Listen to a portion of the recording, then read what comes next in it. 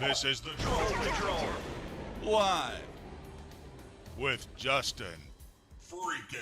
Welcome to the Troll Patrol Live! The news that is no cap, all bus up in here.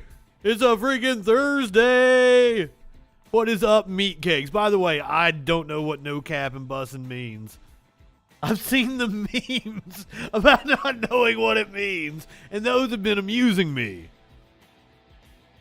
Have no clue what the words actually mean, though. Because I'm a oh. I better not say that. I saw that a brand of saltines were sending Hassan a case. No, I'm not going to finish that sentence. You're going to try to cancel Justin. Oh, no, let me go ahead. Maybe I'll go ahead and finish the sentence because I do have a programming note to update you guys with. This will be the last Troll Patrol for about a week. I'm going to take a week vacation, maybe two. I'm going to be like Congress, go on a recess. There's going to be a freak show tomorrow night. Don't worry. It's all good. Things might look a little different when I get back. It's all good. No cap, all bus, bitches. It's not really a vacation, meatcakes. Oh. I might have to change digs. I'll be down for a week, maybe two. Hopefully not three. Just throwing it out there. Worst case scenario, I'm like Congress. I took a 2-week break for 4th of July because they're like, I don't know if they recess today or if they'll recess tomorrow. I think they're supposed to vote on the gun bill over the weekend. Maybe I'll carry that. Maybe I do want to put up some content for patrons in my absence, so maybe I'll do a freaking fun time stream on Saturday. Driving to the Babylon Beam, volunteering for the Proud Boys. I ran somebody off saying that, so. But I'll update you guys again at the end of the show. Don't freak out on me for not being here. I'm still gonna try to give subs something to chew on, though.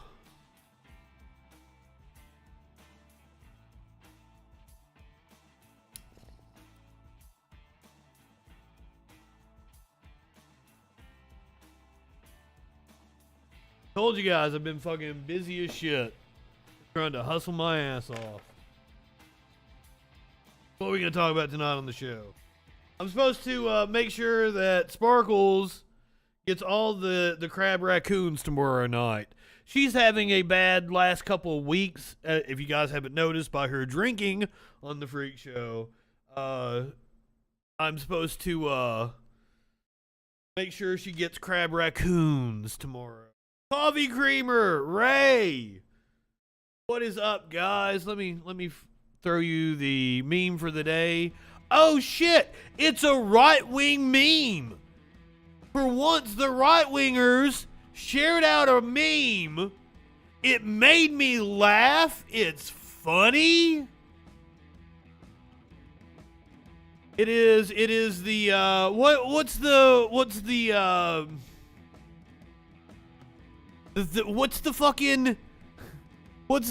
the meme called? I don't even know what it's from. But it's like it's the dude that's like poking on his head, and it's always like, solutions, blah blah blah. But it's got Clarence Thomas has released opinion on concealed carry before Roe v. Wade riots. Oh, is that what the meme is called? The black guy meme? If I Google black guy meme, and that's what pops up. Speaking of black guy, I really didn't want to go into this, but since the dude had to call in last night and wanted to go into it, my ass was curious. Now, he would tell you that the Smithsonian Magazine is in on the whole cabal of to not teach the truth. But it was actually a very racist statistician who debunked sexist myths about skull size and intelligence using data,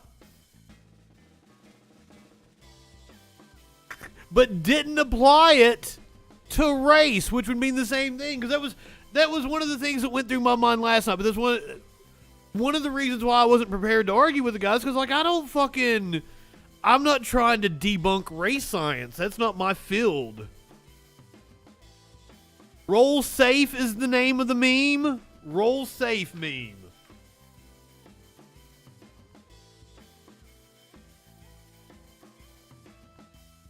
Yep.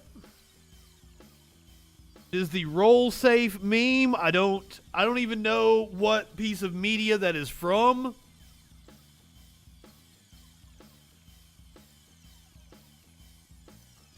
I know, the old scientist. And I ask, because that's the next logical question, right? If you're saying that the colleges won't teach something, what's the reason? What's the gain? Who profits off of it? I love how right-wingers have all these weird conspiracy theories that, like, how is anyone profiting off of green energy, motherfuckers? Why is there some nefarious reason that scientists are profiting off green energy and selling us? It doesn't make any fucking sense. When the reality is, fucking ExxonMobil is the most profitable company in the history of the earth. They knew in the 70s that climate change was occurring, and they fought it. They fought a disinformation campaign. We know this to be fact. So the meme comes from the web series Hood documentary. Apparently it was a BBC documentary. Wow, you learn something new every day. Warlord doing the producer work over here. I mean, you're At 134, he said. There it is! Sorry I'm late. Oh, I just got here myself.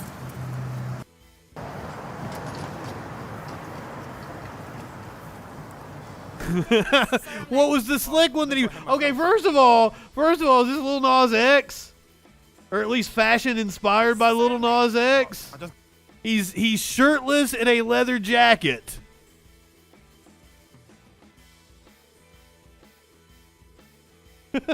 He's cute. I'd fuck him.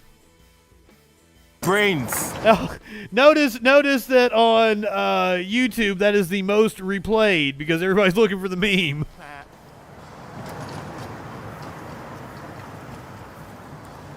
Hey Reese, sorry I'm late. Well, thank you, Reese, for the entertainment. You are one of the most popular meme formats, I do believe. What would you guys say is the most popular meme format of all time? Most shared. We have an answer to that? I mean, it's on the internet. There's data.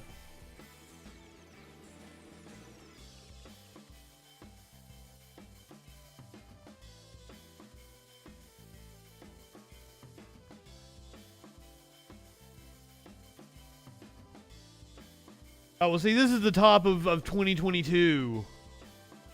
I want all time. The 50 most popular memes of all time. Don't know if they use data to... That makes sense. That makes sense. Hide the pain, Harold. I could see that being the number one shared meme. It's the elderly gentleman drinking his coffee in front of a computer with a fake smile plastered on. Distracted boyfriend meme number 2. Yep. That makes perfect sense. Will Smith crying is apparently number 3. I do not feel... I would think, dude, what... Roll safe meme. I would think roll safe has been shared far more times than Will Smith crying. What do I know? This is not Will Smith crying from the Oscars after he slapped the shit out of Chris Rock. This is the much... Is this where he first found out that... I don't even know what, I've heard people say that Jada cheated on him. I've heard that they had an open relationship. I don't know what the fuck. Sparkles would say, petition to get him to shut the fuck up and not talk about their personal lives anymore. But, I don't even know. I don't know what caused him to cry in this meme. I don't know where this comes from. Was Oprah interviewing him? He was talking about how when he was arrested, there was doo-doo feces all over the wall. It's gonna be May. But is that one... It's gonna be May, it's relegated to just, April time of year. Michael Jordan crying. You would think that one's up there. Salt Bay. I've heard his restaurant fucking sucks. Do not go to Salt Bay's restaurant. The steak is apparently way too expensive. Woman yelling at cat. Yep, that one makes perfect sense. Roll safe meme is number 6. The disappointed man. That's from the Cricket World Cup in 2019. How does this... I could see this being really widely shared, but if it's only from 2019, does it have the longevity to be one of the most shared memes on the internet? Evil Kermit. That's a format I have not seen in a while. I have not seen that one since probably pre-2016. I miss you, Evil Kermit. The Doge meme. I would have thought Hotline Bling was higher on the list than this. Leonardo DiCaprio. I can't believe this one isn't in the top 10. And he's got multiple. We've got Cheers and Laughing DiCaprio from Django back to back. But then there's the pointing one from Once Upon a Time in Hollywood. Leo, one of the most memeable faces. I don't even know what this is. Face swapped Sully Wazowski. I have no idea. Thumbs up crying cat. Pepe the Frog makes it to number 15.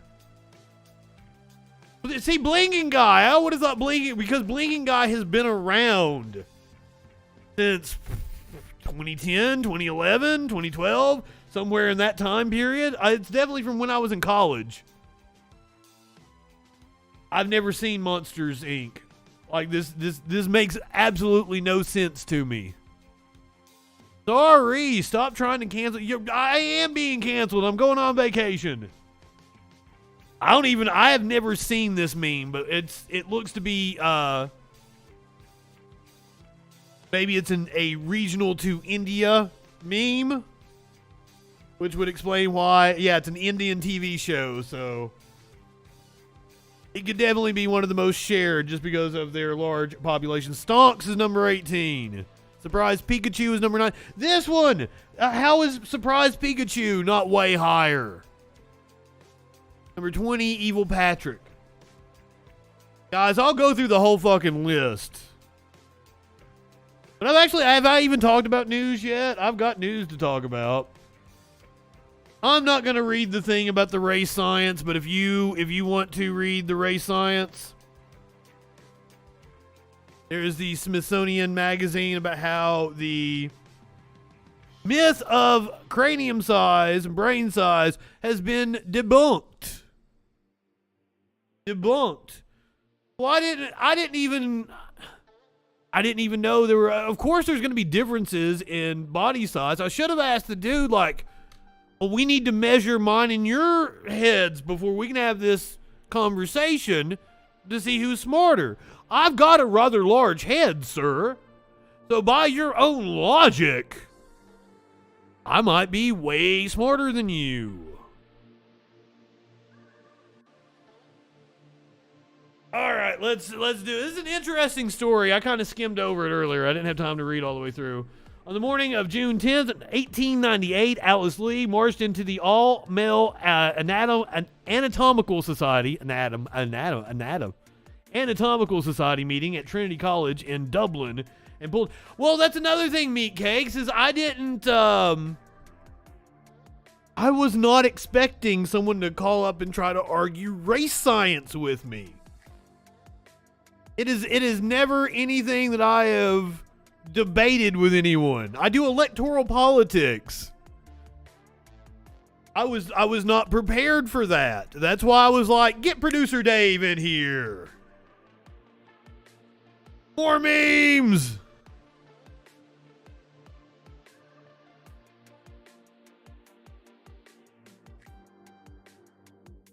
We got to number 20 on the most popular memes.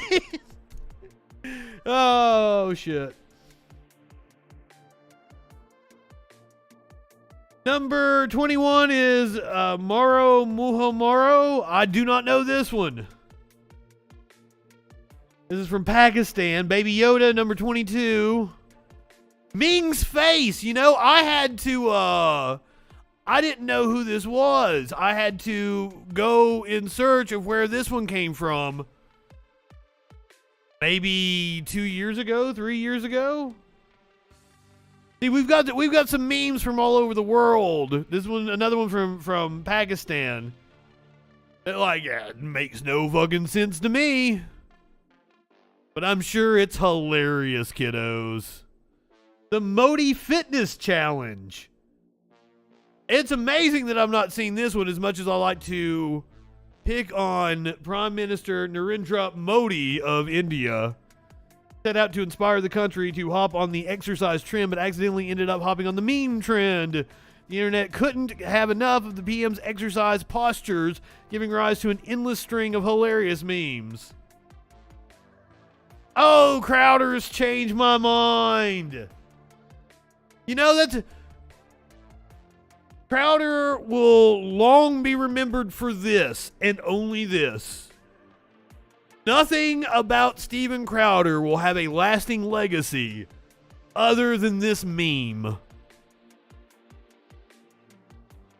I love you, Warlord. I don't know why you'd want to cancel me.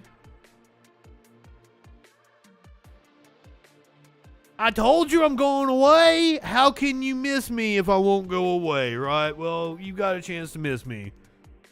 For a week, maybe two.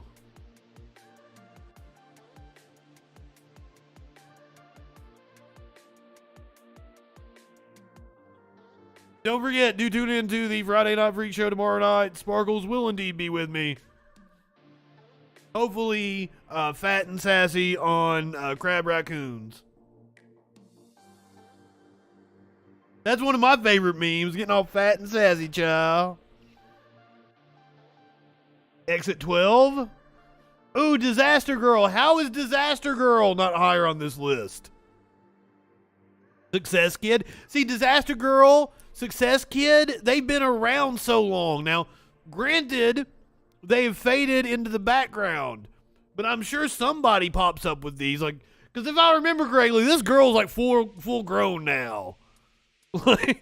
And her dad was a photographer. Because I've read like the backstories. Because like also like I think this kid's in like college and shit now. I think so.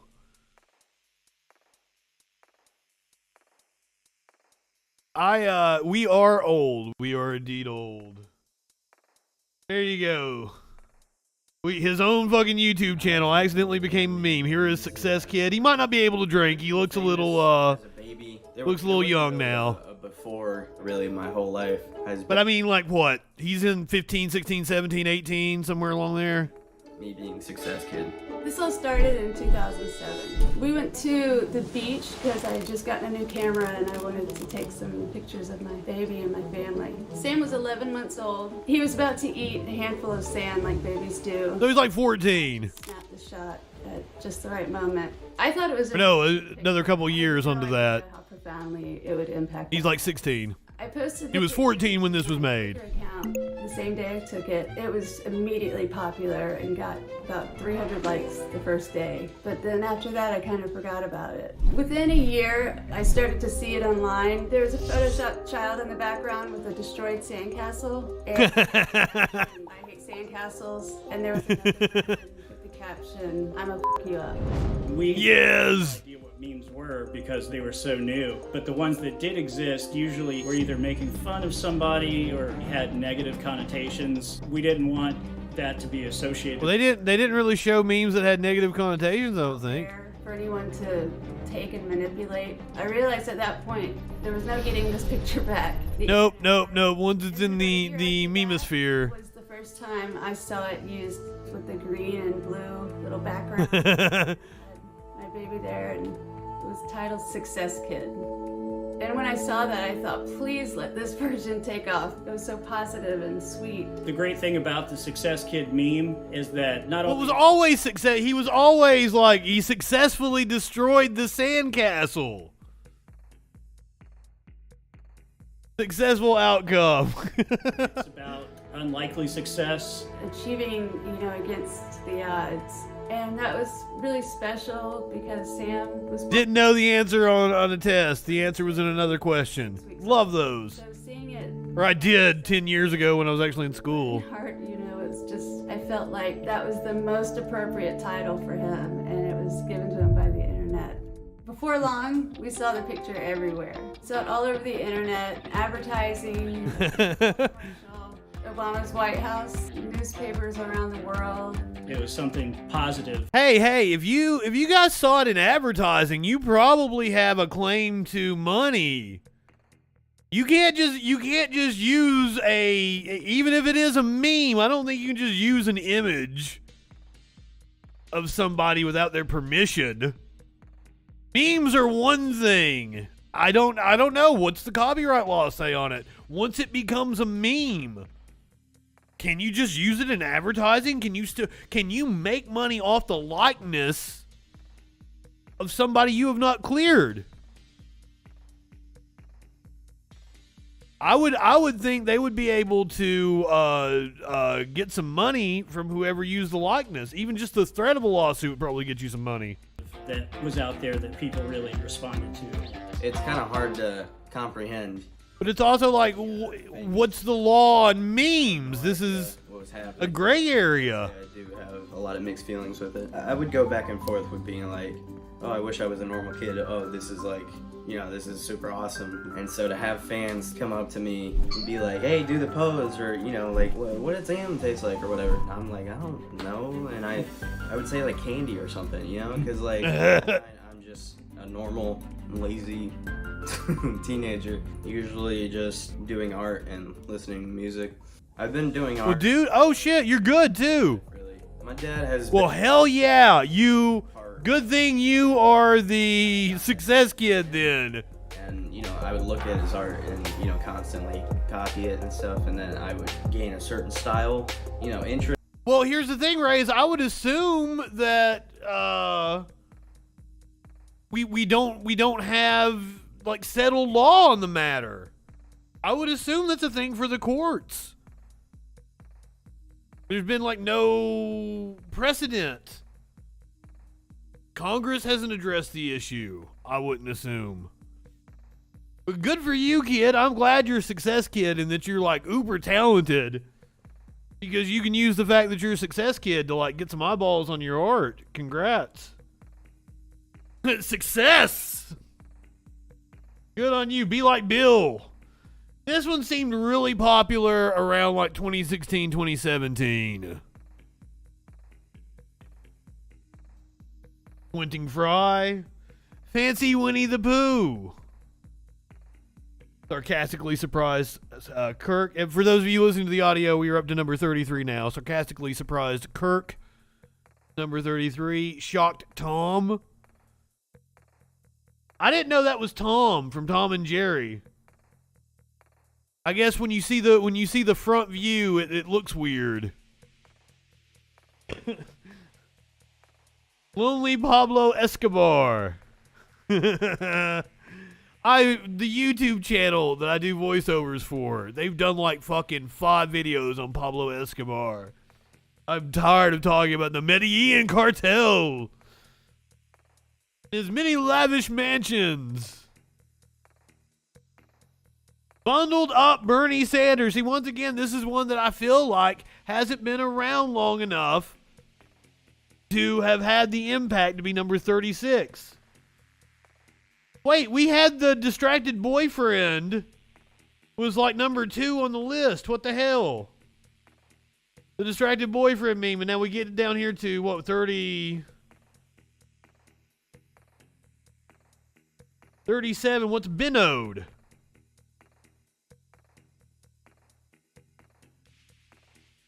I don't get it. It remains a mystery to date how, as to... So this is a meme of a meme. And it must be something I do not understand. Well, I don't know what Binode is. The comment Binode under YouTube videos, it remains a mystery to date as to why and how it blew up on the internet as a popular and quite annoying meme, stealing the limelight from other popular memes as well. There was a video featuring funny and hilarious comments on the Slay Point channel on YouTube, where a person named Binode commented just Binode on several videos. It became one of the most popular memes of 2020. I'm just gonna go comment on fucking every YouTube video I can and just comment freaking. That's probably what he was doing then.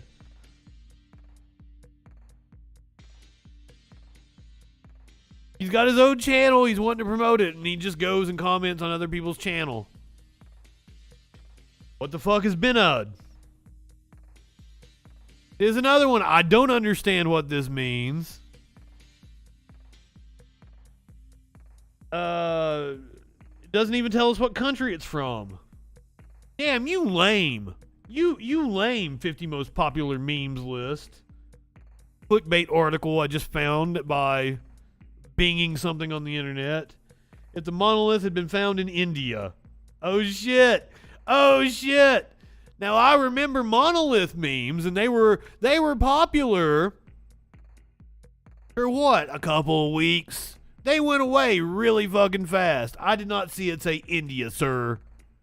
Why are you being so hard on me tonight?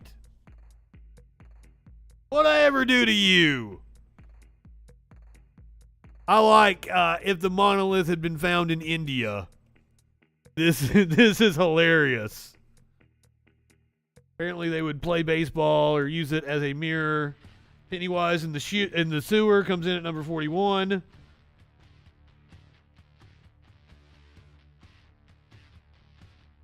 There's another one where it doesn't say the name of the country. I'm going to assume it's India.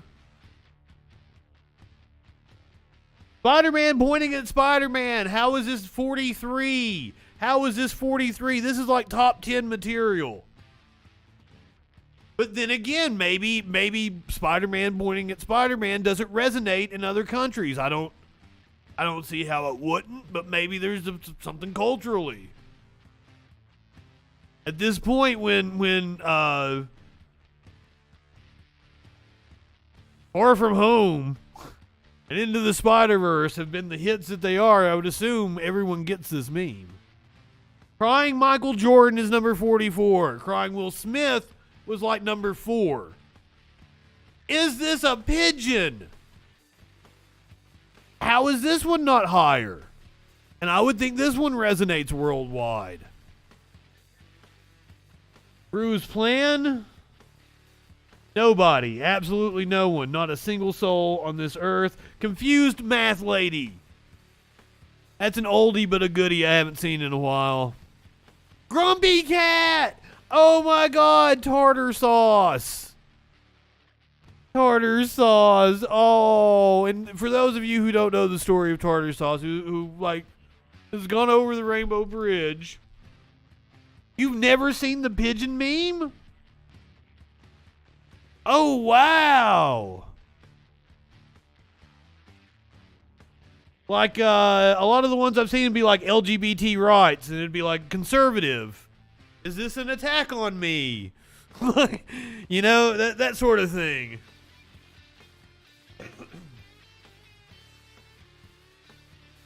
What's up, Virtual Wrong? Pigeon meme is great, indeed. We've been doing like the top 50 memes according to like I'm taking issue because how is pigeon meme number 45? I mean the first like 3 or 4 I'm like okay yeah I see this, but there has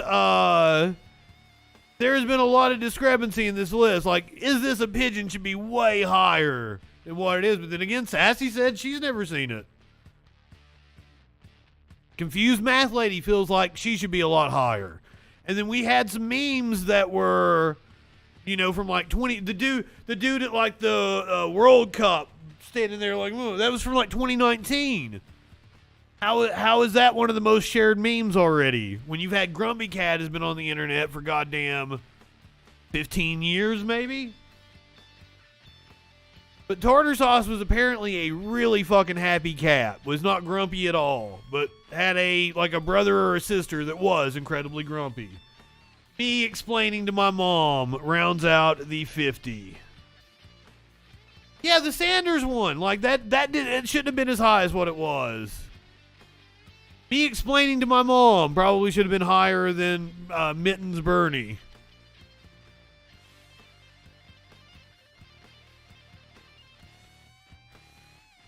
Grumpy Cat even got a movie. What's the slander meme? Hold on, let me look it up. Let's see if we agree with Warlord if it should be on the list.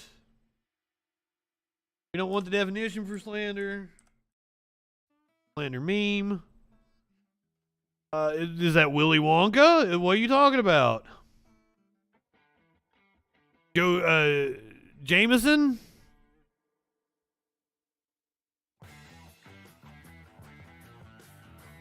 Is a video format, is it really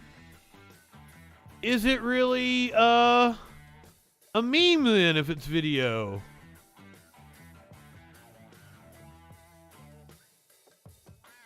Tones.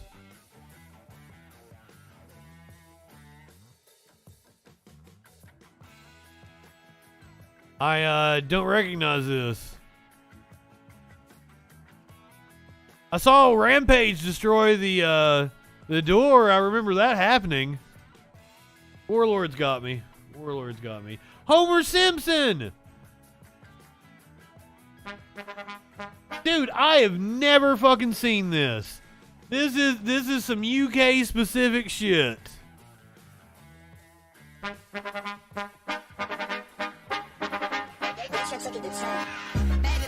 You're gonna get me fucking copyright on here. I'm not gonna get my 15 cents.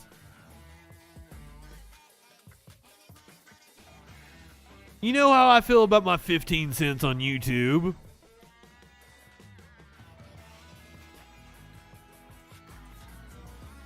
The TikTok meme where I think that was that same girl. Or they. Where they're pointing upwards and, you know, if you like this, you should try this.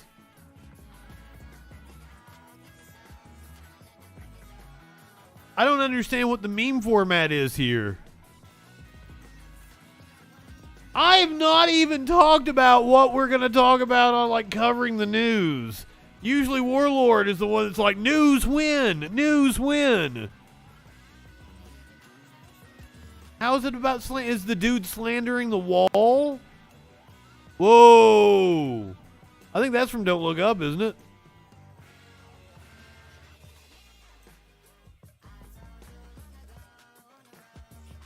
I do not understand any of this.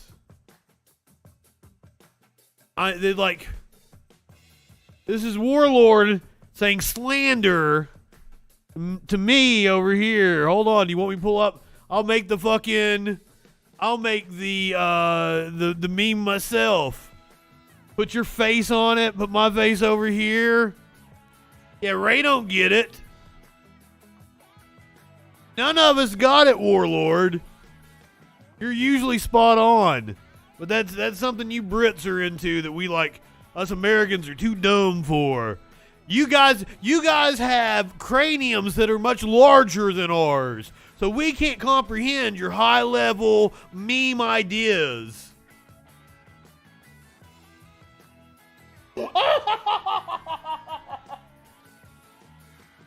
I am not high enough for this shit.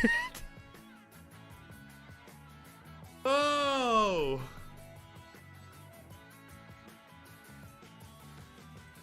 Those big-headed Brits. They got those gigantic craniums. I wonder if the dude last night would have agreed that British people are smarter than Americans because they got bigger fucking heads. Some British people can't even get their fucking heads through the noggins, indeed. We are 35 minutes into this. I haven't covered any bit of news whatsoever. Haven't even talked about what we would be talking about on the news. Haven't even made a joke about the news. Oh, last night I had a caller called in right at the ass end of the show, wanted to talk to me about race science.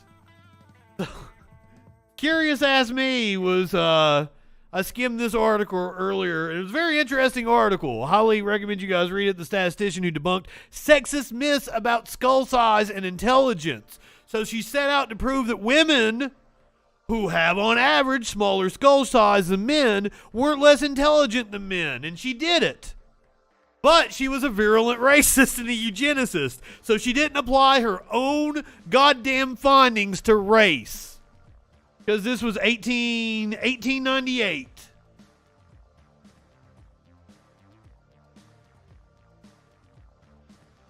Oh, meme news. Well, I mean, guys, I don't know. Maybe I'll think about exactly what this show should be. Okay, here's the reason why I cover so much hard news is because, like, I didn't start off that way. But then, like, I see people's critiques of, like, you know, there's all this, you know, celebrity dunking and blah, blah, blah, blah, blah. And, like, there's no substance to leftist media. And I'm like, well, I don't want to be one of those people. I want to provide information to people. I want to, and I would do a much better show if I had the time to read everything beforehand and really research it. But instead, like, you see me giving my takes live to reading this shit. Sometimes I don't even know what the story's about when we pull it up.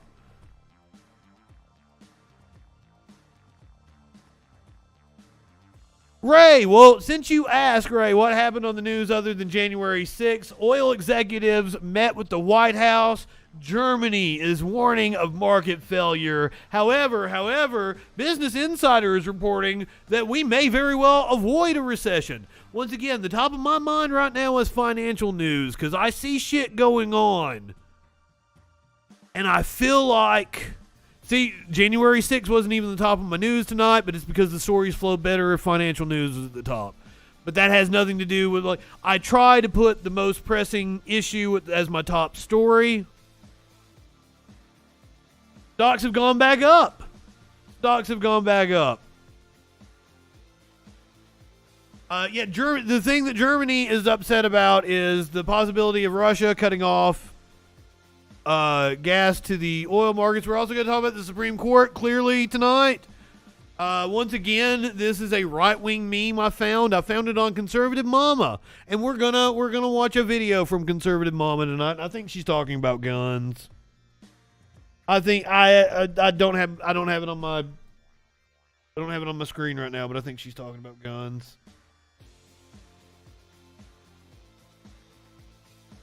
We are going to watch several wild-ass videos tonight. A woman in Florida tried to load a high-capacity magazine into a gun. We've got the, I don't know if it's the security video or the body cam video from the cops that, I believe they arrest her. She's in a hospital.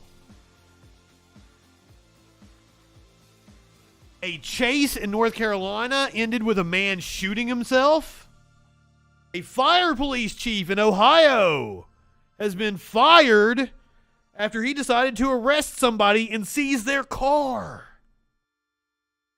I don't know if this is a board or like a review board or a court ruled this, but the headline is "Officer did not have to punch man in the face," which I assume the officer never, ever has to punch the man in the face.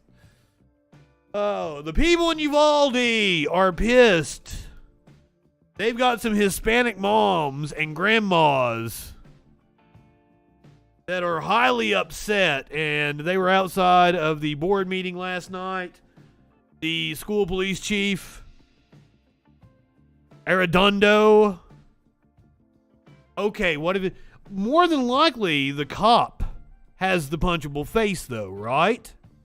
Am I right?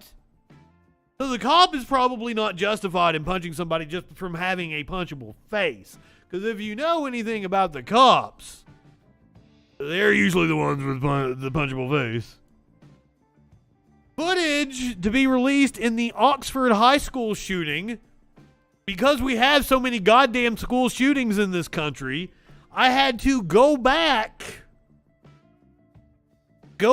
and figure out, what was the Oxford High School shooting? That was the punk ass kid Ethan Crumbly, where the parents were charged.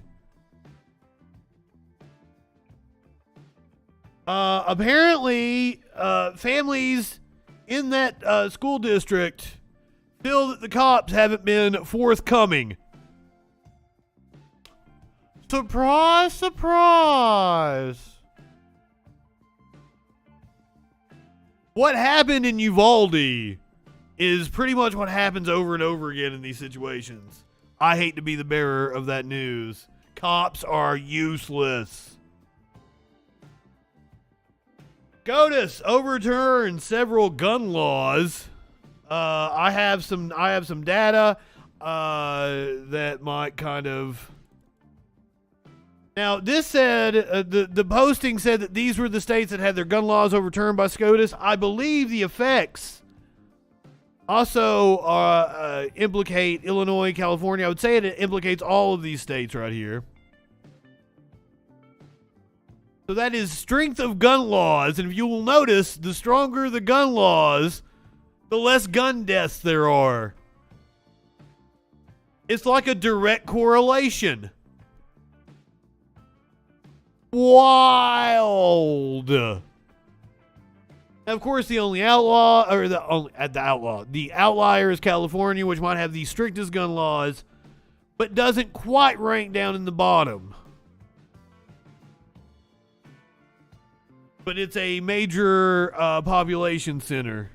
And even though this data has been normalized, there's just more going on in fucking California.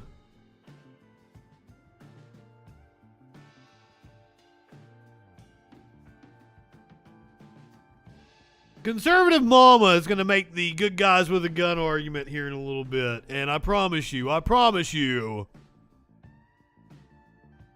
it's going to be stupid. All of her videos are stupid. But she's also the one that I saw share out this meme. And hey, right-wingers, that's a well-constructed meme. That's a well-constructed meme that exaggerates truth, not just makes up. That's the problem with most right-wing memes. And for those of you who don't know how we got on the top 50 memes, we watched the video that this come from, and we went down a rabbit hole because of this meme. But this is a well-constructed meme. It exaggerates truth, not just makes up bullshit. Right-wing memes are just based on whatever they want to be true. And then they're like, the left can't meme. No, our memes actually go over your fucking heads. Let's start off tonight talking about the economy. The oil executives were in the White House because that's exactly who you want to talk to try to bring down the price of gas. Gas prices as the president accuses them of profiting off of Americans' pain at the pump. Exxon made more money It's not an accusation. It's a fact. It's a fucking fact. than God this year. In a public letter to the president this week, Chevron's CEO saying Biden has largely sought to criticize and at times vilify our industry. With nationwide gas prices hovering near a record $5 a gallon, President Biden wants Congress to impose a 3-month gas tax holiday, suspending the 18-cent tax for gasoline. Once again, that ain't gonna do shit. Potentially saving minivan drivers $3.68 a week, $2.21. Do something, lift something, send everybody. People out here complaining about costing between $50 and $100 to fill up their vehicle. It'll save them $3 a week. Yuck, yuck. Check. It's not hard. But economists say the proposal could be self-defeating and the savings for drivers minimal and fleeting. We're talking about $30 to $40 per household over a 3-month period. But importantly, a gas tax holiday would likely incentivize greater demand. And we know that strong demand for gasoline is one of the factors that drives up the cost more. Lawmakers on both sides of the aisle are already opposed. What the administration, of course, is coming up with is yet another gimmick, another Band-Aid, and something they know is dead on arrival up here in Congress. President Biden is also calling on states to suspend their own gas taxes, but some Democratic governors are pushing back, saying the move would take money away from crucial infrastructure projects. That is true, and you know how much I bitch about bridges. Hey, I gave the White House props last night because it does at least look like they are doing something. It is a good move politically to do it, because, like, let's face it, that's about the only thing they can do to provide some relief in the short term. I mean, like, fucking nationalizing an entire industry won't happen overnight. Even if we had the willpower to do it, it doesn't happen over fucking night. It would probably be a year or so long process. Yeah, but yeah, exactly, Mox. People aren't fucking buying it. The assholes he's trying to appeal to, there is nothing you can do to appeal to these people. Why? Why on earth would you... You would boost your poll numbers so much more by canceling student debt, not 10 grand. Flat out canceling student debt. Your poll numbers would shoot up. With the constituency that you need to turn out in order to win in 2022. It is absurd. The big oil companies... Yeah, the price and export controls are exactly what you would want to put on them in the interim period as we make the transition to nationalizing the industry. That's the Band-Aid that you put on that. And legalized pot. You know, I've been saying it since the 2012 election. When Democrats, maybe even 2010. I don't remember if I was as engaged in 2010 because I had a lot going on during that year. But in 2012, I'm pretty sure that I encouraged Democrats to run on legalizing what was the midterm? 2012 was a presidential year. In 2014, I encouraged them to run on legalizing marijuana. Had to think there. 2012 was a presidential year. 2014 was a midterm. I don't want to say they're trying to lose. It's a combination of being in like the Beltway. Like there is like this fog of being around wonky people all the time, right? You get detached from how things really are. And when you're in this ecosystem, this Washington, D.C. bubble, and you're consuming all these media takes and everything, and you're really involved in the system, it distorts your perspective on things. I think Chuck Schumer is trying to do his best to appeal to his constituency in the only way he knows how, and his constituency just happens to be affluent fucking baby boomers who aren't as shitty as Trump supporters. So it's understandable. Like, it's, you say they aren't trying to win, but I edited for a podcast that it was like older Gen Xers, and they were professionals. One was a lawyer, one was a doctor, one did research for a university, and they just like, they could not wrap it. This was during the 2020 election, right? They could not wrap their head around Bernie Sanders. Absolutely could not do it. And they loved Joe Biden. Like, I wouldn't believe that people like that exist out there if I hadn't been exposed to it. Absolutely. They were, I wouldn't say loved Joe Biden, but like were hands down. It was clear that, you know, they were rooting for Biden. You know, maybe one of them was an Elizabeth Warren supporter at the beginning, but once it got down to Bernie and Biden, it was all, you know, Bernie, get out of this. You're going to hurt us bullshit. We're riding with Biden, blah, blah, blah, blah, blah. They watch MSNBC when they come home. They turn on the MSNBC and they watch it. So,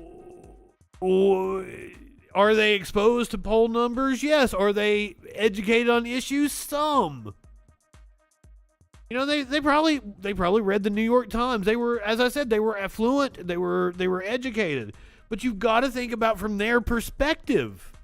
You've got to think about these people who grew up still in the height of Red Scare fucking propaganda. So if you're like late Gen X, you're coming up. The Berlin Wall is still fucking up. We're still, because like I think we lose perspective of that. Like the Berlin Wall fell when I was 4 or 5. So it happened in my lifetime. I didn't even know there was a Biden Wins Twitter account. Well, you know, Ray. Well, I don't know if you've been here enough to know, but like that is the thing that gets under my skin the most. Is I want these crusty fucks gone.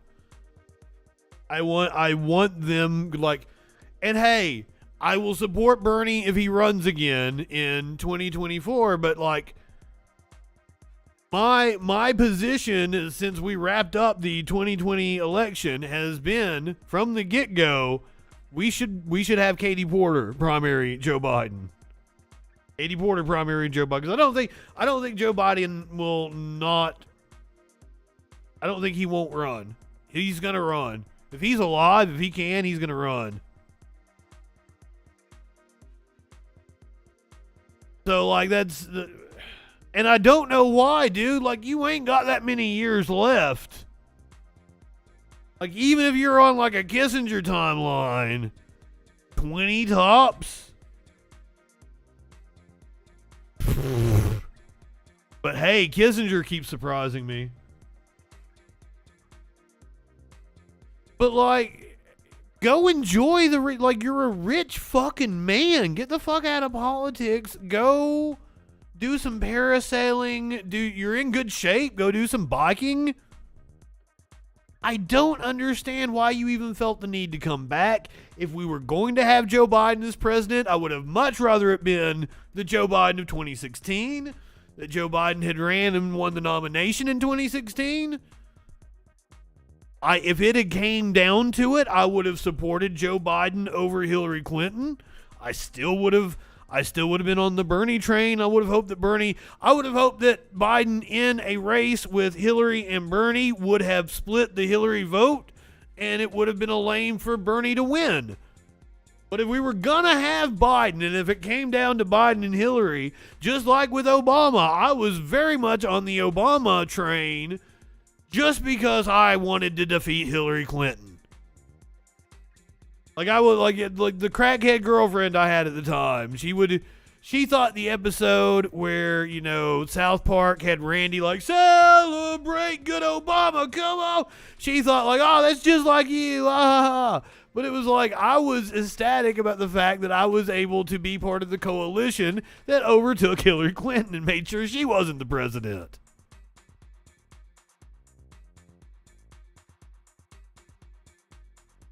About harm reduction. And I still believe that Obama was a better president than Hillary Clinton would have been. I believe that. Far more likable. Got a lot more shit done just because he was a lot more likable. I saw something about like Trump had turned on DeSantis, which is only a matter of time. It was only a matter of time. We were talking about the economy, and I got way off track. This is the me getting off track night episode of the Troll Patrol, and I have so many notes over here. I've got 4 fucking pages of notes. The whole market is in danger of collapsing. Germany warns of a Lehman moment if Russia cuts off natural gas to Europe. Germany is one. Did I just pop real? Did I? Germany is one step closer to having to ration its gas usage as supply from Russia starts to dry up, and the country's top economic affairs official is warning that it could lead to an even larger economic spillover effect. As of Thursday, Germany has entered the second alert level of its emergency gas plan, according to Robert Habeck, Germany's Minister for Economic Affairs and Climate Action. At this level, security of supply is currently ensured, but the situation is tense. Habeck's ministry announced after gas supplies along the Nord Stream 1 pipeline connecting Russia to Germany began drying up on June 14th. Even if we don't feel it yet, we are in the midst of a gas crisis. From now on, gas is a scarce asset, Habeck said in a statement accompanying the ministry's announcement.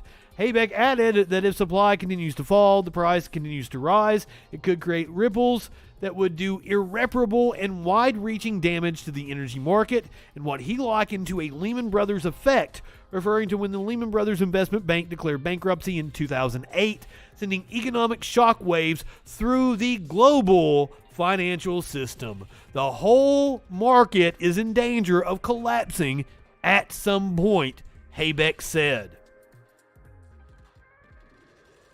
I'm telling you, something's going on here. And if I had to guess, looking back on like 2008, looking back on everything that has happened throughout U.S. history, it is going to be a bank robbery. It is going to be rich people making out like bandits and consolidating their power even more, unless it's the catalyst for a revolution.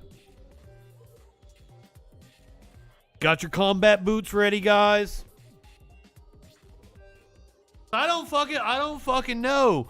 And you guys, if you've been with me any amount of time, you know I'm into electoral politics. I believe in our democratic system. I think we can fix it through democracy. But the democratic systems have been eroded too much. And it's a sad thing to say. I don't want to see it come to any form of violence, but like it doesn't necessarily have to be violence. We need a general strike. We need everybody in the fucking streets. But yeah, do look up how to make Molotovs. That might be handy for you.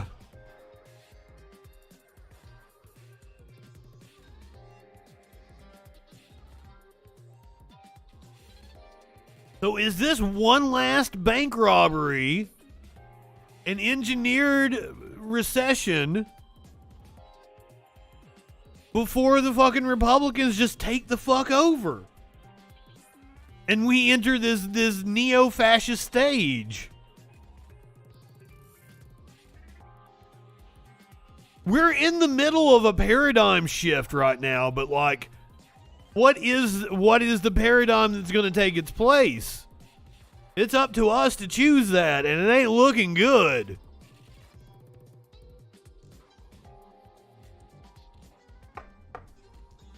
That's one of the reasons why I've been so on economic stories these last week or two, maybe. I've been ramping up over the last few months.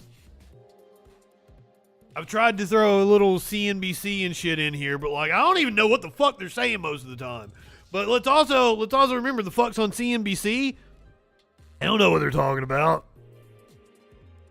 I don't think anybody knows what the fuck they're talking about when it comes to the economy. German markets have been among the hardest hit by the war in Ukraine and Russia's willingness to use energy exports as a weapon. Sorry, I'm getting ready to burp. Owing to the country's heavy reliance on Russian gas imports, Russia accounted for 55% of Germany's gas, 40% in the first quarter of 2022. We need to get something with a fucking video because I'm not high enough for this shit. I don't think this one has one. The stock market may be entering a period of lost years after a decade-long bull run. I don't know. It's looking kind of bullish up here if you ask me. Up, up, up, up, up. They keep trying to scare us, and we keep seeing these, even when I come to you on nights and say, oh, the market took a hit today. Ooh, it's going to be the market's worst week since 2020. It always seems to rebound. Sometimes even in the overnight futures. The stock market investors have been conditioned for strong returns over the past decade as a prolonged period of historically low interest rates help fuel asset prices. But after a record rise in inflation and fast rising interest rates, investors should be prepared for a few lost years in the stock market, according to Susquehanna International Group's co-head of diversity strategy, Chris Murphy.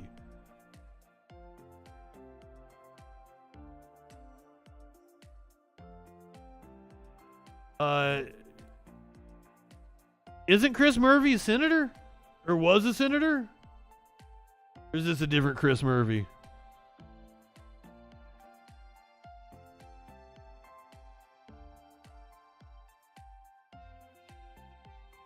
This is not the same Chris Murphy.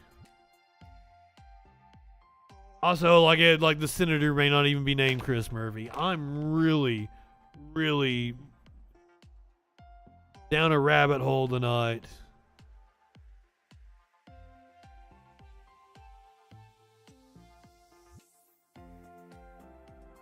Scrappy, like I don't know how this is gonna play out.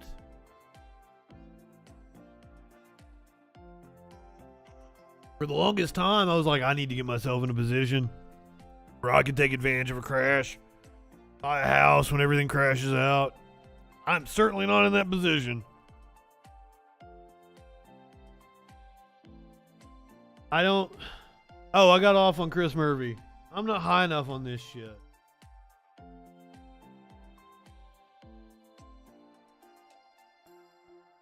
Did I just say I'm not high enough on this shit? Oh, fuck. The stock market is poised for a strong second half of 2022 as the U.S. economy avoids a recession and inflation gets cut in half, J.P. Morgan says. I didn't pull an old article. You guys can see this was written today. This is in Business Insider India. This is in Business Insider India. This is June 23rd, 2022. Published just a couple of hours ago.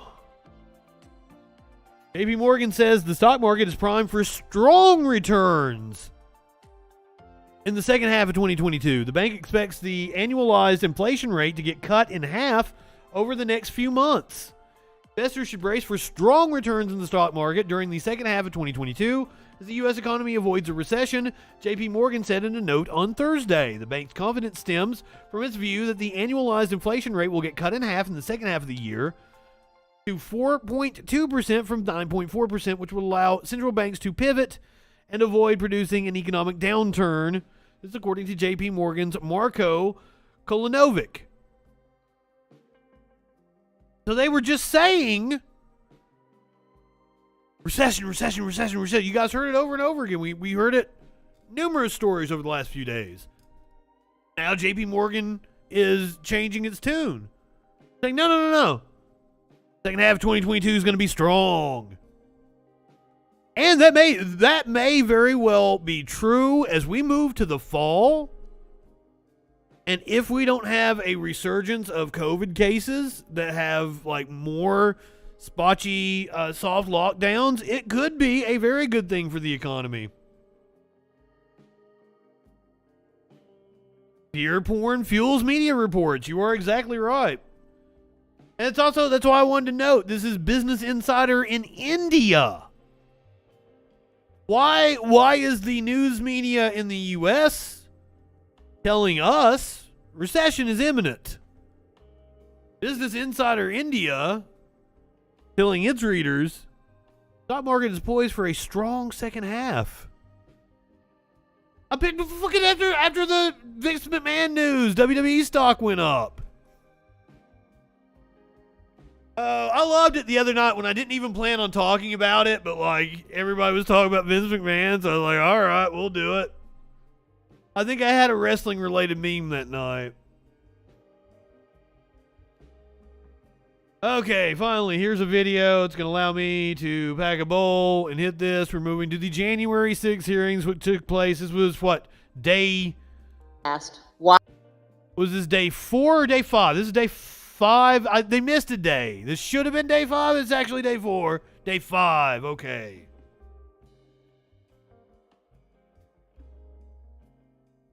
There is this one guy who like predicts fucking everything and he gets it spot fucking on. Like he even does like presidential races and shit. And he predicted Biden. Oh fuck. I need to catch up on Impact. It was like Slammiversary this past weekend. I should watch that shit. Day 5 of the January 6th hearings. We are getting ready to hear from Attorney General Bill Barr, who said he's not sure that we would have had a transition if, I guess, they hadn't wasted time investigating claims of voter fraud. Former Attorney General was asked why he authorized the Department of Justice to investigate fraud in the 2020 election at all. Why not just follow the regular course of action and let the investigations occur much later in time, after January 6th? Here's what he said. Felt the responsible thing to do was to be in a position to have a view as to whether or not there was fraud. And frankly, I think the fact that I put myself in the position that I could say that we had looked at this and didn't think there was fraud was really important to moving things forward. Okay, I'm going to start this over again. I'm going to start the whole segment again. I may clip it for YouTube. But you've got me off track again. AEW. So, first of all, there's too many multi-man matches on that card. Like, I would have rather had Okada in a one-on-one.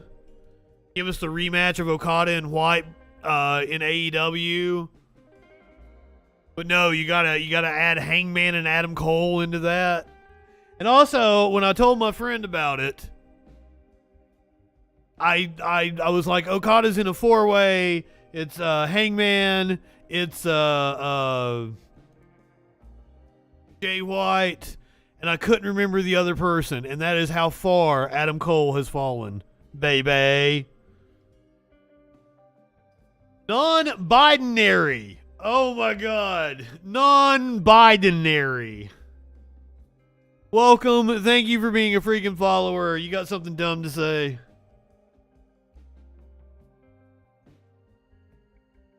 Kind of a funny name, though.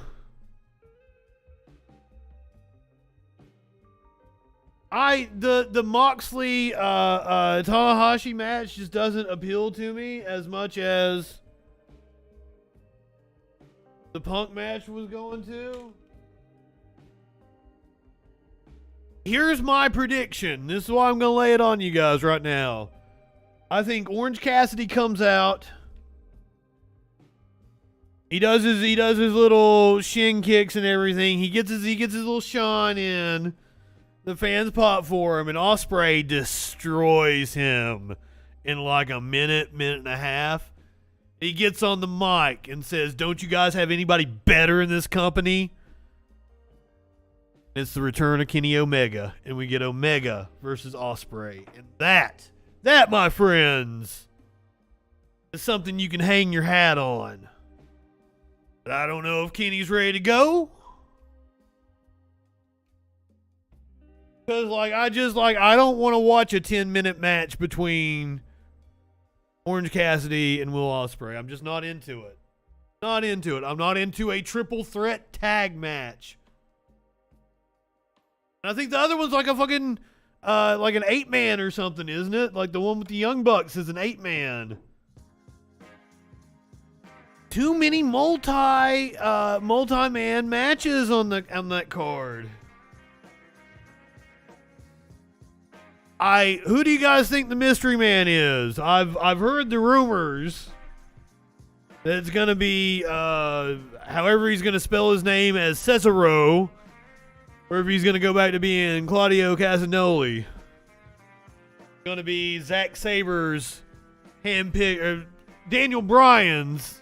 I'm sorry, I'm even fucking his name up. Bryan Danielson's handpicked opponent for Zack Saber Jr.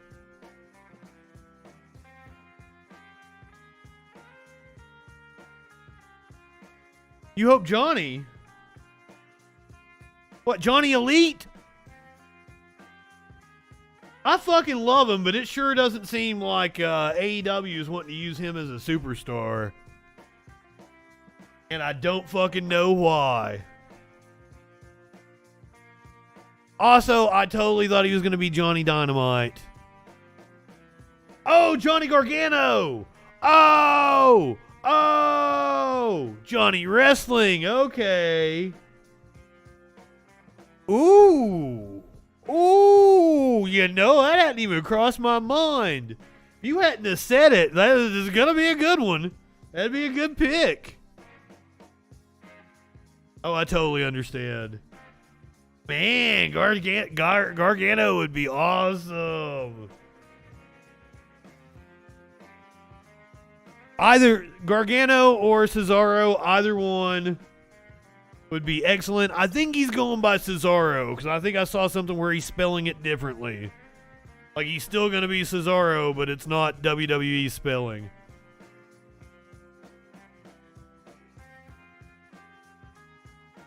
We've looked at memes. We've talked about wrestling. Oh, shit. And whatever the I pointed that out the other night. Fucking Bill Barr sits with some audacity. That's what fucking Sparkle says. When men sit like that, they're sitting with audacity. All right, this was day 5 of the January 6th hearings. Former Attorney General Bill Barr explains why. What were we talking about?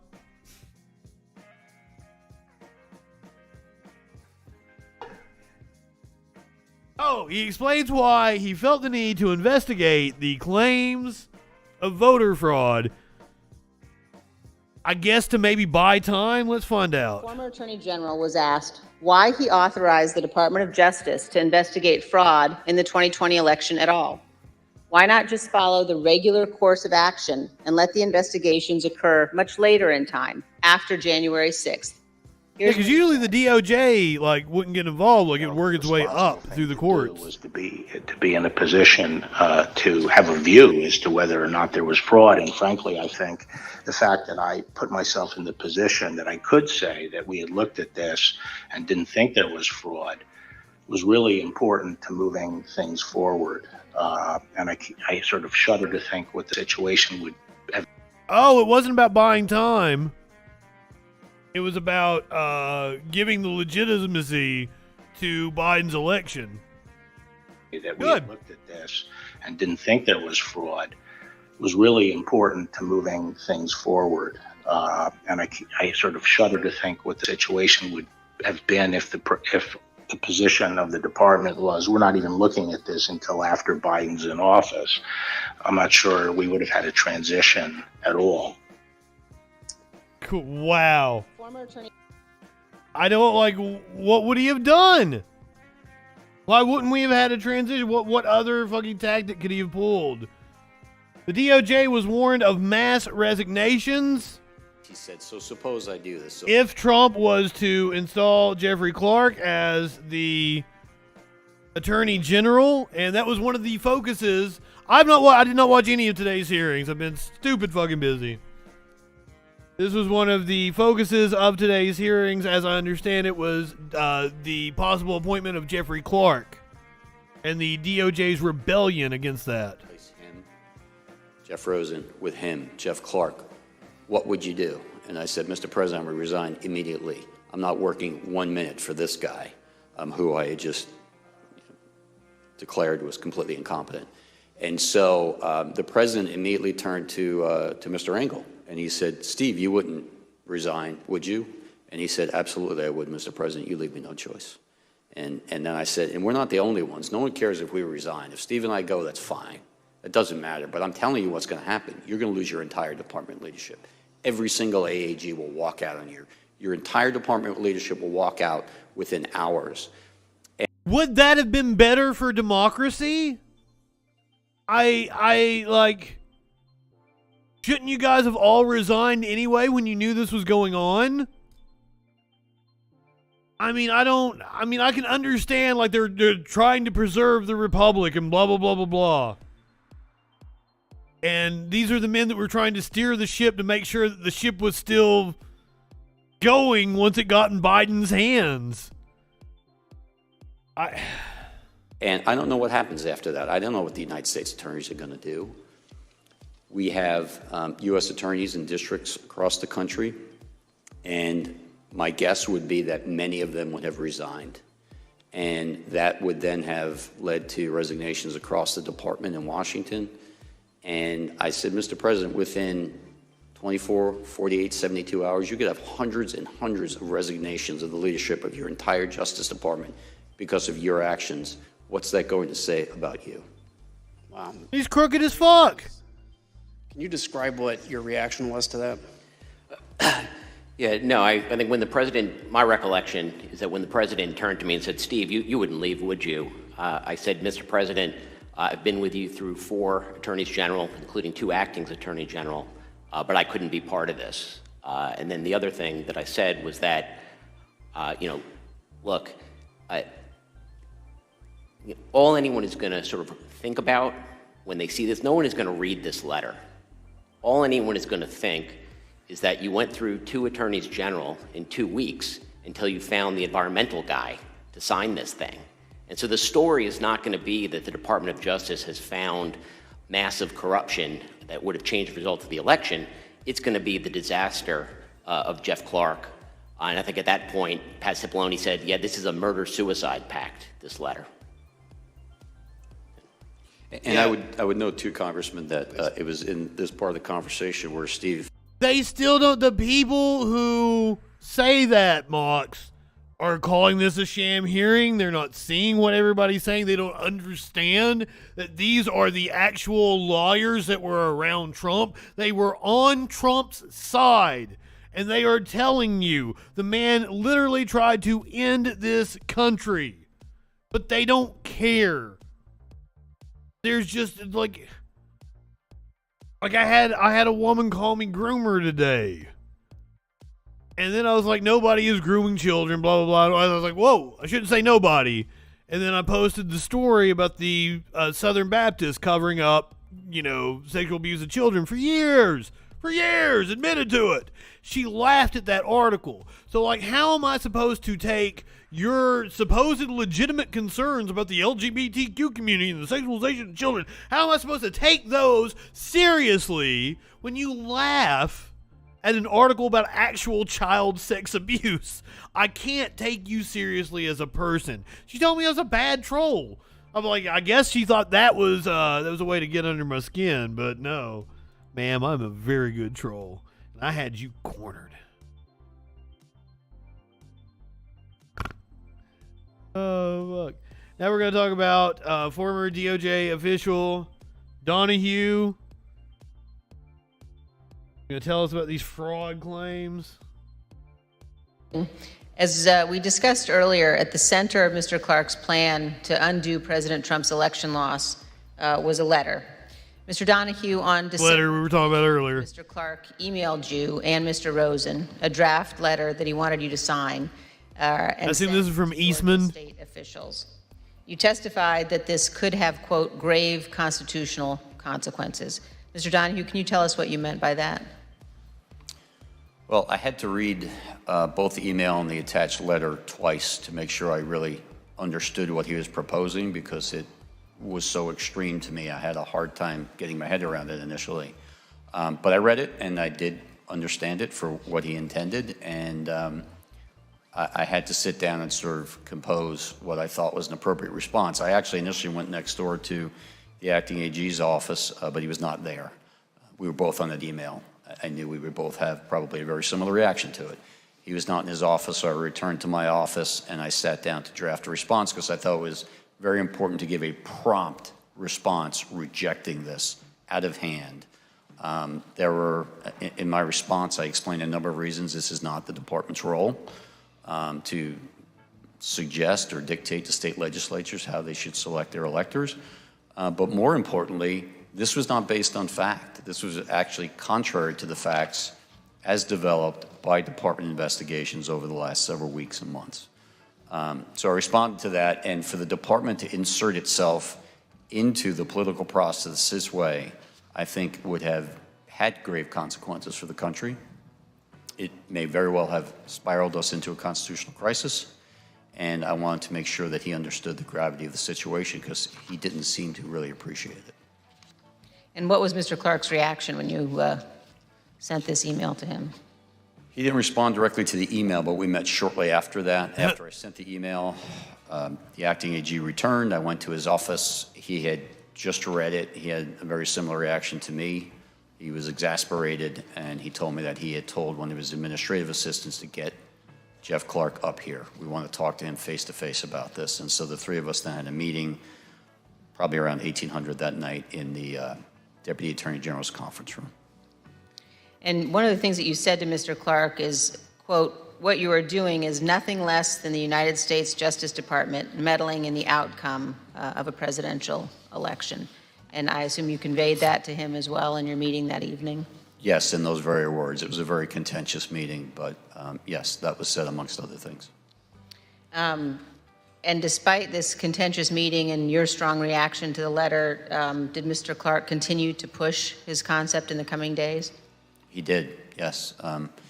We had subsequent meetings and conversations. The acting AG probably had more contact with him than I did, but between the 28th and the 2nd, when we had another in-person meeting, he clearly continued to move down this path. He began calling witnesses and apparently conducting investigations of his own. And he got a briefing from DNI about purported foreign intelligence interference. And we thought perhaps once it was explained to him that there was no basis for that part of his concern, that he would retreat. But instead he doubled down and said, well, okay, so there's no foreign interference. I still think there are enough allegations out there that we should go ahead and send this letter, which shocked me even more than the initial one, because you would think after a couple of days of looking at this, he, like we, would have come to the same conclusion that it was completely unfounded. And when you learned... No, they're like, he was handpicked by Trump because, like, to do the dirty deed. Because he was willing to go that far. What was his reaction? He got very defensive. You know, as I said, there were a series of conversations through that week. I certainly remember very specifically the conversation in the meeting on January 2nd. That got even more confrontational, but he was defensive and, you know, similar to his earlier reaction when I said this is nothing less than Justice Department meddling in an election, his reaction was, I think a lot of people have meddled in this election. And so he clung to that and then spewed out some of these theories, some of which we'd heard from the president, but others which were floated. That poor little lady from Georgia and her daughter. Insisting that the department needed to act and needed to send those letters. The committee has also learned that Mr. Clark was working with another attorney at the department named Ken Klukowski, who drafted this letter to Georgia with Mr. Clark. Mr. Klukowski had arrived at the department on December 15th with just 36 days left until the inauguration. He was specifically assigned to work under Jeff Clark. And Mr. Klukowski also worked with John Eastman, who we showed you at our hearing last week was one of the primary architects of President Trump's scheme to overturn the election. The Georgia letter that we've been discussing specifically talks about some of Dr. Eastman's theories, including, quote, the purpose of the special session the department recommends would be for the General Assembly to determine whether the election failed to make a proper and valid choice between the candidates, such that the General Assembly could take whatever action is necessary to ensure that one of the slates of electors cast on December 14th will be accepted by Congress on January 6th. Committees also learned that the relationship between Dr. Eastman and Mr. Klukowski persisted after Mr. Klukowski joined the Justice Department. Let's take a look at an email recommending that Mr. Klukowski... And it's just like the audacity of these people to just like, hey, we're just going to take over the country. The recipients of this email... They had to know what they were doing. Congressman Louis Gohmert. And the email says, as stated last week, I believe the Vice President and his staff would benefit greatly from a briefing by John and Ken. As I also mentioned, we want to make sure we don't overexpose Ken given his new position. This email suggests that Mr. Klukowski was simultaneously... Anybody seen that photo of Ryan Gosling as Ken? ...letter to Georgia officials to overturn their certified election and working with Dr. Eastman to help pressure the Vice President to overturn... That's a meme now. I want to thank all of our witnesses for being here today and for answering our questions about this letter and other... Oh, thank you, Liz Cheney. You are so polite, ma'am. I don't like all the love that she's getting from the neoliberals, though. If we have a Liz Cheney running for president as a Democrat in a couple years, I'm done. What in 2032, it's Liz Cheney at the top of the Democratic ticket. No, I'm not down with it. Don't do that shit to me. Democrats will do that shit. Here we're going to get to see the notes that DOJ officials took on the Trump phone call. One of your notes. You also noted that Mr. Rosen said to Mr. Trump, quote, DOJ can't and won't snap its fingers and change the outcome of the election. How did the president respond to that, sir? He responded very quickly and said, essentially, that's not what I'm asking you to do. What I'm just asking you to do is just say it was corrupt and leave the rest. It might happen, Mox.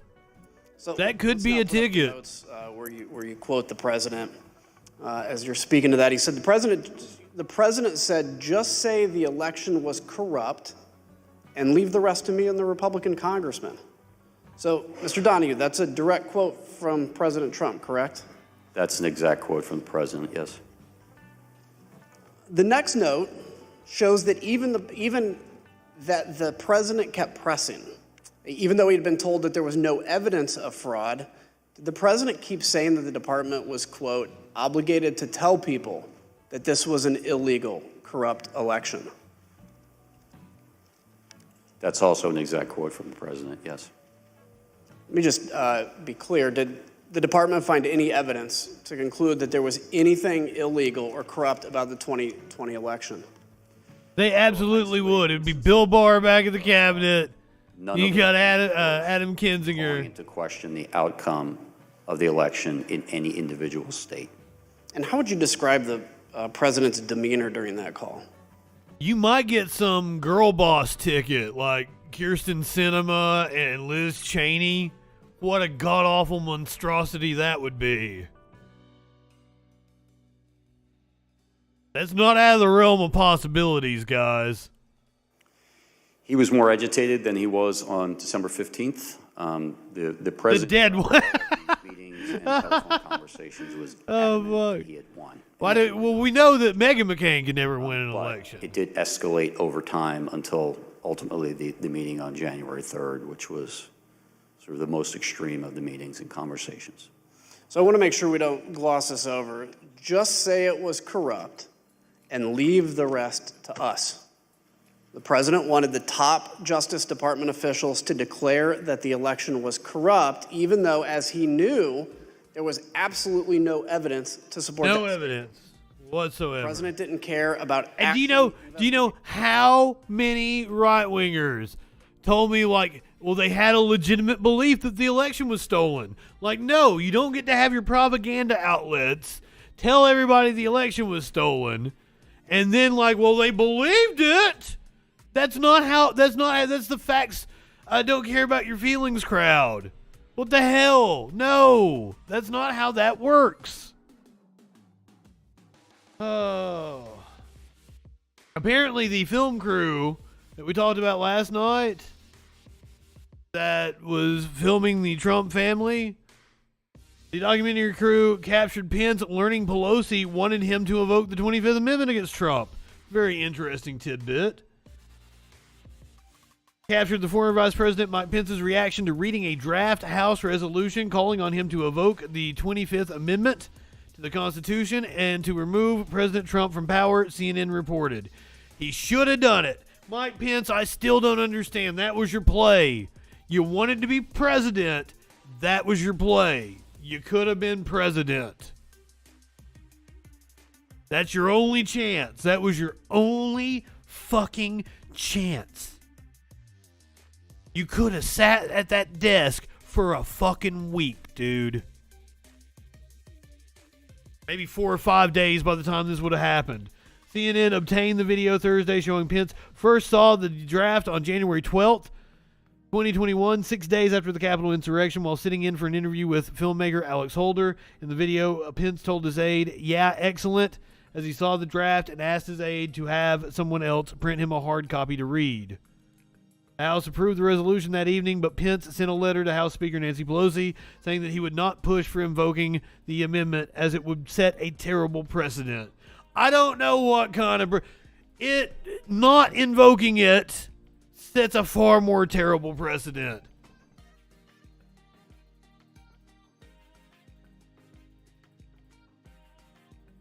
I still think my chair's, like, not all the way up. Been sinking on me, and I don't know. I tried to look to see how I could tighten it.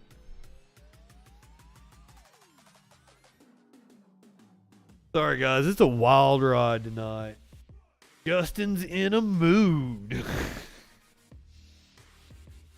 Ron Johnson is throwing others under the bus after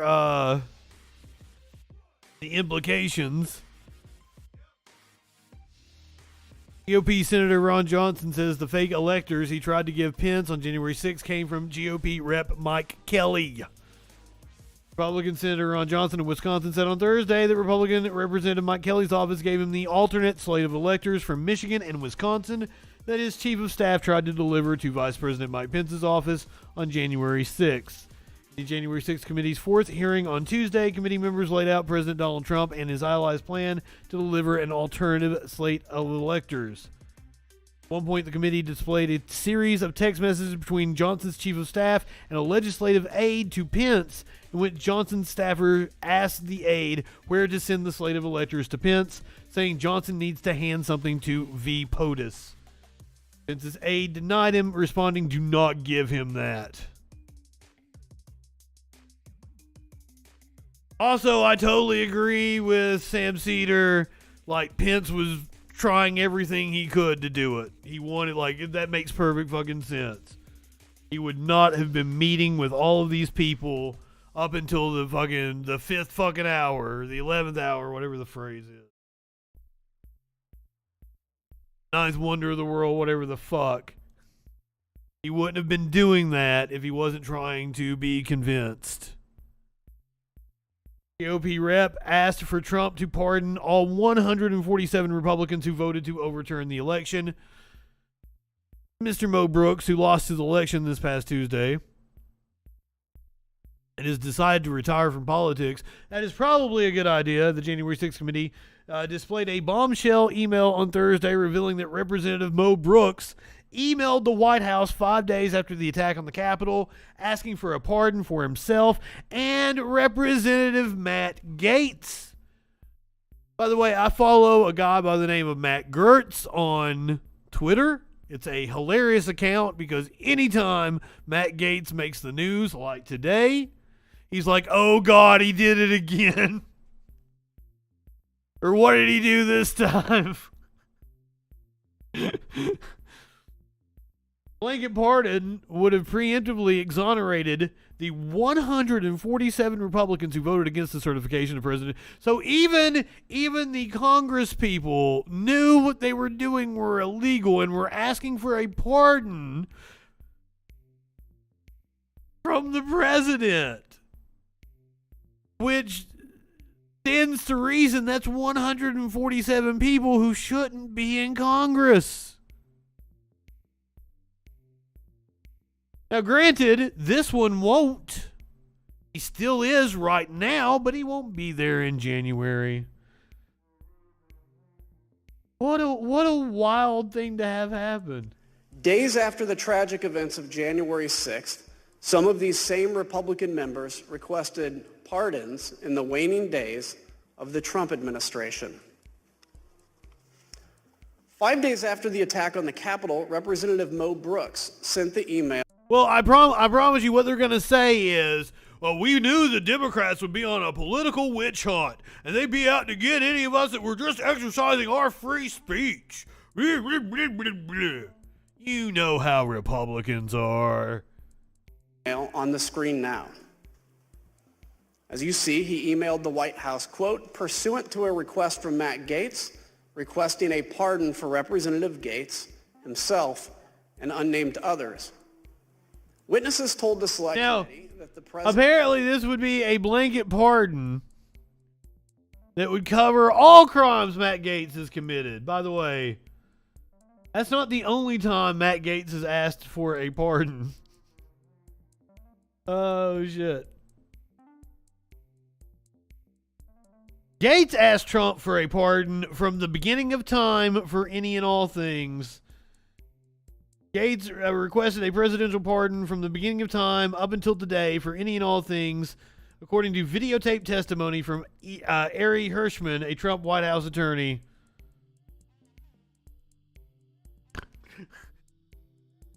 Just wanted to cover that in case Kinzinger doesn't in this clip. Considered offering pardons to A lot of really juicy tidbits came out today. a wide range of individuals connected to the president. Let's listen to some of that testimony. And was Representative Gaetz requesting a pardon? Oh, this might be it here. Believe so. The general tone was, we may get prosecuted because we were defensive of, the president's positions on these things. On treason, yeah. That he was requesting was as broad as you could describe. From the beginning, I remember he's from the beginning of time up until today, for any and all.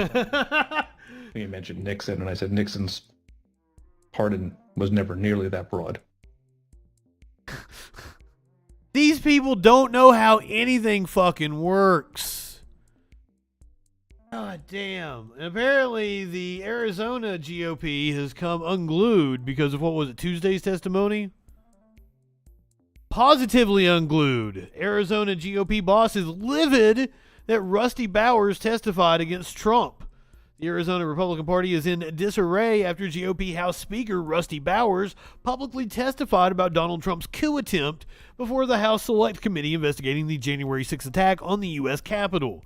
State GOP chairwoman Kelly Ward has come positively unglued over Bauer's testimony before the House Select Committee investigating the January 6th insurrection, wherein he reminded us that there are still Republicans, that's raw story, not me, who haven't lost their ever-loving minds or their integrity, Arizona Republic columnist Lori Roberts wrote.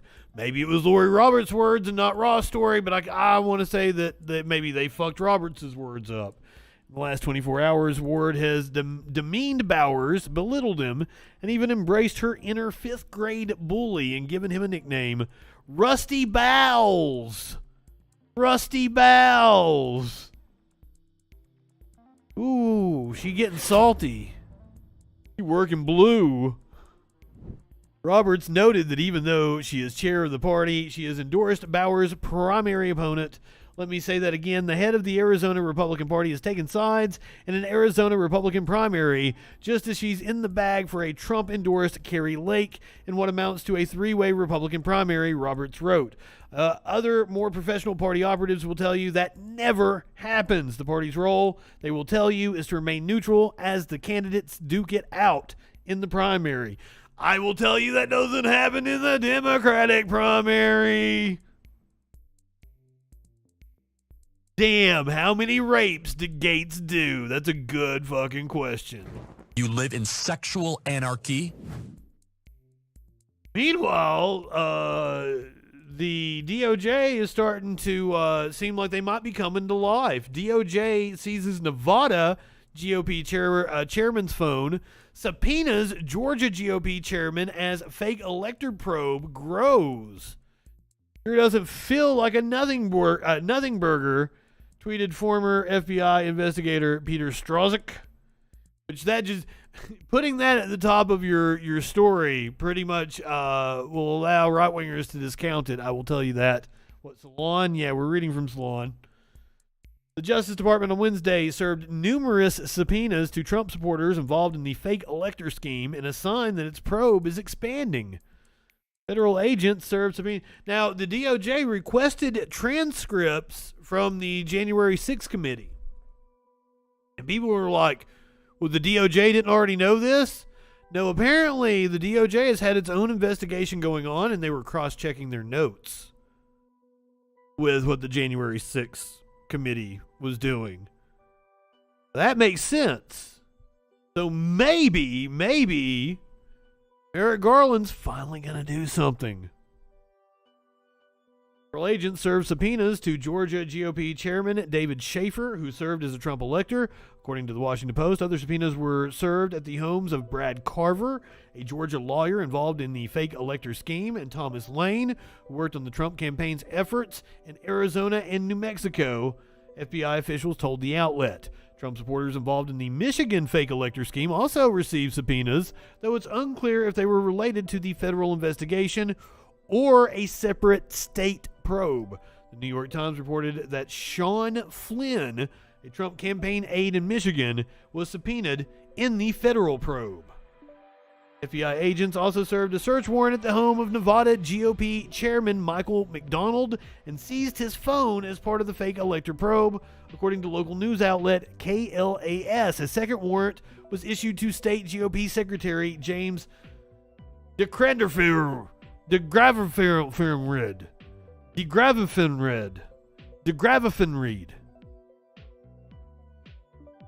I did not need to put that much effort into that, but FBI agents could not track him down on Wednesday.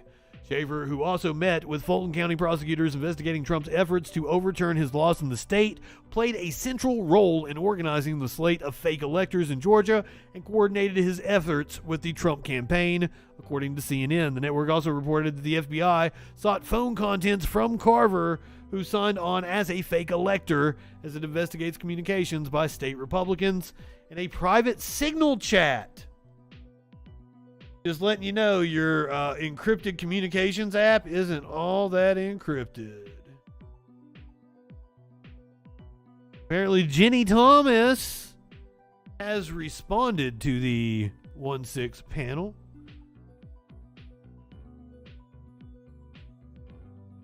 Committee is also working on setting up an interview with Virginia Ginny Thomas, the conservative activist and wife of Supreme Court Justice Clarence Thomas, who has responded to the panel's request to appear, the chairman said.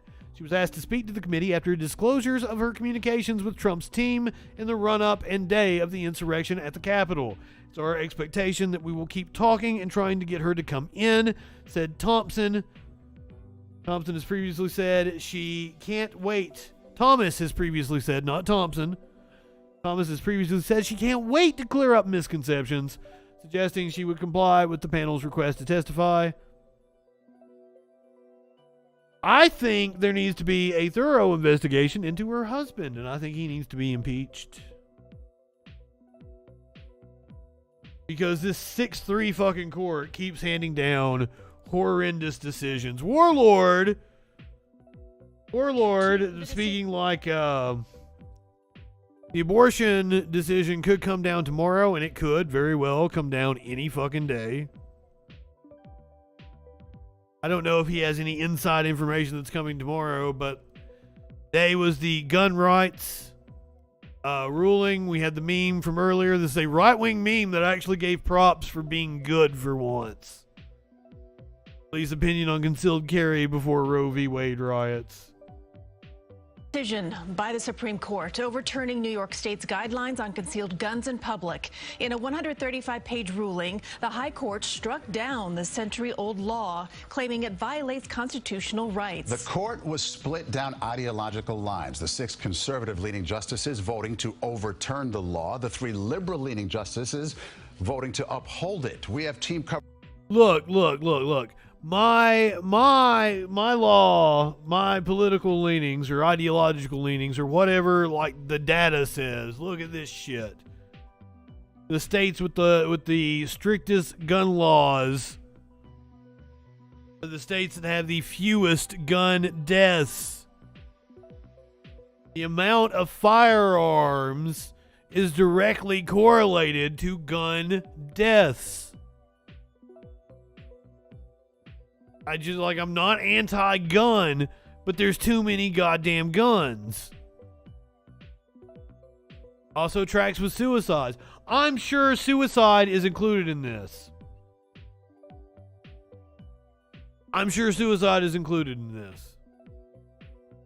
But that's also something to be concerned about. Yeah, exactly, Mox. That's not something like, oh, you can't just discount suicide. Louisiana is the worst. It's the very last one. Oh, it's cut off on your screen. I'm sorry. I'm zoomed in too far. Louisiana is the very last one. Right after Wyoming. States with the worst gun laws have the most gun deaths. 18.03 per 100,000 people for Louisiana. The 17 range for Wyoming, Alabama, Montana. I always tell people Alabama has one of the highest violent crime rates. People don't believe me. Right-wingers don't believe you. Here, Illinois is right here. Below California, it is not in the top 5, but it's in like the top 15. It states for the least gun deaths. Illinois. Fucking Chicago, which right-wingers are always fucking talking about. Chicago. The racist trope. Chicago is not even in the top 20 for homicides.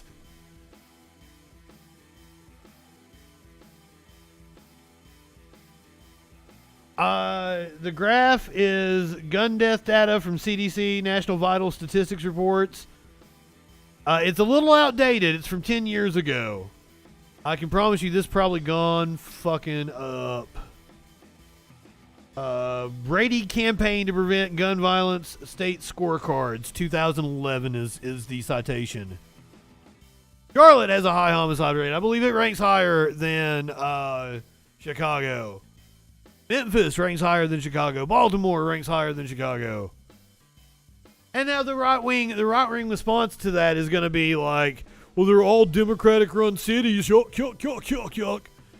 And my comment always is, I live in the state with one of the highest violent crime rates. It's all red. All red. Coverage for you tonight. Carolyn Gussoff with reaction from supporters of the ruling. Oh, I think multiple Florida cities were on the top 20. With Tony Aiello and how the court came to this ruling. Tony. Maurice, it comes down to this. In most states, to get a carry permit, you have to meet objective criteria. No criminal record, no mental or substance abuse issues. You generally qualify. But New York adds subjective criteria. Do you face special danger that justifies carrying a pistol? Yes, that's a very good idea. I like it. After 8 years of court battles, the New York State Rifle and Pistol Association declared victory. The lawful and legal gun owner of New York State is no longer going to be persecuted by laws that You're not persecuted. People and will do. You just have to show that you have a need, and I would assume that, like, you know, someone who's a private eye or a bodyguard or something like that could prove that they had a need for a gun. Seems perfectly reasonable for me. Do nothing to make the people safer. Oral arguments at the Supreme Court last November. Wrong! Multiple justices were skeptical of New York's pistol permit laws, which required Wrong. applicants to prove they faced special or unique danger and had New York ranks in the top 5 for gun deaths. In a violent area. And at least in the top 5 for least gun deaths. New York ranks in the top 5 for the least gun deaths. Does nothing to keep everybody safe. Yuck, yuck, yuck, yuck, yuck. You're just going off of your feelings that you like guns, asshole. And like this dude right here, like, he doesn't seem like he's a big badass that loves to fucking shoot guns and shit. What he seems like to me is somebody who's on the take for an agency, for a gun manufacturer, gun lobby. He was like the New York Rifle Association, wasn't he? So he's the gun lobby.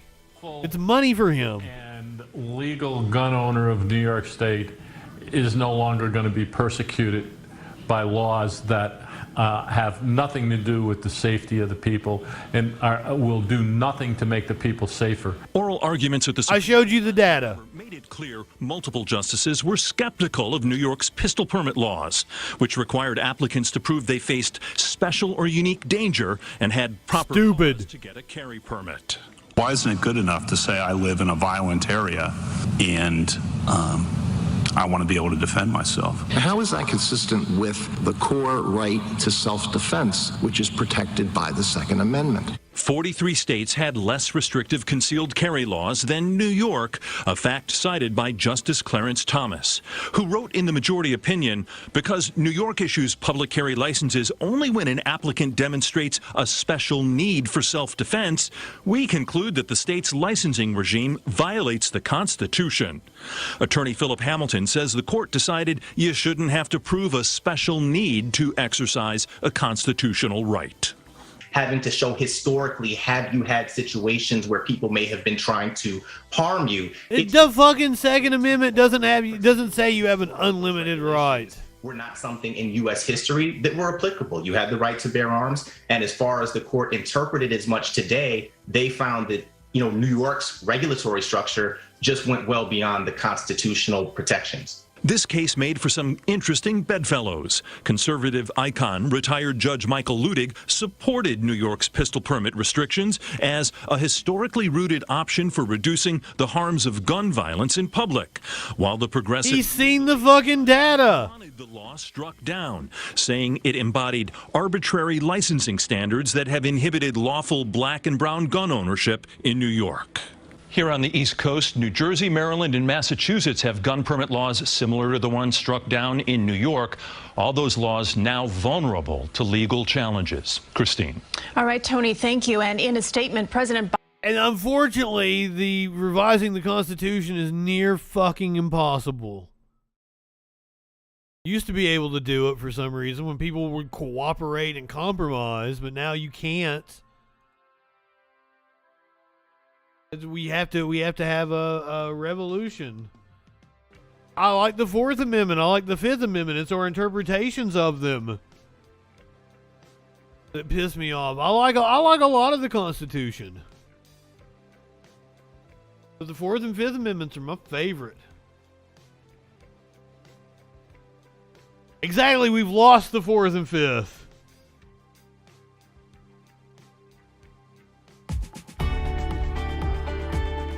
The U.S. Senate. Why do we even you can't quarter troops? No quartering troops now, motherfuckers.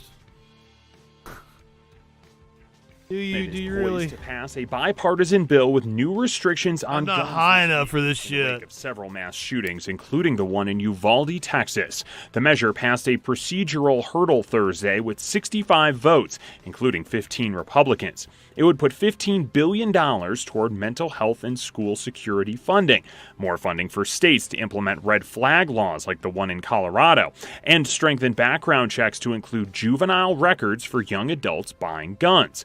Colorado Senator Michael Bennet spoke on the Senate floor this afternoon, urging his colleagues to pass the... You know, is that what Jeremy is referring to? Is he a big Third Amendment advocate of the quartering? I always thought, you know, he was chopping up topics. He's quartering it up for you. But he's like a Third Amendment advocate, isn't he? The legislation. He told Denver 7 the bill is not as all-encompassing as he would like, but that it's a good first step. That's a very good question, Scrappy. Why you pay for their bases? This bill is that while I think it is very, very modest, you know, these are things that are overdue and important, and what's really great is that it's being done in a bipartisan way. Today is a day, I think, to feel good about a bipartisan victory here, and it shows that the gun lobby can't win every single time. It's still unclear when the final vote might happen, but Senate rules say it would need to take place by Friday evening. I don't think I'm going to be in any shape to cover a Senate vote tomorrow evening. Like it might happen during the Freak Show. You ain't getting that. Then again, maybe we show a Senate hearing to Sparkle to see what she has to say about it. This is Conservative Mama, who says that leftists are losing their mind over this Supreme Court ruling. So enjoy some Conservative Mama. I am a bad guy. I do bad things to innocent people. Look, Justin Bieber, you're not a bad guy. I've defended you. Like you're a product of the like one of the first YouTube stars, and you haven't handled it well, and you probably didn't have good people around you, and nobody knew what viral internet fame was going to be like. And then you also mix that in with the remnants of the really exploitative record industry. Like, you know, like you're not an independent artist. Like the fucking the A&R people snatched you the fuck up real fucking quick because of your virality on the YouTube. But you're not a bad guy. I'm not laughing about your Ramsey Hunt issue. I'm not laughing at memes. Okay, I found this one a little funny. This one made me laugh. I couldn't help it. But look, Justin, you're not a bad guy. Oh, that's not Justin Bieber. Conservative Mama. My bad. She dressed up like Justin Bieber for this video.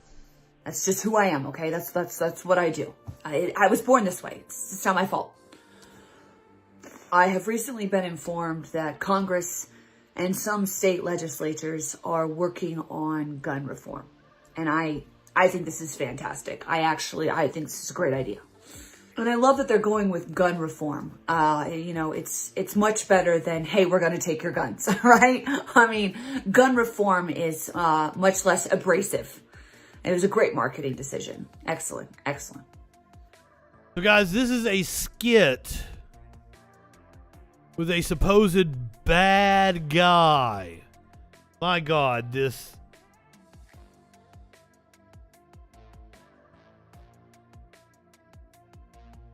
It has 36,000 views. I can't tell you how many likes it has. What's the 1.2K likes, 245 laughs, 182 hearts. 1,000 people thought this was funny. This should scare the shit out of you. This is the right wing trying to do comedy. Yes. Anyways, I just want to make it clear that I am in full support of gun reform. She's taking off. I got your back. Totally all in for that. I cannot begin to tell you how absolutely terrifying it is to be a bad guy with a gun, walking into non-gun free zones. That means other people could be carrying guns. And in fact, I just avoid those places. I stick to the gun free zones. It's better for me. It just makes me feel better. Wait, what? It's just a comforting feeling knowing that, hey, I'm the bad guy with the gun and nobody else here is allowed to have one. I'm just being honest. I'm just being honest with you, okay? I'm just being honest. So I'm all in for gun-free zones and more laws. More laws around guns. Oh, so the premise here is that the bad guys are advocating for more gun-free zones because they feel empowered. That's not actually what happens, ma'am. Studies have shown that, like, owning a gun makes you an asshole. Anything is funnier than JP Sears.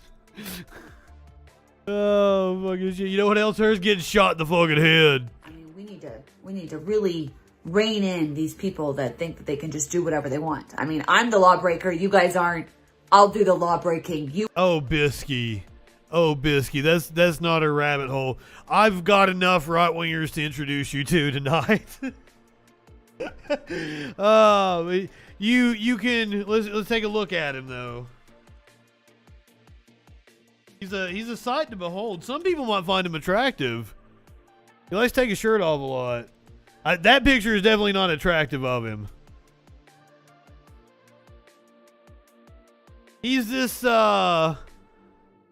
he was like a self-help guru comedian, but then he found out that right-wing messaging is really popular and he hopped on that gravy train. Like, I think he might have been harmless, 10 years ago, maybe when he, I don't know when he first started out. I probably heard of him for the first time around, 2014, 2015. But I don't think he was, batshit when he first started. He was like a harmless self-help guru that was, being funny about it. Kind of inspirational, if I remember correctly. Yeah, like most failed right-wingers, he was trying to be an actor, and it didn't. Yeah, like Steven Crowder, it didn't pan out for him. We're gonna see some Ben Shapiro here in a little bit, I think, or maybe it's just a. No, I don't have Shapiro for you. I have Brett Cooper. They're young blood. I hope she's better than conservative mama. You won't. You obey the gun laws. I won't. It's very simple, and I don't know why, the people are putting up a fight. I got to do my job, okay? I'm a bad guy. That's my job. I'm just doing my job. And I've been talking to my buddies, and they completely agree with me. What's sad, ma'am, is that you had to do multiple cuts. I mean, you could say it's a stylistic choice, but we all know it's because you couldn't do it in one take. Oh! Stylistic choice was because you would say that, the character wouldn't be able to do it in one take. The bad guy is not rehearsed enough to be able to do it in one take. Fair enough. Let's talk about guns. Let's talk about it. Beyond the stats I keep bringing up showing that gun laws actually do indeed make us safer. The states with the strictest gun laws. Now this graph, the comment that was given with it said that these were the states that were most affected by the Supreme Court decision. But you can see Stricter the gun laws. The green ones have the stricter gun laws. There are some states like Iowa and New Hampshire which have very unrestricted gun laws that are on the lower side of the spectrum. Yeah, Illinois is like right here. Illinois is right here. Yeah, I keep forgetting it might cut off for you guys. Louisiana is all the way over here on the right. Oh, Massachusetts is all the way on the left. That might have been the one that was cut off for you.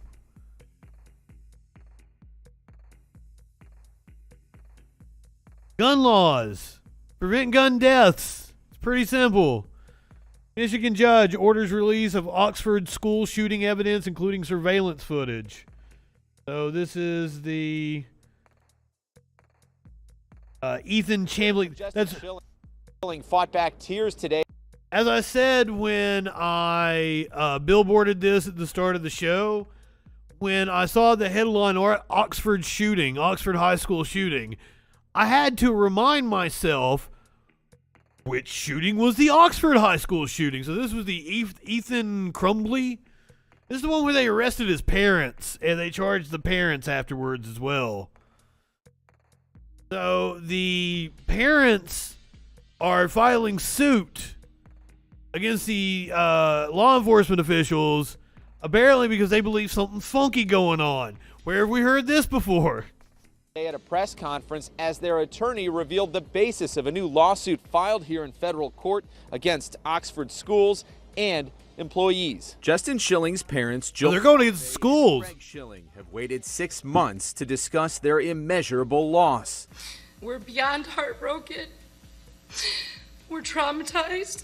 And we're devastated. And we are not okay. It's been 174 days since he was murdered. And it feels like it was just last week. Their 17-year-old son was smart, brave, kind, and had an amazing sense of humor and a bright future ahead. He was just recognized with the prestigious Oxford Cup Award for excellence in class and beyond. It's very difficult. It's beyond difficult.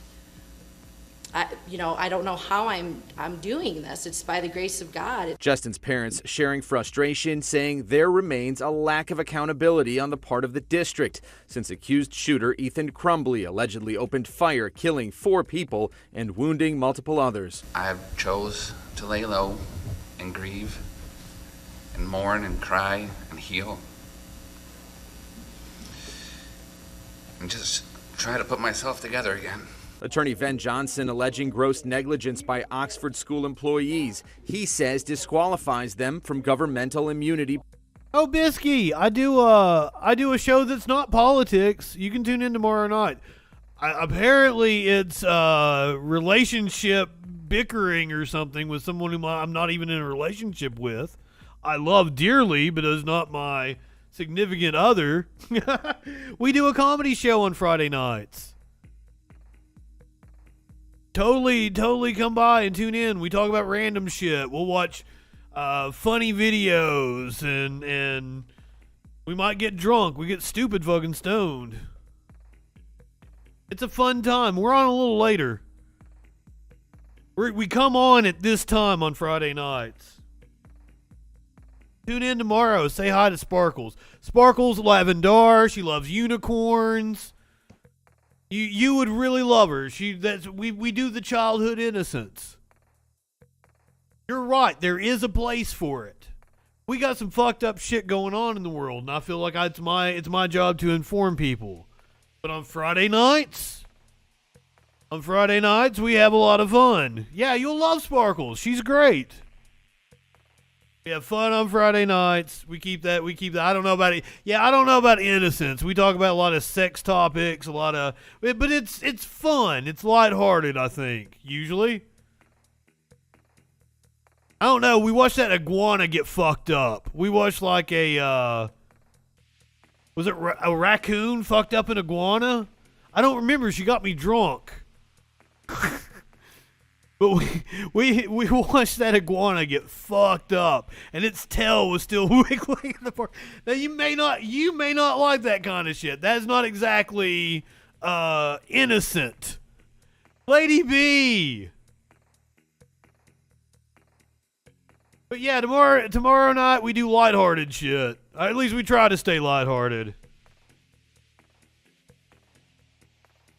Sparkles is indeed a lot of fun. I mean, her name is Sparkles Lavendar. She loves unicorns. She's got a unicorn tattooed on her leg. What's not to love about her? Yes, please, Ray. You will love Sparkles.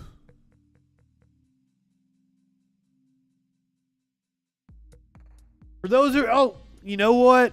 For those of you who don't know Sparkles, I'm gonna switch to my commercial break, but I'm not gonna go away. I'm just gonna play you like the 30-second little Sparkles thing. But I'll have to fast forward to it. But my voice will go away for a second. But here's what Sparkles is like. Now we turn to YouTuber Justin FREAKIN.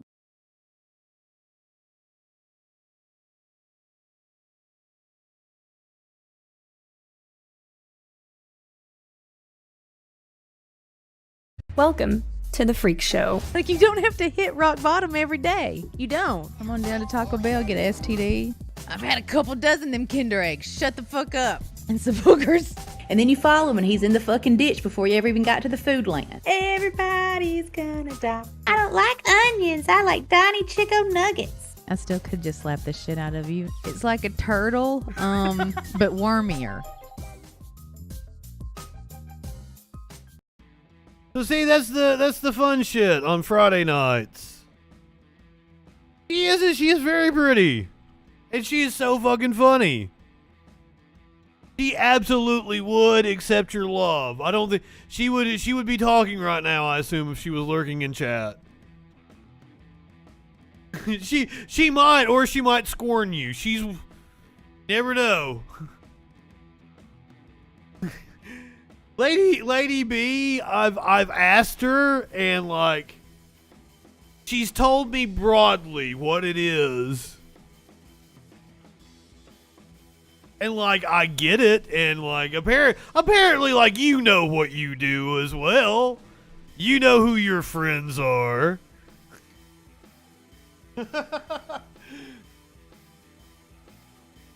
That's what I'm told. That's all I know. Sounds like my kind of gal. Oh shit! What the fuck even is this? What were we talking about? Oh, yes, bring suit against the fucking school in Oxford.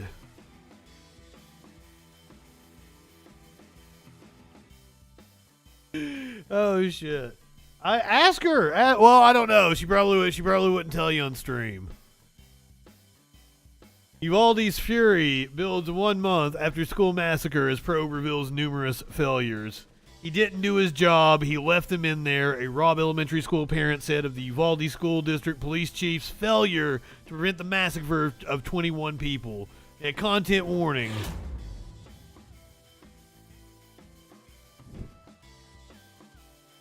Ramos now on paid leave. We discussed this last night.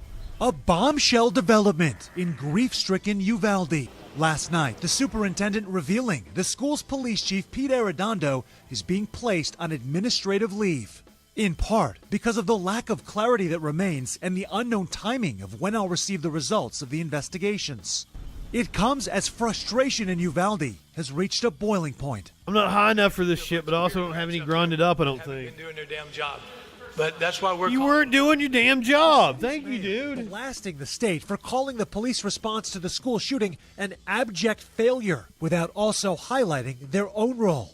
Everybody in that hall needs to answer what went on. Oh, there was a bunch in my grinder. Score. Oh, fuck. Oh, fuck. Texas State. Give me success, kid. Give me success, kid. Yeah. There was some in my grinder. I don't have to get up. If you've been watching the whole show, we started off tonight looking at the top 50 memes of all time. We watched an interview with Success Kid. So it's a callback to the beginning of the stream. Sorry to interrupt the incredibly serious story about school shootings. Once again, I have a hard time with what this show is. I know to get popular, Like, I need to be more focused on entertainment, bullshit, culture war nonsense shit. But I like to talk about issues. However, when I'm talking about issues, I'm also smoking pot and cussing a lot. Because, like, I am a wonk. I did news for years. I really enjoy doing the news. Meat Cakes likes the news. So that's when my content really changed. I had a friend tell me, like, hey, I get my news from you now. And I'm like, fuck, if you get your news from me, I have a responsibility to actually educate you on shit that's going on if you're getting your news from me. So that's when, like, I took a right turn, left turn, whatever the fuck. I took a turn with how I was doing this show, and I did more substantive stories. However, it's hard to, like, do substantive stories while you've got a troll's head. And, you know, I'm getting ready to say, remember, kids. Oh, shit. Remember, kids, shoot up drugs, not schools.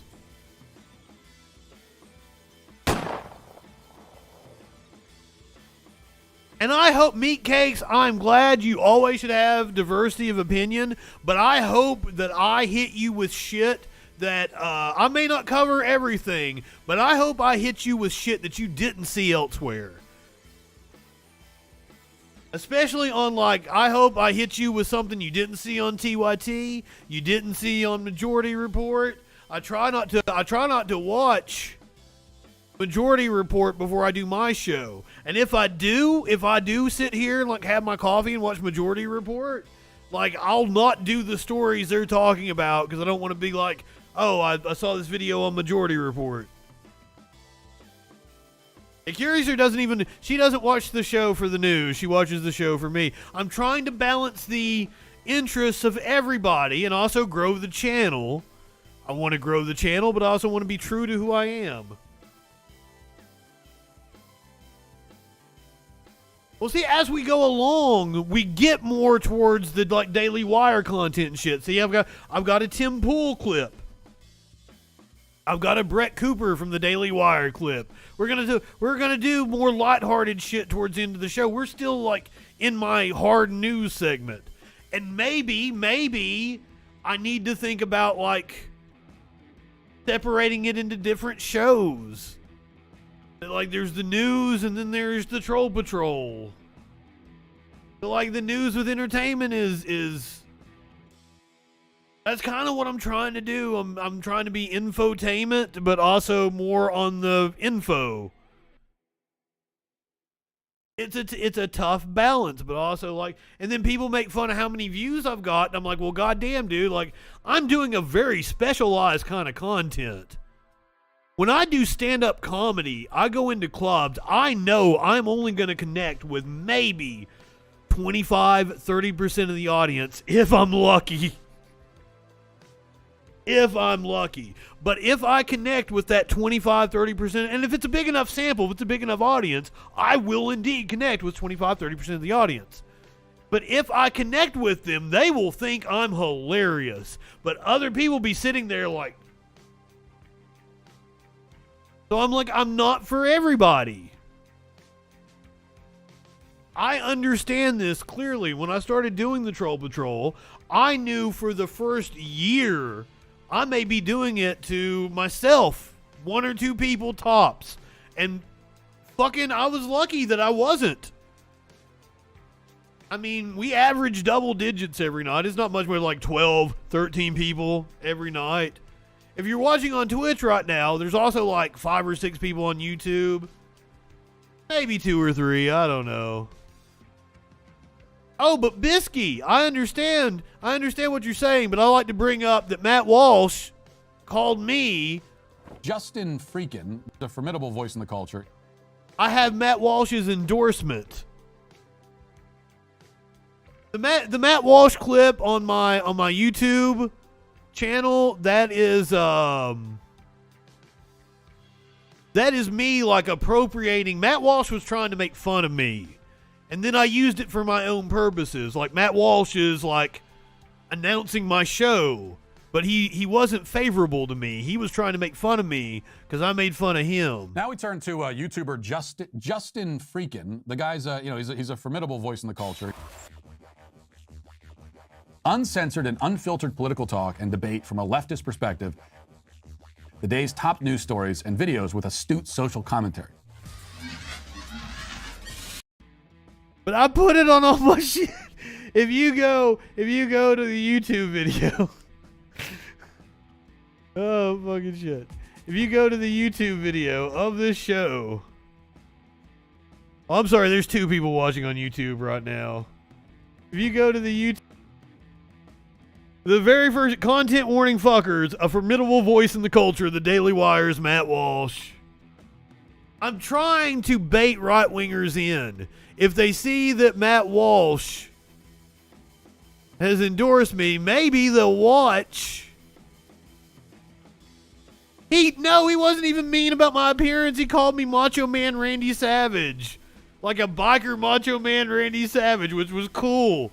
I'm down with that. I dressed as Macho Man for Halloween one year.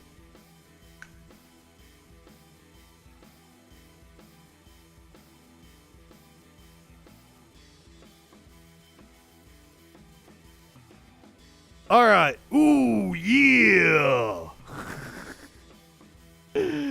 I can't do the heavy shit right now. I did want to touch on like the parents and Uvalde. Like I didn't even want to do this story. I debated on whether to play this video. I stress over, what I'm going to show you guys. I put this shit together.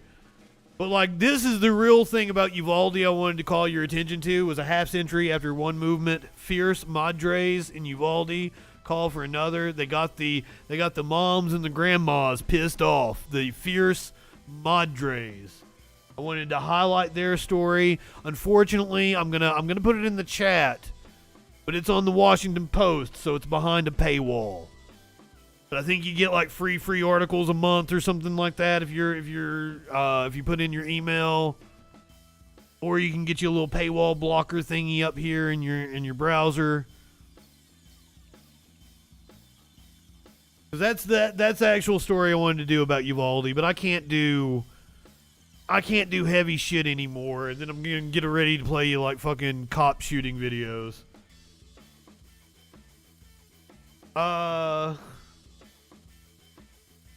Okay, this isn't a cop shooting video. Nobody died, so no content warning. But expert says officer did not need to punch man in the face, which I'm gonna go ahead and assume is always the case.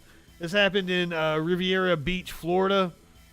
Continuing coverage on a story we first brought you yesterday. Riviera Beach police are investigating one of their own after an incident at a Walgreens last month. And today we spoke with a former police chief who watched that camera footage for himself. We asked him his opinion and how it was handled. CBS 12's Al Peffley joins us outside the Riviera Beach Police Department tonight. Okay, I do not like they have like a green screen background where they've got graphics behind them, and I do not like it.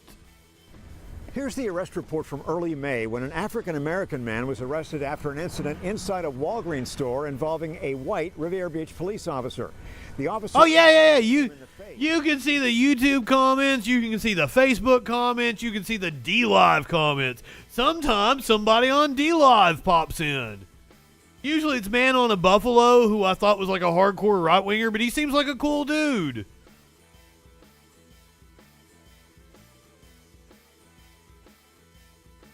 Man on a Buffalo. Came in, wished me happy birthday. I think stopped by for the 420 anniversary show. Super cool dude. Man on a Buffalo. If you're watching this like on a video on demand or something, you're okay in my book. Like you, brother. We asked a law enforcement expert. Oh, guy on a Buffalo, and he's here. Oh, fuck. Oh, fuck. Ask and you shall receive. Guy on a Buffalo.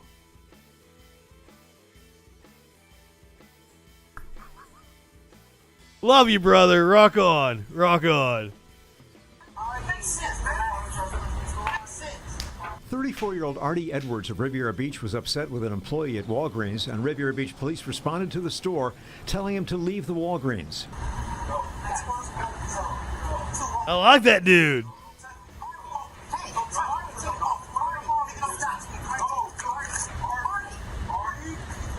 See, already they're reaching for the tasers. Did not have to punch the dude. Then hip tosses him. We asked Dr. Andrew Scott, a former Boca Raton police chief with more than 30 years experience in law enforcement, to look at the video. I don't think that the Well, he's a bastard too. needed to use that type of force at that particular time. If we slow down the video, you can see Riviera Beach police officer Kyle Culver pushes Edwards in the back. And then seconds later, the video, once again in slow motion, shows Officer Culver punching Edwards in the face. Yep. Edwards was arrested for obstructing an officer without violence and trespass after warning. Dr. Scott, who has testified as an expert on police practices and procedures in numerous court cases, says it appears from the video the officer did not Charge that cop. Charge that cop. Charge that cop. Individual was getting ready to hurt the officer or do something other than he was verbally combative. Dr. Scott points out there was another way to handle the situation rather than the police officer punching Edwards in the face, because the video shows another officer holding a taser. He had a backup officer with a taser. Tasers are far more efficient most of the time. You shouldn't have tased the guy either. What? No, I don't like that. I knew that dude was a bastard. Comes in here like, well, he didn't have any reason to punch him. He should have tasered him. No! Dude was just standing there. What? He was arrested for obstructing an officer. How could he have been obstructing the officer? The officer got in his face. With his fists clenched closed. But Dr. Scott says the video does not show at any point that Edwards had his fists clenched ready to fight. And Edwards is clearly not threatening anybody. Clearly! Turn around, put his hands behind the back. If he refused, then I'd have to go hands-on with him. Edwards remains behind bars and has a court hearing on June 27th. The city spokeswoman said, What was he even arrested for?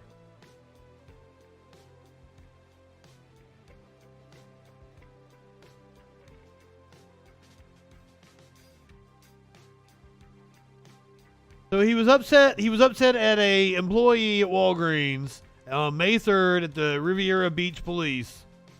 They responded to the store telling him to leave Walgreens. So that's all it was. He was upset about something that happened. Seriously, meaningless. Just walk him the fuck out, dude. You didn't have to punch him in the face.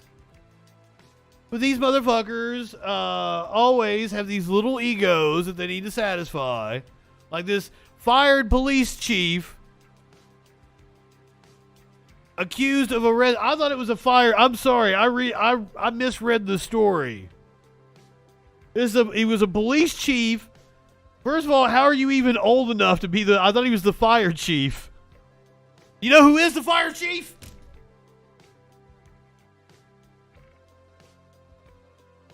I'm the fire chief. I'm the fire chief.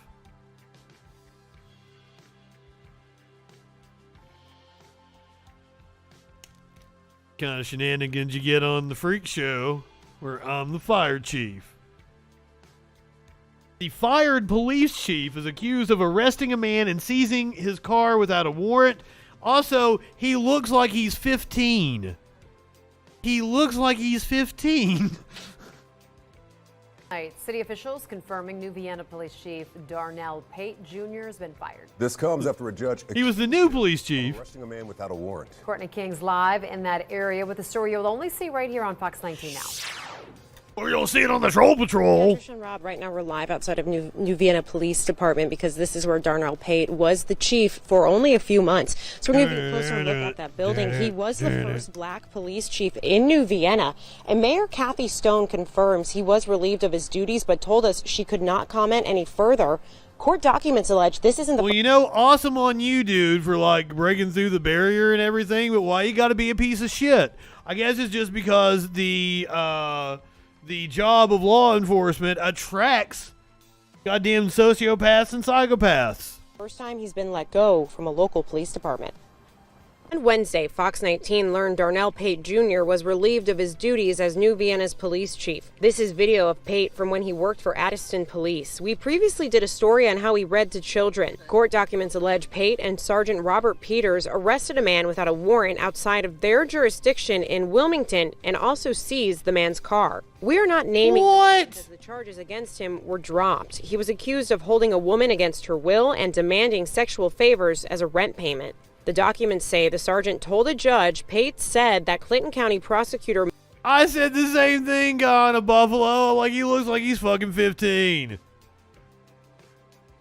But okay, so the plot thickens. He's saying that a woman was being sexually assaulted in Wilmington and also seized by the person that he went over and roughed up. But, like, you're a cop. You can't call the other... Oh, fuck. I was thinking about that doctor down in Florida. Like, this happened, 2 or 3 years ago? There was a doctor that was like a fucking young kid.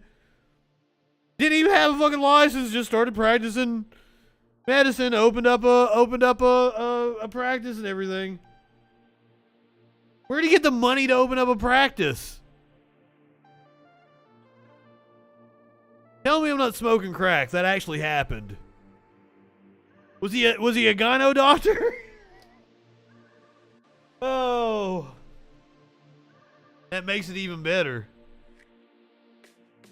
He posed as a gyno doctor to see some pussy.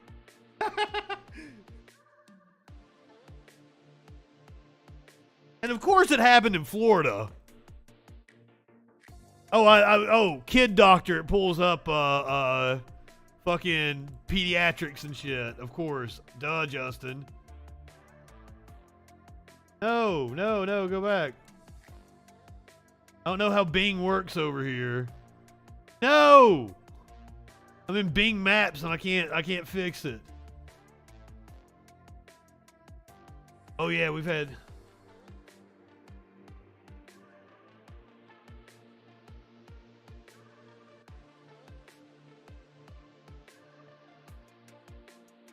I'm really going off the rails tonight. Teen allegedly supplied fake Xanax laced with drugs. Well, shit. Please tell me I'm not smoking crack. This actually happened, right?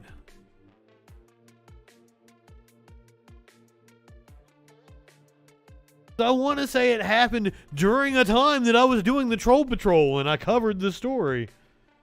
I'm sorry, I can't find it. Not interesting watching me Google shit. The man's car. We are not naming the man because the charges against him were dropped. He was accused of holding a woman against her will and demanding sexual favors as a rent payment. The documents say the sergeant told a judge Pate said that Clinton County...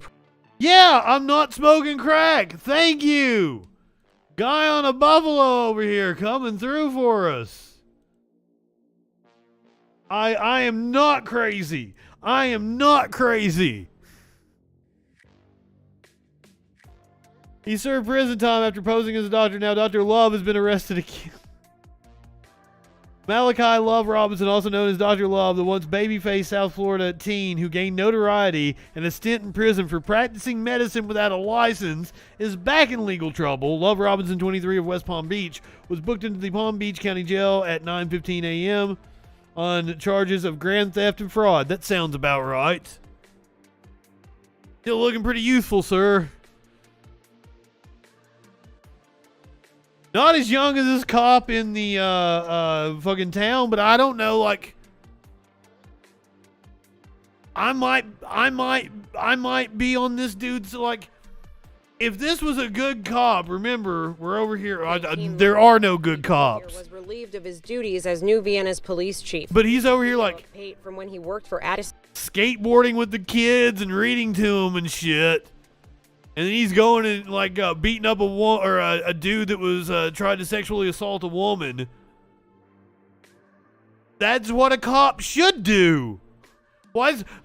Now I'm going to twist it around. Why is this one getting fired so fast? What he's accused of doing is way better than what I've seen other police departments stand behind their cops for. Wow. Police. We previously did a story on how he read to children. Court documents allege Pate and Sergeant Robert Peters arrested a man without a warrant outside of their jurisdiction in Wilmington and also seized the man's car. We are not naming the man because the charges against him were dropped. He was accused of holding a woman against her will and demanding sexual favors. Oh, I thought they meant the charges against the cop were dropped, but the charges against the dude that they accused of doing this were dropped. Oh, plot thickens. A rent payment. The documents say the sergeant told a judge Pate said that Clinton County prosecutor Melvin Planis told him to arrest the man without a warrant.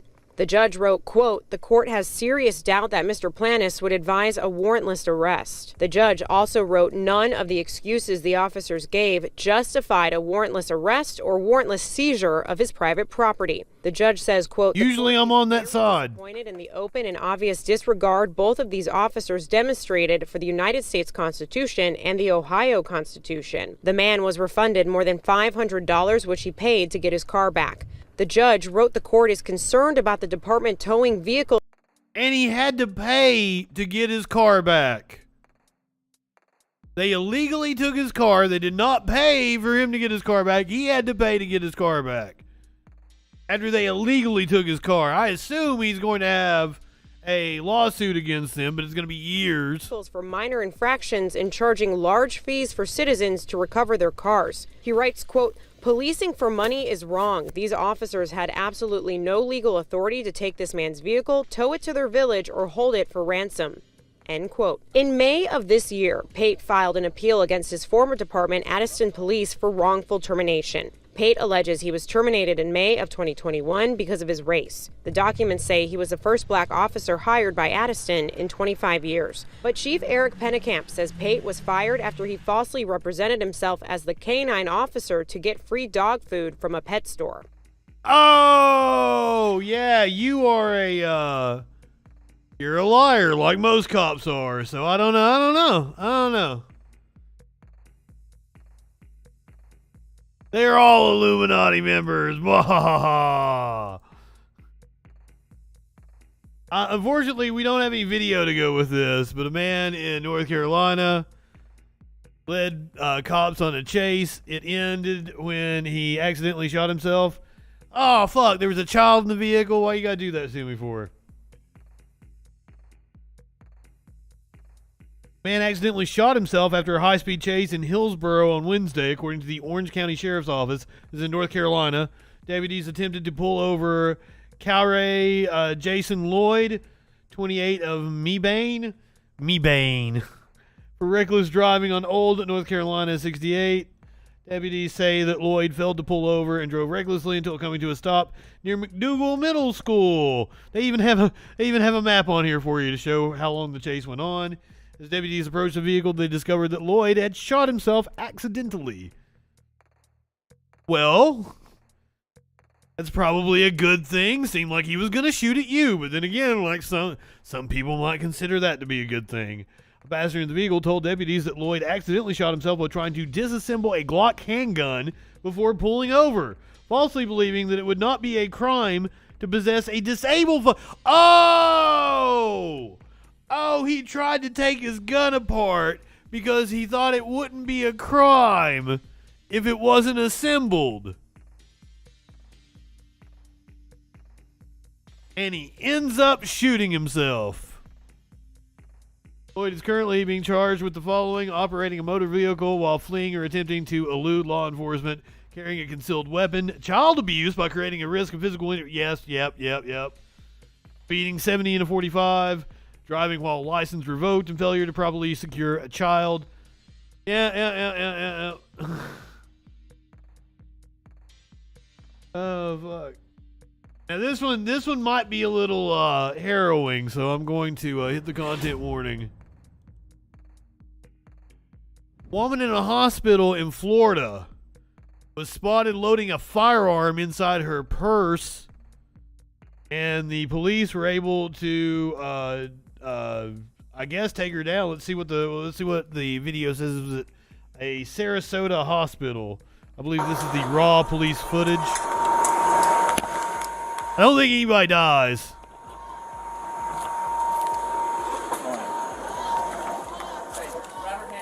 Luckily. I mean, he's got his gun pulled.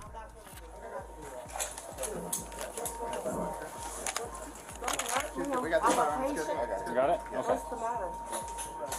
Just stand up outside. Let's stand on up. Yeah, she seems calm. Put your feet down, please. She seems cold.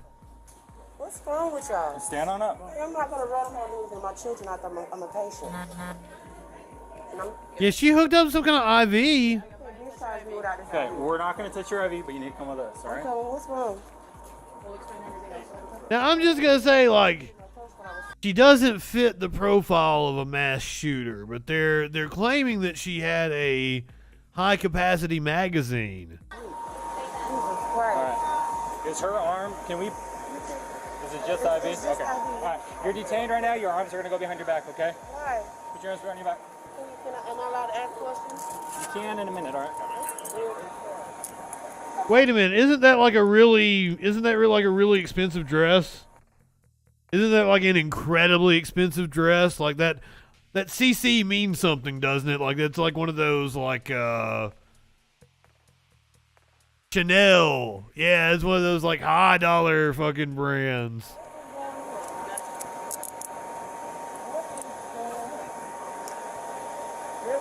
Who are we dealing with here? And what's she appears to be intoxicated, but she could be like medicated.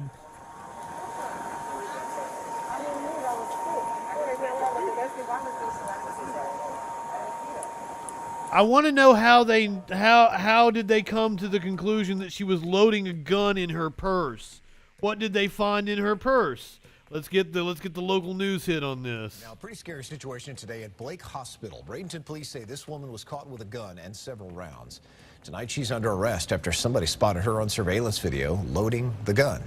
Fox 13's Josh Cassio is in our newsroom tonight. He spoke with Bradenton police today. Hi there, Josh. What about a motive? That's the first question. Do we have any idea?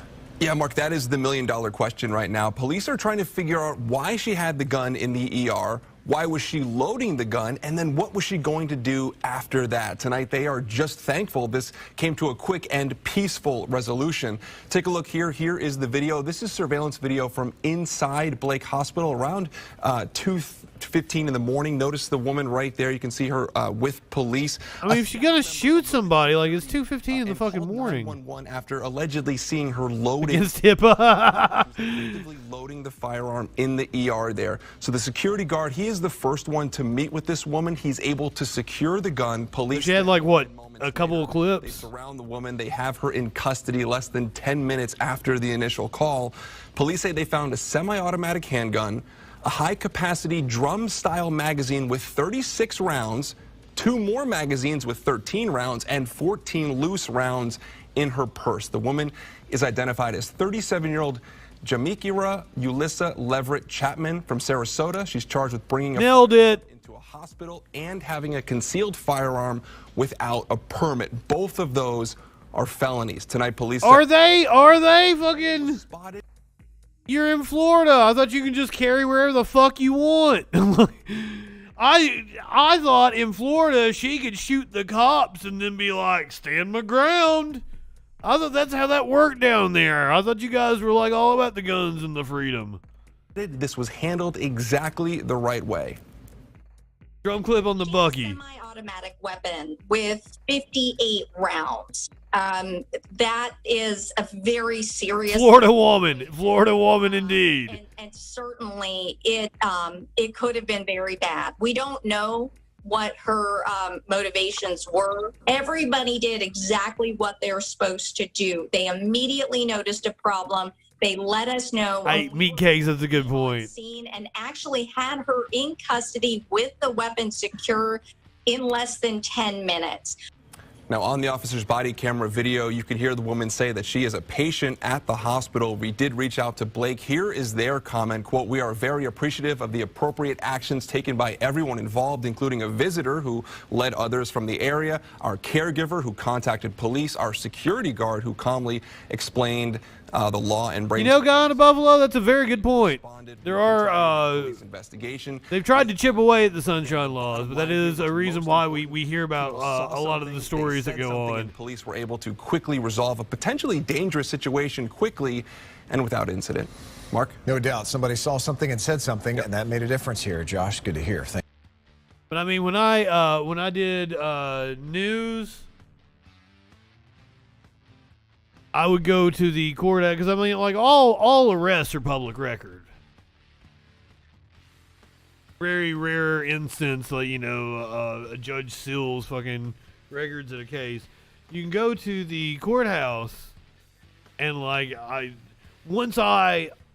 had to schmooze and get to know the ladies at the courthouse, and eventually I got the privilege to just go back behind the counter. They showed me how all the fucking files work. 'Cause, I'm going in there requesting fucking 20 files. It's fucking up their day. Nah, Justin, here, we teach you how to do it. Boom. You go back here, you get it yourself. That's boom, there you go. Also, like, I fucked up. A girl I was seeing, I should not have looked at her history and accused her of something that, while technically true because I saw the court records, like, there was a logical explanation for it. And like, ooh, oof, ooh, ooh. You didn't tell me you had a kid. That's because the kid doesn't know that's his mom. Her mom was raising the kid as her own. Whoa, whoa. I didn't need to know that. Like, that's a violation of trust, and like, let me tell you, things went downhill in that relationship.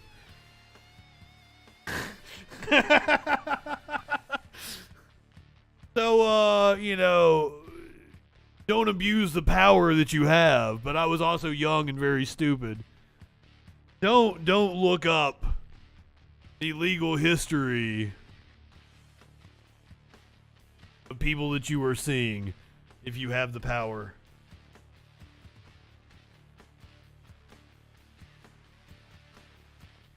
You guys want to learn about the Sunshine Act? Let's see exactly what it does. We love learning shit here. I love looking up words. Oh, this is the federal.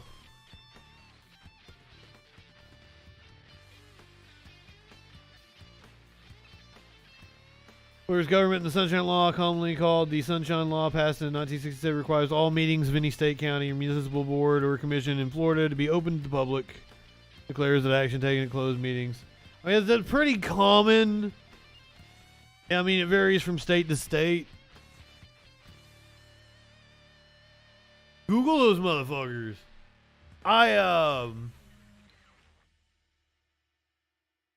I like looking up words and learning new words, but I also like my dumb ass forget shit.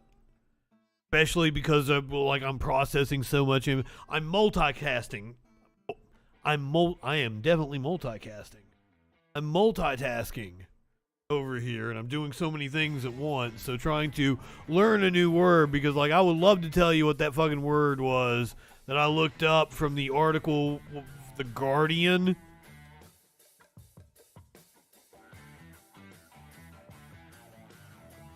I look up words I already know and just be like, sometimes you want a precising definition. That's what I had a professor in college. Like you're having a debate. You guys are using a word. What exactly does that word mean? We need to look it up, get a precising definition that we both agree on. Precising definition. What exactly are we talking about when we say? I rely on spell check far too much. All right, let's check in with some right-wing nut jobs. First on the list, a right-wing nut job that'd be upset that I called him a right-wing nut job. We are not going to watch 22 fucking minutes of this.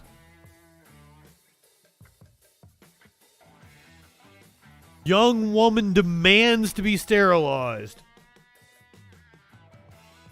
And he capitalizes. Furious as doctors. You know what? If she wants her tubes tied, That should be up to her.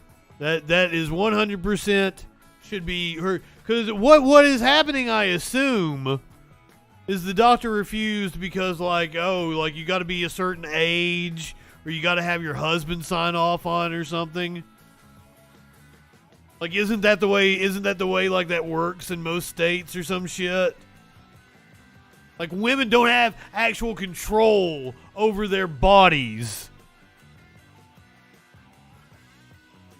Yeah, that's bullshit. If a woman doesn't want to have kids, and also, like, getting your tubes tied can be reversed, right? It's not like an irreversible procedure. But even if you wanted to have, if you want a boob job, you can get a fucking boob job, which is not reversible, but anyway. You can get plenty of procedures that alter yourself. Why the fuck do you not have to...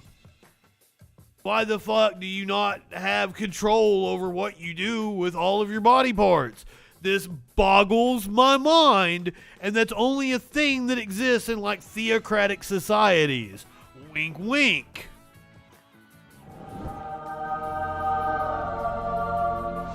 And has Tim Pool even seen a vagina before? Why is he someone to speak on this topic? A 22-year-old woman demanded that a doctor sterilize her. Notice the doctor refused, saying, "Why don't you?" Notice how, like, he emphasizes sterilize. Wanted her to sterilize her. Notice how I refer to it as, like, tubes tied. It's like just it's it's invasive, but it's a minor medical procedure. I'm pretty sure it's outpatient, isn't it? Or do you have to, like, stay overnight? I don't know. A woman's body is a mystery. No, I've just never been committed to a woman for long enough. No, none of my girlfriends have ever had their tubes tied. Yeah, it's not a big deal. It's like the other day, I was arguing with a transphobe, and they kept bringing up that, like, the bottom surgery had, like, a 50% complication rate. There's a 50% complication rate. It'll mess you up for life. Blah, blah, blah. And this is blah, blah, blah. Like, going off on this. Like, I looked it up. The complication that had a 50% rate was just a fission in, like a wall. And, like, it was like a minor fix. Like, it was such a minor deal.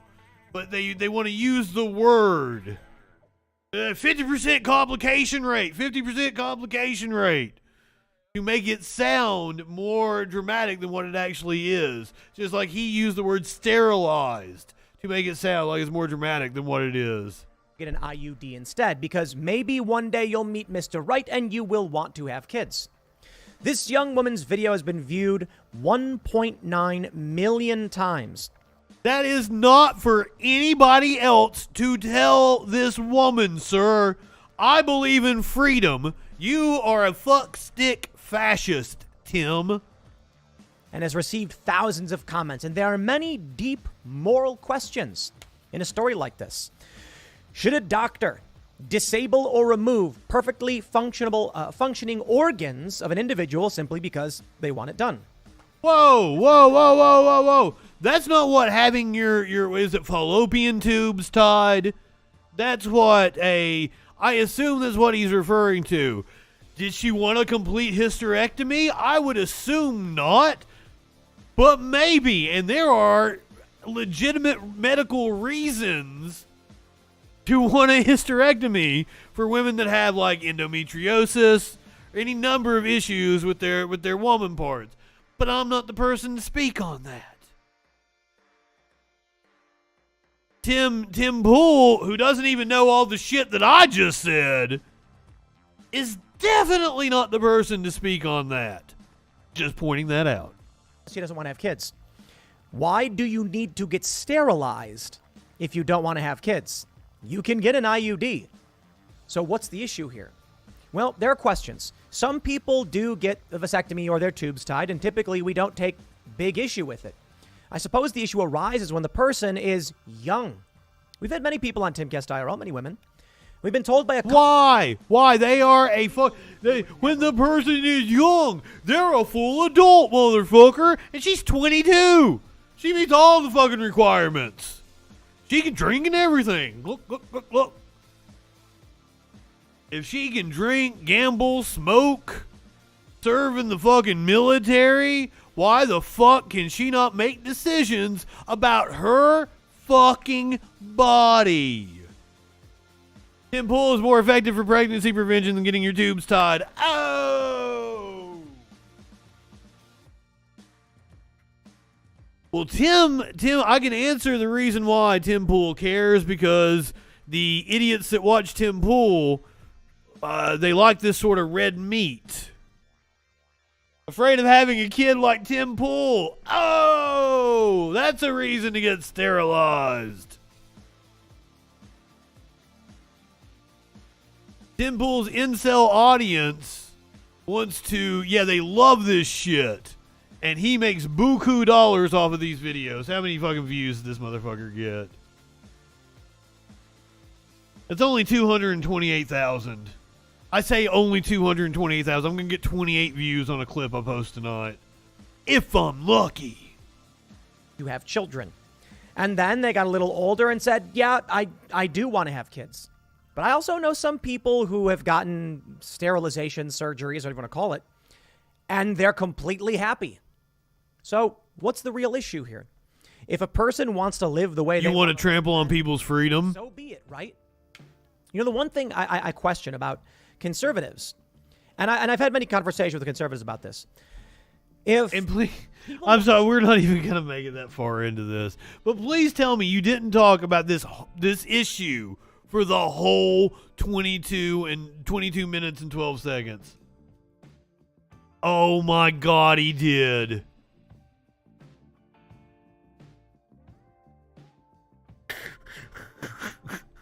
Wow.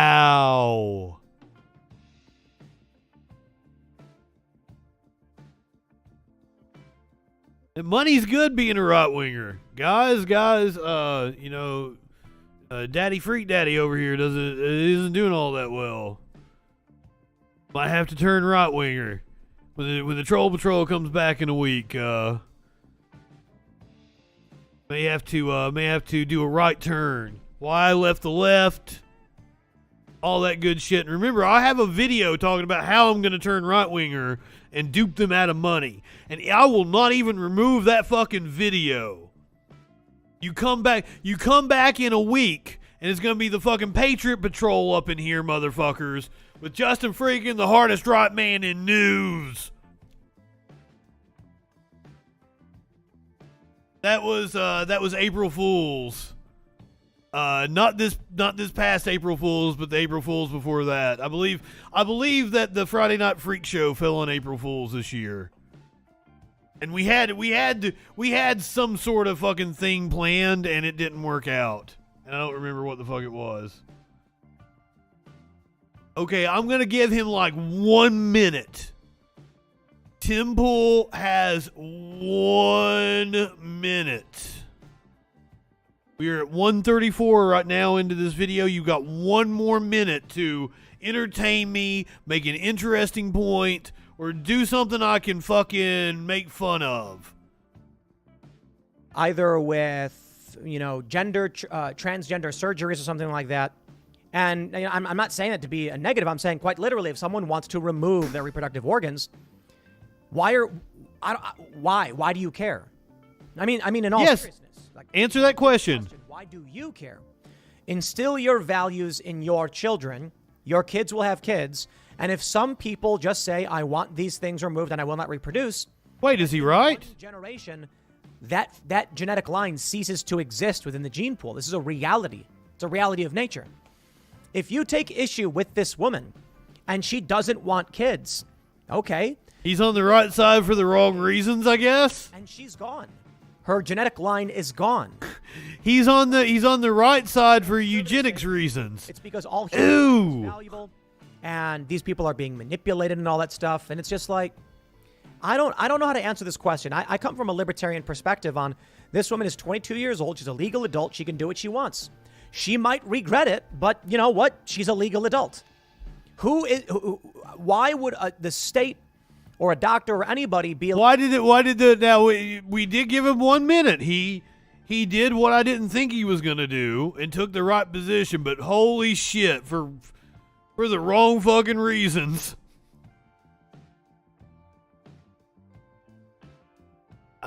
Why? What's the other 20 minutes of the video, Tim? What do you have to offer us? Like, I can make decisions for you. Now, I will say this. As for this doctor, you can't force a doctor to do anything. So this woman who's like outraged that her gynecologist is refusing to sterilize her. So what? You can't force someone to do work. Too bad. There's a couple big stories here. People do it all the fucking time. What the? Huh? .com. Oh, Katie. You can't force people to do work. Reluctant to have kids, according to one poll. Here's my immediate response before I read these stories. If you're a conservative, liberal, moderate, whatever, and you're concerned about a lack of population replacement, have more kids. I mean, that's it. If you're looking to these people who are like, climate change is really bad, or sometimes it's hard to find another doctor, or people who are like, I would like these organs removed, then it is incumbent upon you to just have the 2 kids they should. Talon of the Silver Hulk. You want the United States to... That sounds like an 80s cartoon that would be really badass. Talon of the Silver Hulk. Thursdays on Talon of the Silver Hulk. What shenanigans will Silver Hulk get into this week? It's Talon of the Silver Hulk. Silver Hawks was a cartoon? Well, I'll be damned. Well, it's more... Silver Hawks is more interesting than Tim Pool, I would assume. Let's fucking find this shit out. I remember Thunderhawks. Are you guys... No! No way! There was only one season. It was in 1986. I was 2 fucking years old. I was 2 fucking years old.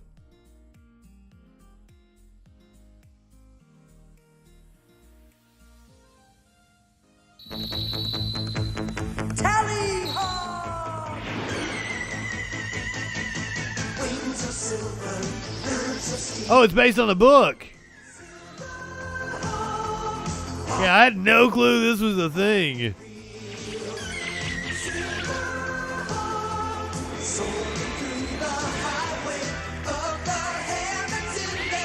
Oh, Battle Opossum, this whole show has been off the rails. We talked wrestling earlier. You missed the whole wrestling discussion.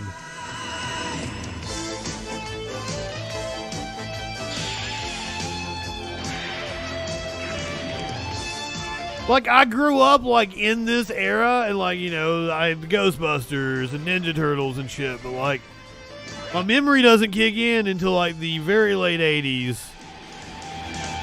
From that time period, I remember, like, fucking Pound Puppies. I watched that shit on, like, Saturday mornings.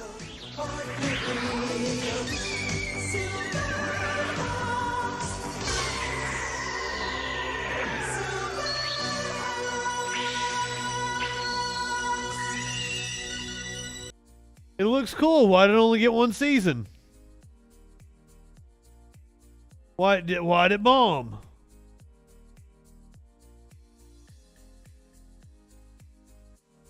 Find out the history. Silverhawks was, and like my memory really starts kicking in with like Bobby's World and fucking. I'm trying to think like pre-Nickelodeon. Like I moved to a much nicer house when I was in like 4th grade, and that's when we got Nickelodeon. We got like channels from everywhere across the country. Before that, we just had like the basic fucking 11, 12 channels. I'm trying to think like the cartoons I watched on a Saturday morning, you know, other than the Ghostbusters and G.I. Joe and shit like that. Trying to think of some of the more obscure ones, but then also like I Ain't Got No Fucking Brain. Sparkle says, I am born out of a pod daily, that I'm just like birthed into a world. Beetlejuice. I watched a shit ton of Beetlejuice, but I want to say Beetlejuice was like an afternoon cartoon. That was like a weekday afternoon cartoon, wasn't it? I'm wrong on that. You know what was really the height of my childhood? Darkwing Duck. DuckTales, that was it. That was the shit. Chippendales Rescue Rangers, that's where I was at. Hell yeah, vasectomy. I will take a rip to your vasectomy.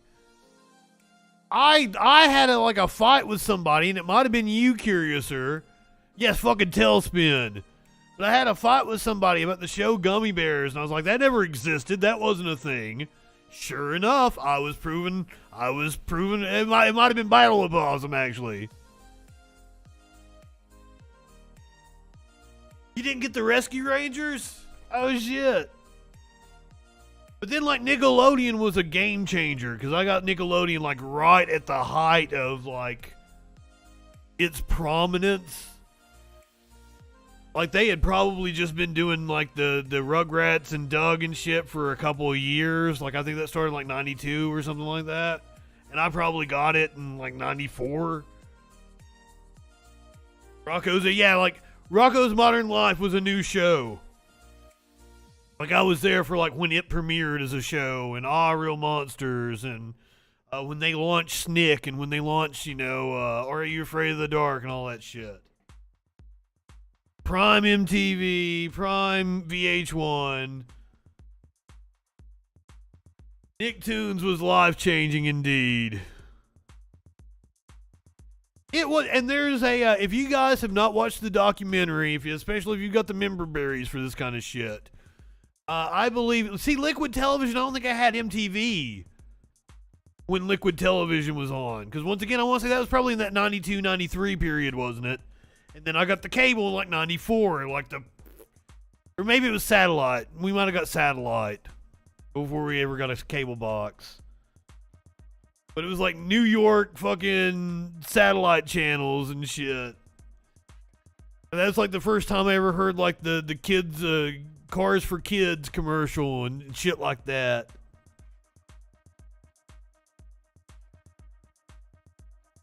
Alan, why you getting all feisty over there?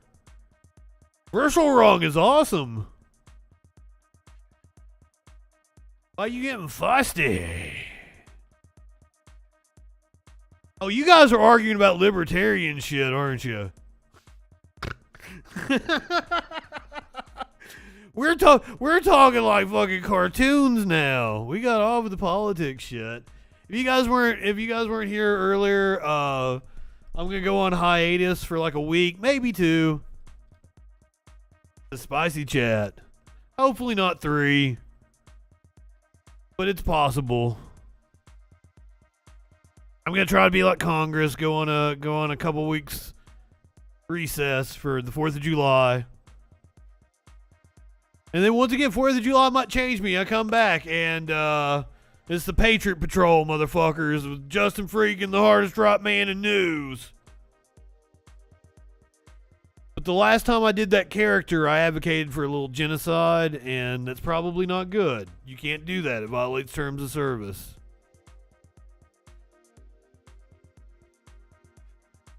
Based. Freedom Fridays.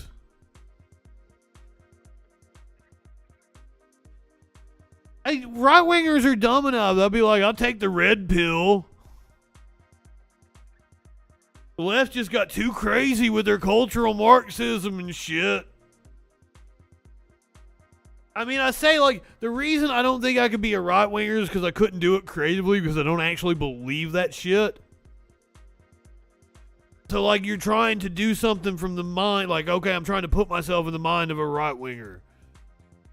If I actually want to be entertaining, but like, if I just want to make money, I just get on there and just like, hell yeah, guns. Hell yeah, men, women, and women. Those libtards over there. Crackdown Monday. Turn completely right-winger, still raid Echoplex every night.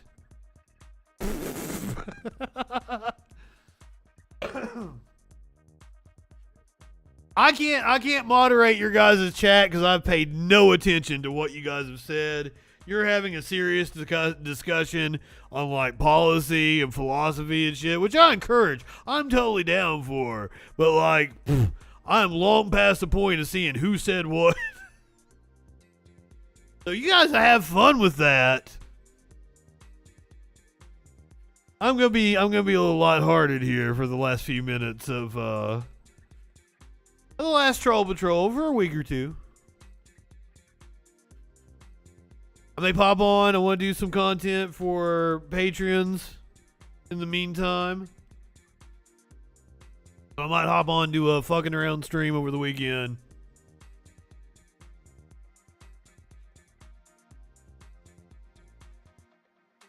I may give you updates. Who knows? Who knows what I'll do?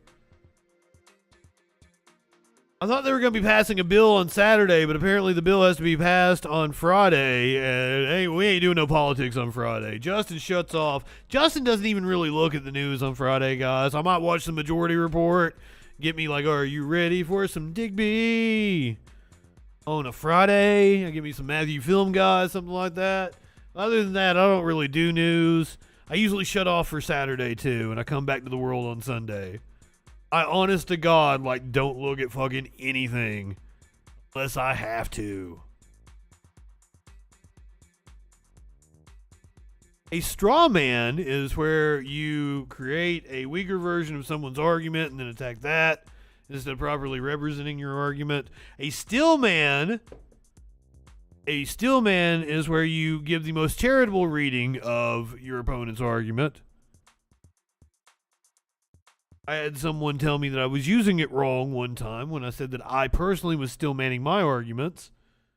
They said, no, you still man somebody else's arguments. Did indeed find several philosophers using it in that regard, so fair enough. I like being corrected. And I'll even go back and tell you about the times that I was corrected when I remember them. I was even like, somebody clip this shit just in case he shows back up. There's no protection of liberty if there's no protection of life. What does that even mean? That sounds like a meaningless bumper sticker that doesn't have any substance to it. Now you're gonna get me all philosophizing again. What does it mean to protect life?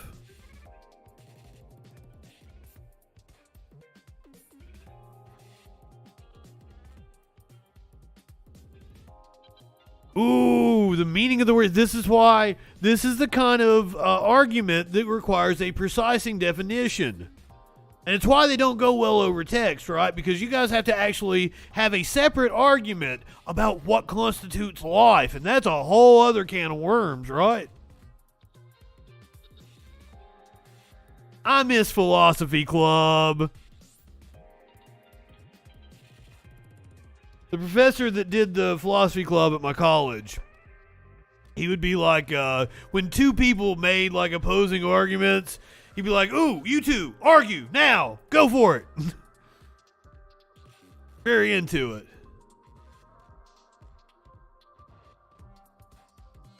Controlling a body is not very libertarian. Telling a woman she can't have a procedure on the off chance that she might want to get pregnant later in life is not very libertarian.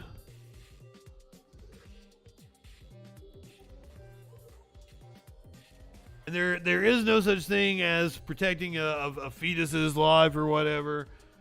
If you want to, like, once again, Roe was the compromise. If you want to put the delineation there, viability outside of the womb, hey, that's cool. That's a good line to draw it. I'm down with that.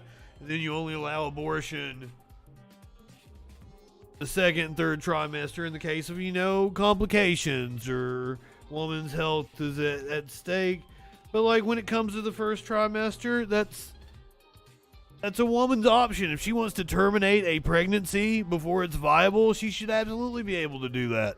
A woman needs to have the ability to say, you know what? I just don't want to be pregnant. I don't want to put my pussy through this. I don't want to put my guts through this. I don't want the stretch marks on my body. What if she's a model? You know? Or she has aspirations of being a model, and that's money to her. Like her body is her commodity that she is selling, and she has the right to say, "Oh, I don't want to mess up this commodity." In the hyper capitalistic society that we live in, I'm just using the logic of the world around me. You know what I'm saying?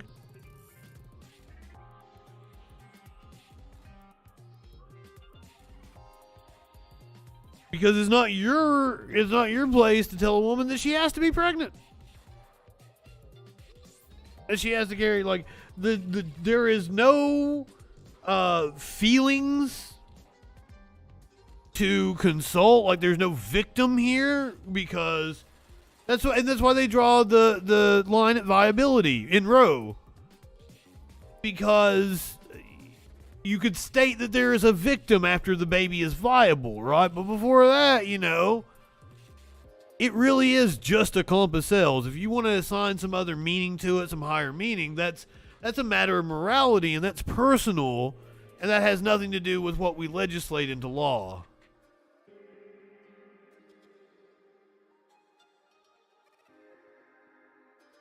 Is Casey what drew the line at viability?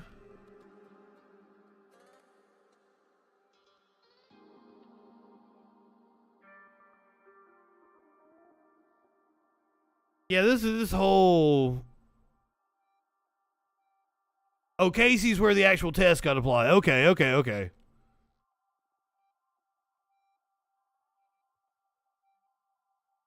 Roe was trimester based, and that's what Casey applied the viability. Okay. Cool. Love learning shit. Why aren't we talking about cartoons anymore? Oh, you know what? That little possum probably wanted to play video games with me. So I should go ahead and do the rest of these stories and play video games. I don't know. Might be too late for him now. I've been on for a long time. But I've been having fun.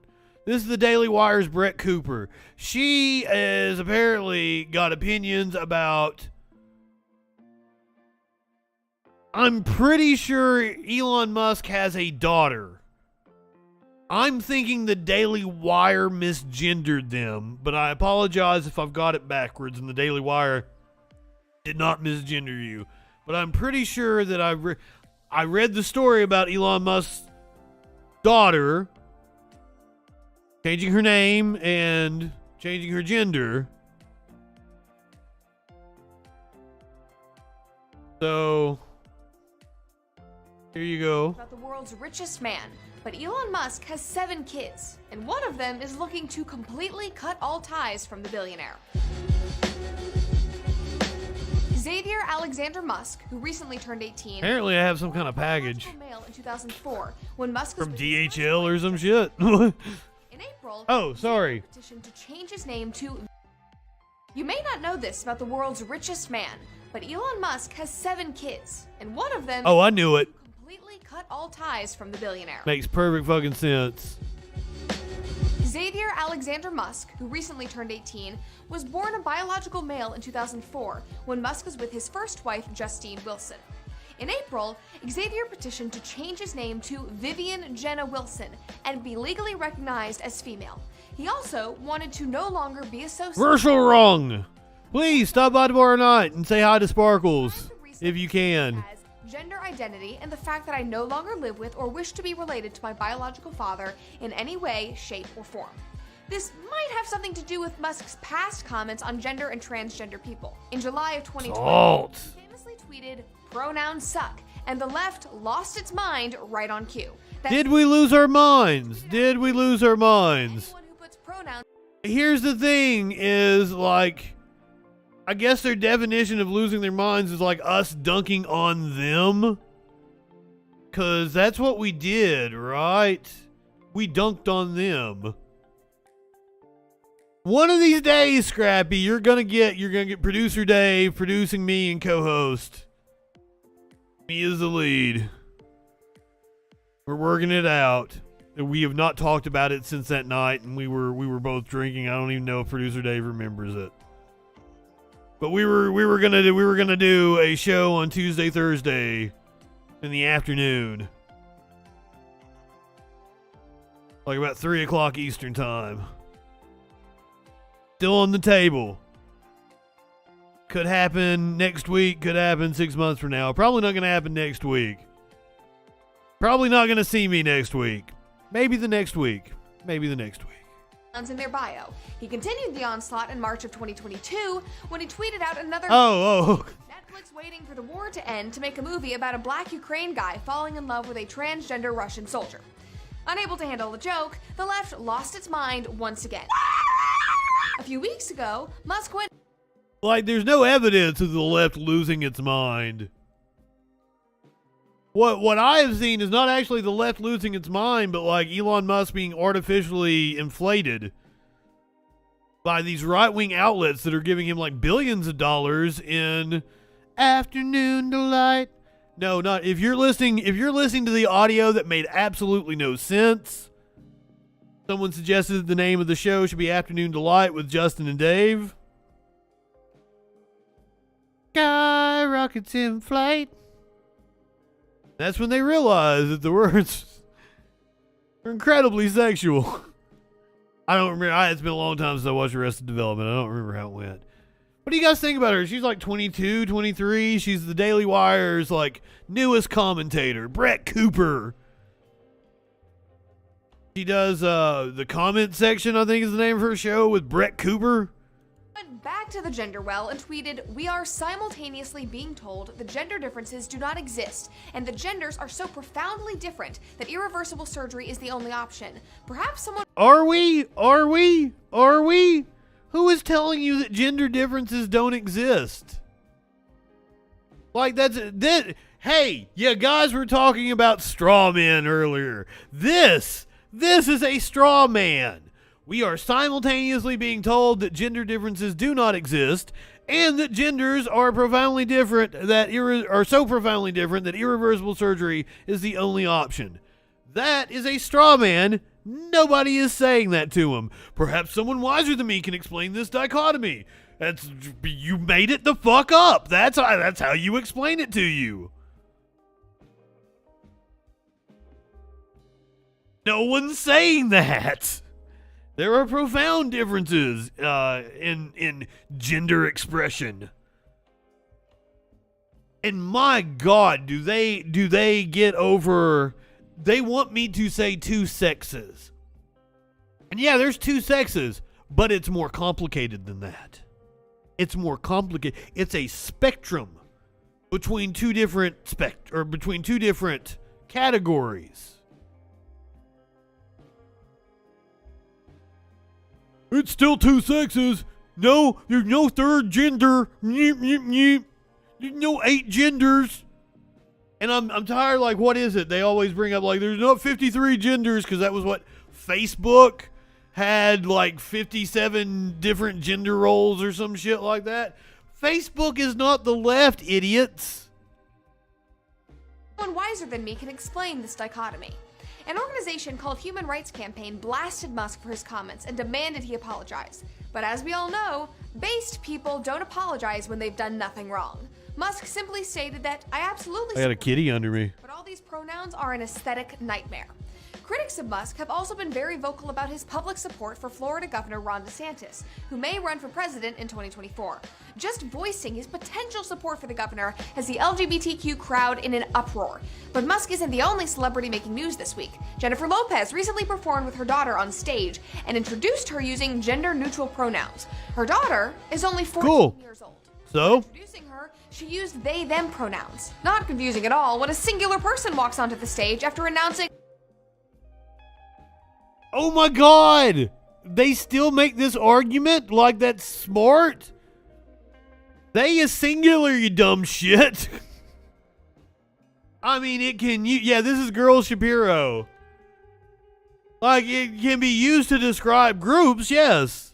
It is also singular.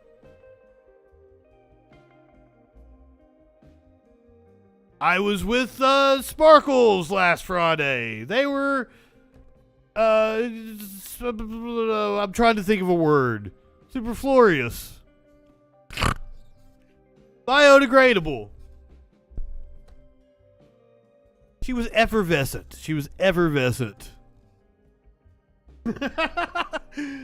Like a group of people who would be joining. They were, I called her, totally screwed that up. It was like she was effervescent. Shakespeare used the singular they. Thank you, Ray, for giving me a concrete example. Trend of parents going along with their children's every whim and trying to include the rest of the world in their fantasies has got to stop. Parents are quick to affirm children of all ages. Cool, Talon, be an asshole. Man, that's the thing that I get so upset with right-wingers. They'll be assholes, and then, like, when there are consequences, when they face the repercussions of being assholes, they'll be like, what? You don't like what I have to say? You what? What? You don't like my speech? No, motherfucker, you're just an asshole. I am an asshole. You can ask anybody that knows me personally. I embrace it. I am 100% okay with the consequences of my assholishness. My problem comes from people like feeling entitled to get to act like assholes, and then they get upset when other people call them assholes. What the Mr. Bean thing was like, jokes are supposed to offend people. Are they? Is that the purpose of jokes? I like Mr. Bean as much as the next person, but like I don't think that's the purpose of jokes. Grand Dragon Wizard Ben Shapiro.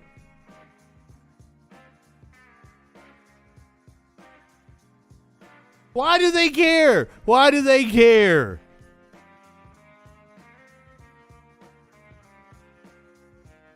Jennifer Lopez's child. They look perfectly fine. They look like cool people that I would like to hang out with. I don't like kids. I fuck kids. No. Don't literally fuck kids. Only figuratively. It'd be bad if you fuck kids. Do not be like the Southern Baptist churches. Got that, kids?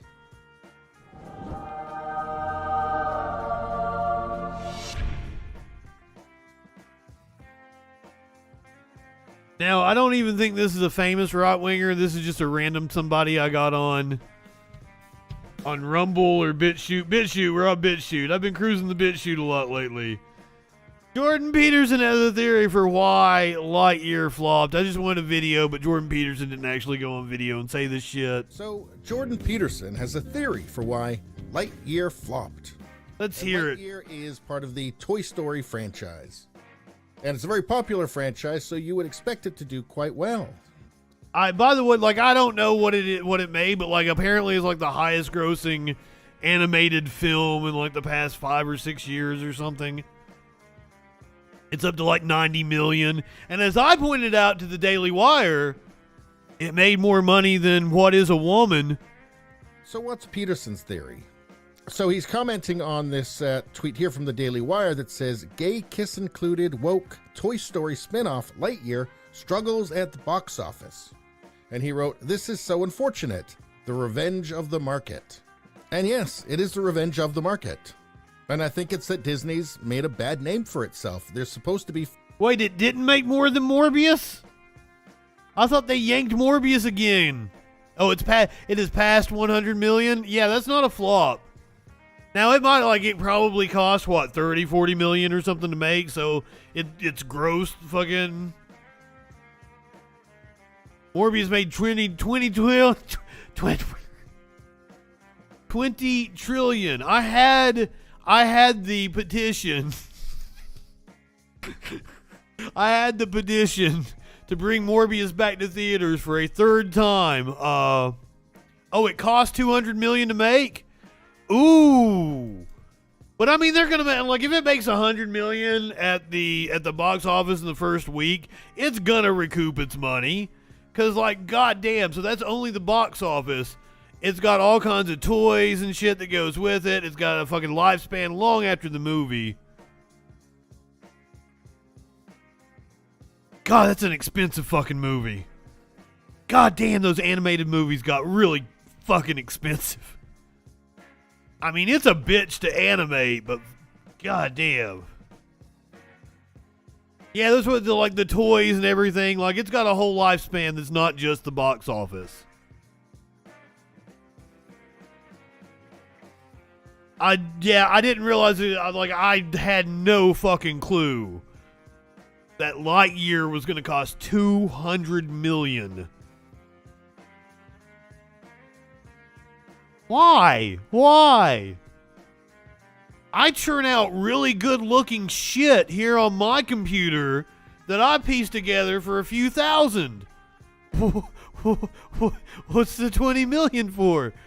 Or 200 million. Well, Stranger Things costing $32 million an episode is now because like the cast is worth that much. That's the actors bumping up the price of that. And I guess like it's gotten I guess the special effects have gotten better, haven't they?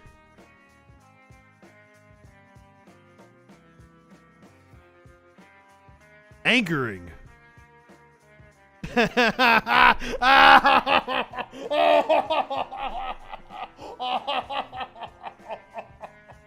Oh, fucking. Curiouser was here the other night, but like she did a pop in on me. I didn't know she was gonna be here, and I had a bunch of fucking work to do. Oh, fucking shit. Hold on here. Where the fuck is it even at?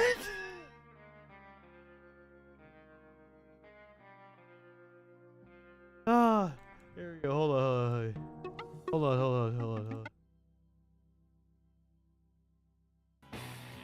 Ah, shit. That's not right. This is what you all came for.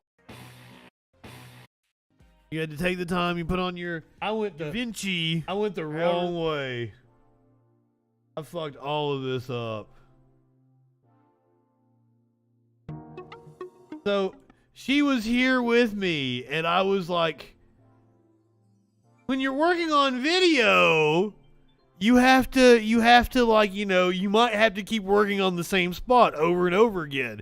So somebody sitting in the room watching you do a video might hear you doing the same line of dialogue over and over and over again. And I was like, I was making a little animated cartoon. I was putting fishes in it, like. It was fishes. Fish is plural.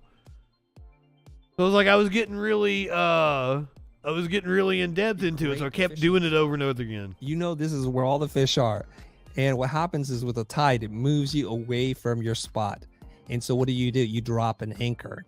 You drop an anchor, and the anchor holds you within a certain rate.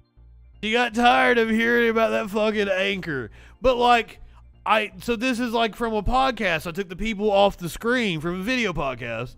So I took the people off the screen, and I've got like a video of the boat going back and forth and then dropping an anchor and shit. Then I animated. It looks really good too.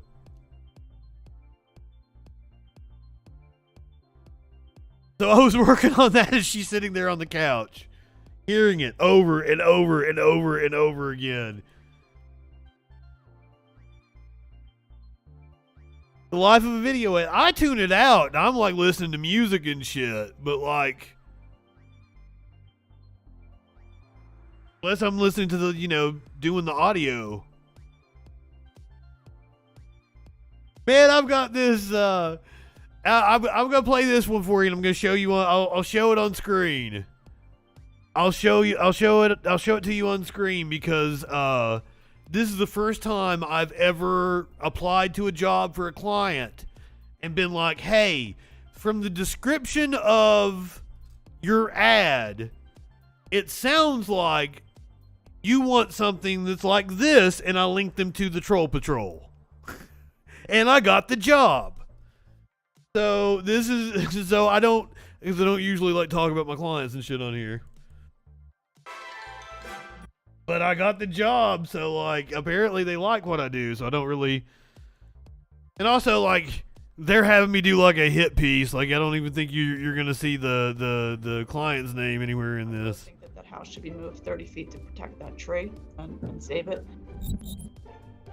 As I've said before, I think there would be an overall environmental and community benefit to move the house 30 feet. What would be the process involved? In addition, another thing I like about moving the house moderately, it has been pointed out by a number of board members, not all, that the house is very large. Both in its area and its height. Is there anything you can do to reduce the footprint and reduce the height? So I would love to keep that tree if there was a way to do it, and the way to do it is to make the house smaller.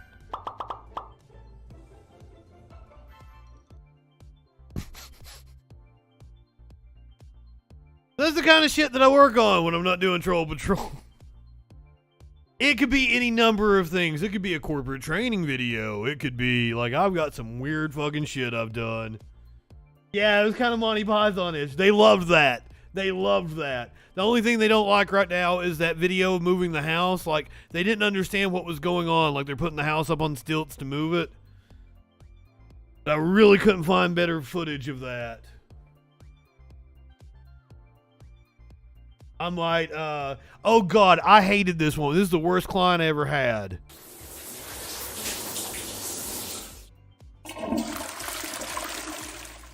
Everything is her. She told me everything, every little fucking detail about this. She was anal retentive, and I still think like I fucked something up on it.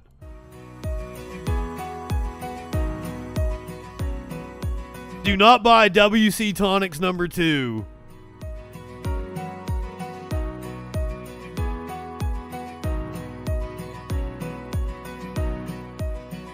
It's one of the worst videos I ever made. Worst client I've ever had. I think they gave it to me as like a PowerPoint and shit. Like, I want this as a video.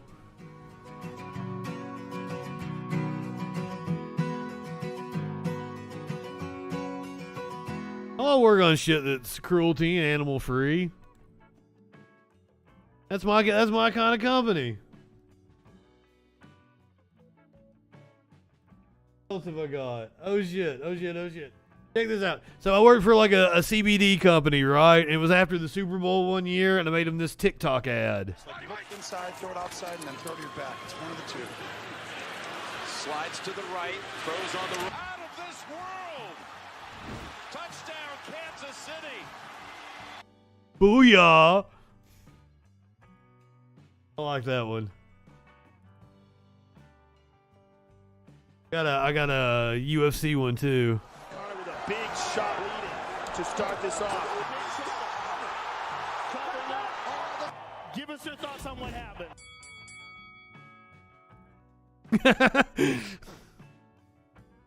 I'm good at this shit. Like to like just come up with this and have such fucking limited resources. People just give me like their logo and shit, and I make them videos out of thin air.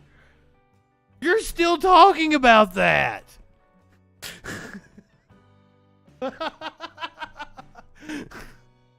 Oh, Justin working for me. I quit that company. Began like I made all kinds of shit for them. Here's like an animated ad. I quit this company because when they had another brand called like Metadent Supplies that did medical supplies. I did all kinds of shit for them, right? Made a lot of money off of them. But I quit working for them because at the beginning of the pandemic, they were selling COVID test specimen collection kits. So it was like a tube you would spit in for $40 so you could send it off to a lab. But they wanted the average, like their normal advertising person wasn't available because like somebody does Photoshop. I'm not a Photoshop guy. I mean, I've got all the skills to do whatever you need in Photoshop. But like I don't come up with the way logos and shit look, right? I don't come up with box art. Like I'm moving video. That's what I do. And he asked me to like make it look like COVID test. This was before we had a COVID test. We're talking like the very beginning of the pandemic, April, May, before we had a COVID test. COVID test collection, sample collection, specimen kit, whatever the fuck. So I got like really upset about that shit. And he like mouthed off to me about something else because like I like taking the money from the right wingers. Some of you may not know I work for a anti-union organization. I gladly take their money and then I get on here and do my pro-union propaganda after I make their anti-union propaganda. I think it's neat that I find out what they're up to, and also like I take their money. I am taking money from them, charging them good dollars, do their propaganda. So I want to pull money from their organizations. I have no qualms, and also like I'm an independent contractor for this shit, and liberals just don't have fucking money. I try to do fucking conscientious fucking spray your tush shit. But like there's just not a lot of that shit going around, right? I'm doing fucking financial motherfuckers, or I'm doing dentists.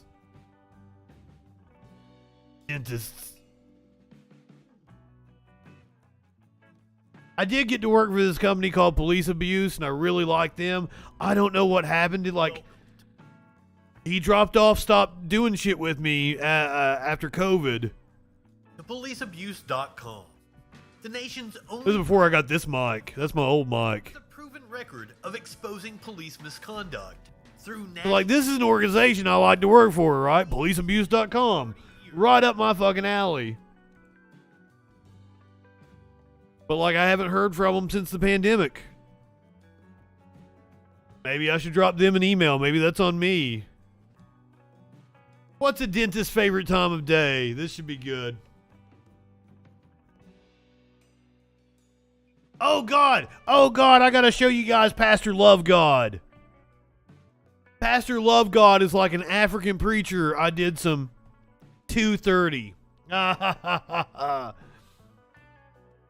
So Pastor Love God is a pastor, is like African preacher.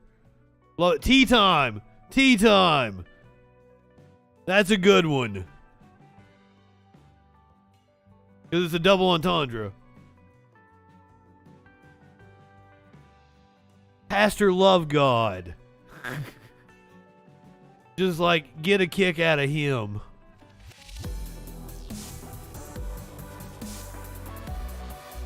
I didn't make that. He gave that to me.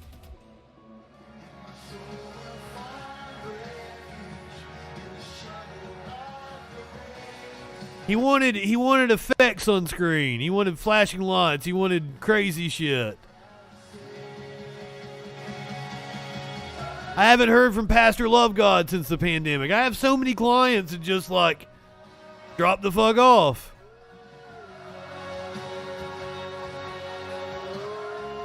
What was I even doing? I put these little lighty effects in there. I fixed his audio. I think I put the stock footage in there.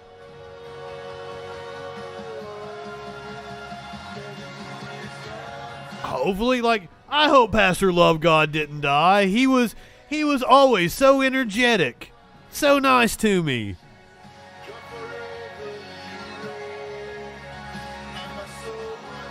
I don't even know what this is for. Why did he want me to edit this video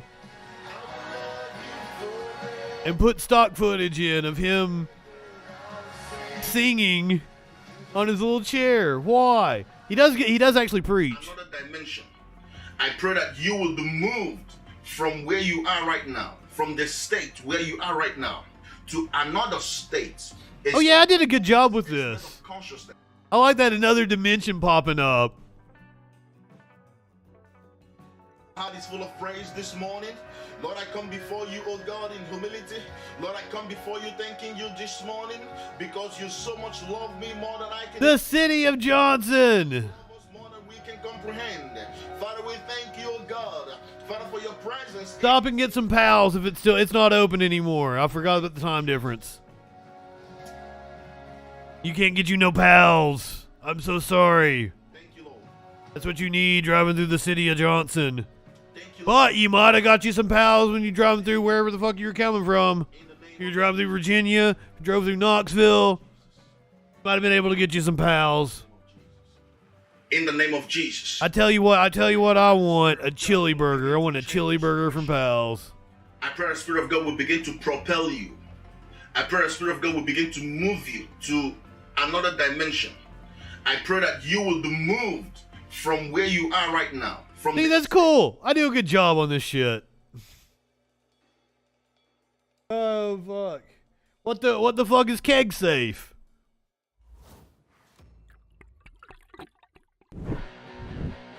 Did you know that draft beer is a $23 billion industry in the US annually? And industry experts estimate losses associated with draft beer at 15 to 20%. A loss of just 15% equates. It is a Southwest Virginia? It is a Southwest Virginia thing. It is exclusively down in the bottom of the state.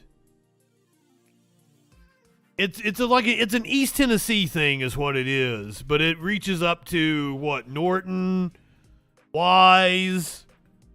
You can get it in Abington or Bristol. So like that's the circle you can get it in. All the way down to like, there are some in Virginia, like Norton, Wise, Abington, I'm pretty sure. Like it goes in like a 50-mile radius or 70-mile radius. They actually, I learned this when I was in college there. They only have expanded out as far as they can take the chili. They make the chili at the same place every day to make sure that the chili is always consistent. And then they ship the chili out daily to all the different locations. And that's as far as they can get the chili daily and it still be fresh. So that's as far as Pals has went around. Is whatever the radius is between like Knoxville and Abington. And then the circle around it.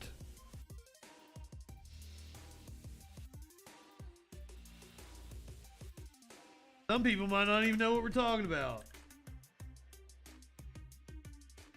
Pal sudden service, bitches. Obviously, I've visited the website at some point in time.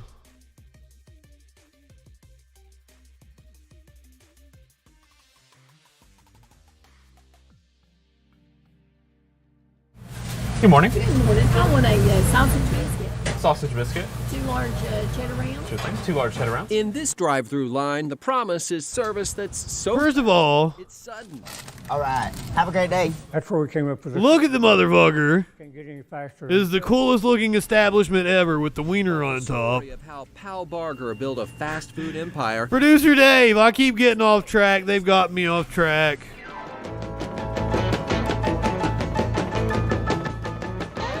We've been all over the place. We've talked about cartoons. We've talked about wrestling. Now we're talking about regional fast food restaurants. Texas. And that's where he saw for the first time fast food like clockwork. When I saw that, I knew that's kind of what I wanted to do. Pal, so intrigued by what he saw, he cased the joint. A student with a pair of binoculars. They call it spying then, now they call it benchmarking.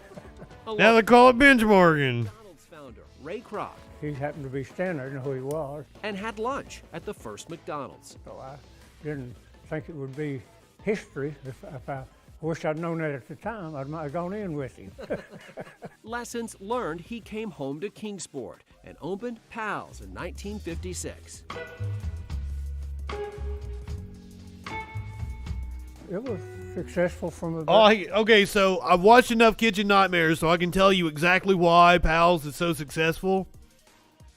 Because they only do a few things and they do them really fucking well. Like that is the key. You go into a restaurant and there's a shit ton of stuff on the menu, it's never going to be good. Go into a restaurant and there's like fucking 5 appetizers, you got like 5 or 6 main courses, and then you've got like a few sandwich options. That's a banger of a fucking restaurant. Yeah, everyone wants to diversify though. Like, oh, we want to have enough options to fucking everybody's welcome, blah, blah, blah, blah, blah. No, you want to focus on what you do well. And you do very specific items. They are good to their employees, but they are tough. Because, like they micromanage everything. Like I told you, like the chili has to be a certain way. That's why they only produce it in one place and send it out to all the others. So, like, everything, like that place has a standard that is, like, tippy top. And from the start, Pal kept it simple. Everyone is welcome if they want the shit you make. And everything. People are not coming back. Also simple, the menus. Don't try to be everything to everyone, Pal says. There you go. Visible way, Pal ditched simple and that's it. It's their chili. It's their fucking chili. The chili burger, the chili dog. That's one of the things that makes, and their service is excellent. I have gone up to this very Pal's many times. This is in Johnson City. This is right across the road from the college I went to. I've been in that fucking drive-thru so many times. It could be packed all the way out onto the main road, down for half a mile, and you will still only wait in line 10, 15 minutes tops. If that. When it says Pal Sudden Service, boom, boom, boom, boom, boom. You order on this side and you go around. By the time you've gone around, they're taking you, getting your food thrown at you. It is insane. Raced outlandish. What is the story behind the Pal's look? I've never had a Nathan's dog, and I've never had a Pal's hot dog. Him being Pal's friend, artist Tony Baroni. He just took the napkin, put it out there, and drew it upside down so I could see it. I like their chili. I like their chili an awful lot. And did you love it right away? Yeah, we pushed that aside. They got rid of cheddar rounds? No way. Don't want to see anything else. That's it. That's what we're going to do. What was the reaction when you put that first building up with that design? Well, they wanted to know who the crazy guy was that did that.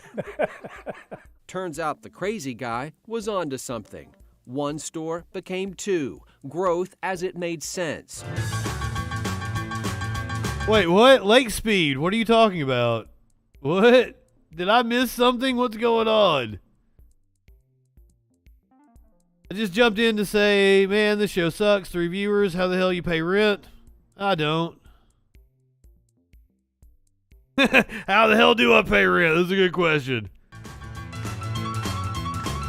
And along the way, a focus on efficiency, speed, and taking good care of employees. You have to train people so they're comfortable with what they do. A business model that won the Malcolm Baldrige National Quality Award. I mean, technically, you haven't really seen the show because this isn't the show I do.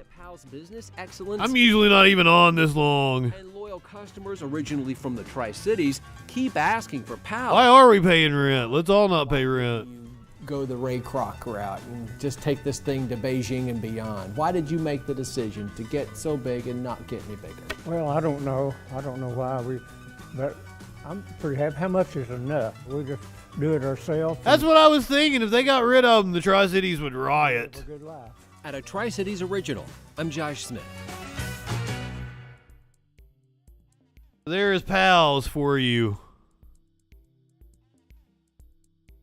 The Pals at Sudden Service Superfed. But if I was driving through the city of Johnson at a time that it was feasible for me to obtain the Pals, that would be my first stop. Oh, Cookout. I never knew Cookout had cheddar rounds, but then again, like, that menu is massive.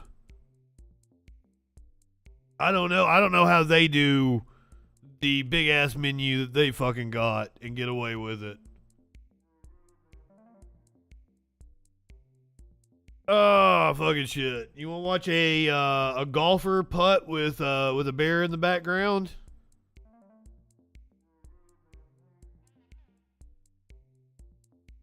Apparently this is the thing that happened. ESPN posted this.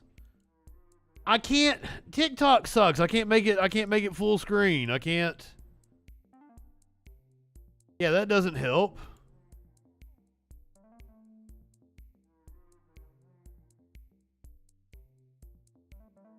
Well, I hate TikTok videos, but everybody sends me TikTok videos.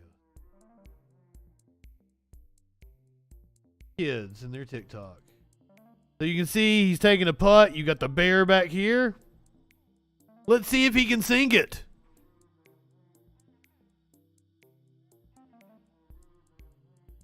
Oh shit, we don't actually get to see the putt?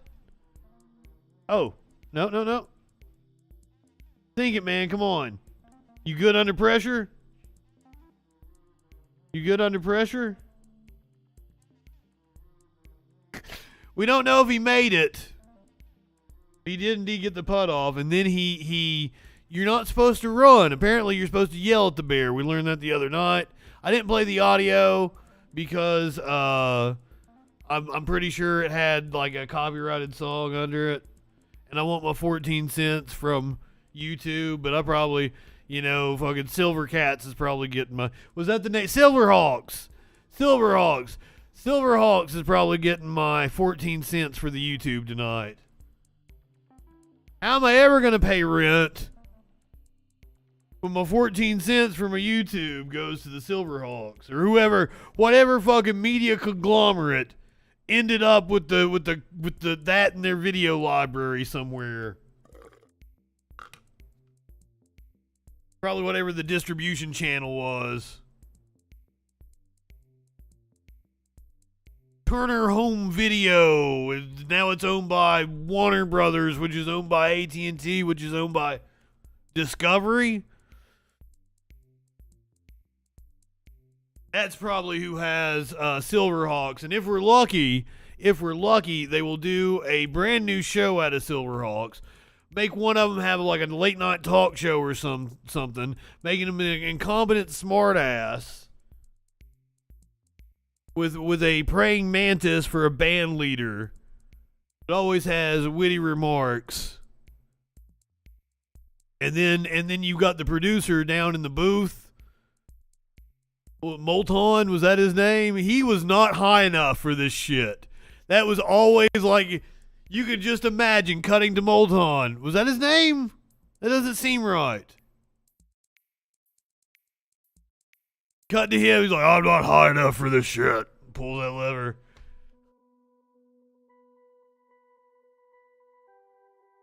Yes, I'm talking about Space Ghost. I loved me. Voltar! Zorak was the band leader, the praying mantis.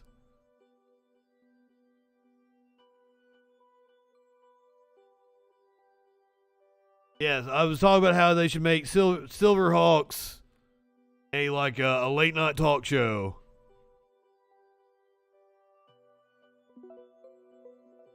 I'd watch it. I think maybe I fucking watch. Space Ghost, by the way, is your reason you have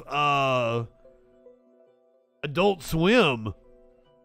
That's the cartoon. Is it a cartoon? It's the show that kicked it all off. It has cartoon elements to it.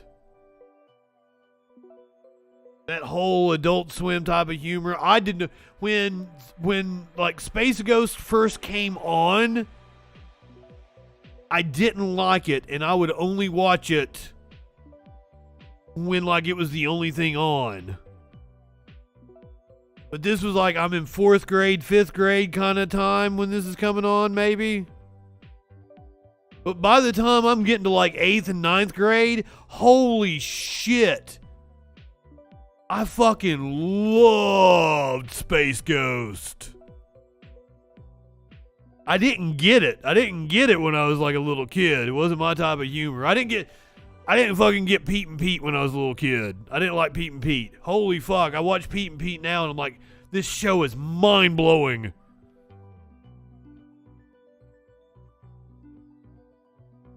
So like I'm just gonna assume that Space Ghost just went over my head. I didn't get it. But once I did get it, holy fuck, I loved that show. You want some Pete and Pete? I got Pete and Pete. I got the entire series. We'll watch us some Pete and Pete. Sparkles and I think we did a Snick night one. We definitely did a TGIF night. I remember that. I don't remember if we did a Snick night. We were planning on it. I don't remember if that ever happened. The time travel episode is definitely the one I remember the most vividly. Just because they would always show it on, you know, like when the clocks would spring forward or fall back. Like, and they made a big deal about it.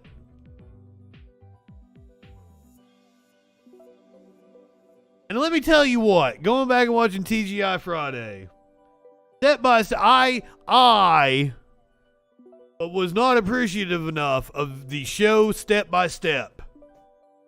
Of all the TGIF shows that we watched, and we watched, like, you know, we covered pretty much all the bases. We watched A Full House, we watched Perfect Strangers, Family Matters, Boy Meets World.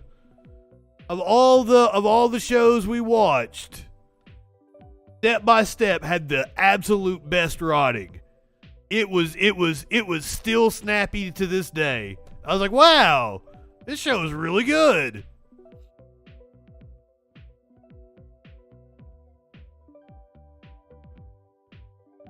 Kind of Family Matters, Full House. Full House was such fucking camp. Family Matters, like, especially like, I don't know what year we watched, if it was like a later one with like a, you know, Stefan or Kel and shit. Because like Family Matters really jumped the shark, right? I'm not wrong. The Barbie movie is gonna be the campiest shit ever. I saw people were complaining that Barbie Girl was not in that movie, and that does seem like a perfect opportunity, but also that song is nasty as fuck.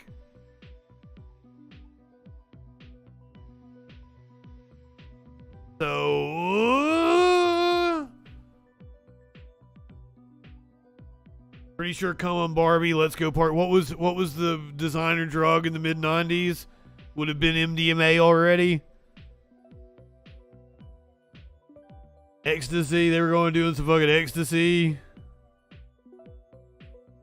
The Butthead, but the Beavis and Butthead movie. Sparkles and I may watch that. We may watch that on Saturday. I'll see if she wants to.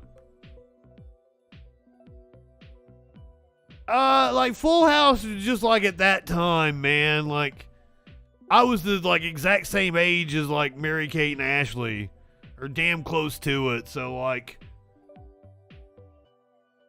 it was such a weird, you know, thing to have that parallel of, you know, a family like that. And you gotta admit, it was pretty progressive. Curiouser, are you in here? We were having a whole discussion about Jodie Sweetin and Candace Cameron the other day, weren't we? Because like I follow Jodie Sweetin on social media. I think she's cool. No way, dude. But I think Jodie Sweetin's a badass. So like I follow her, but I'm gonna be honest with you, like the one I had the crush on was Candace Cameron. But I think Jodie Sweetin seems like somebody like I would get along with. I did not watch Hey Dude. I did not like Hey Dude. Like something about that show just didn't hit right with me. I was not into Hey Dude, but I did love some Salute Your Shorts. Oh, I love some Sanford and Son, of course. Somebody mentioned Archie Bunker earlier. Fuck it, I love the shit out of Archie Bunker. I will still watch All in the Family. And like, you know, like fucking meatheads making fun of a guy like me. Yuck, yuck, yuck. Only Rob Reiner doesn't have that Jessup in him. Oh my God. Oh, Talon. So, Like, you know, I always wanted to bond with my dad when I was a kid. My dad totally, like, you know, never wanted to, like, you know, talk or hang out or do anything. So, like, the way for me to bond with my dad, yeah, up until we became drug buddies, which that doesn't work out well. So the way to bond with my dad when I was a kid was, like, I would watch Walker, Texas Ranger and Nash Bridges and stupid shit like that with cop dramas. Which, I mean, I liked it. I don't know if I've ever told this story, but, like, I always used to think I wanted to be a cop. Ironic now, you know, knowing everything about me. But I always thought that I wanted to be a cop when I grew up. So they took me on, like, tours of the police department and everything, and they gave me badges. Like, I always had, like, this state trooper badge they'd give to me. But here's the thing, and the reason I thought I wanted to be a cop was because, like, I was playing cop all the time. So, like, I would make my Legos into a gun.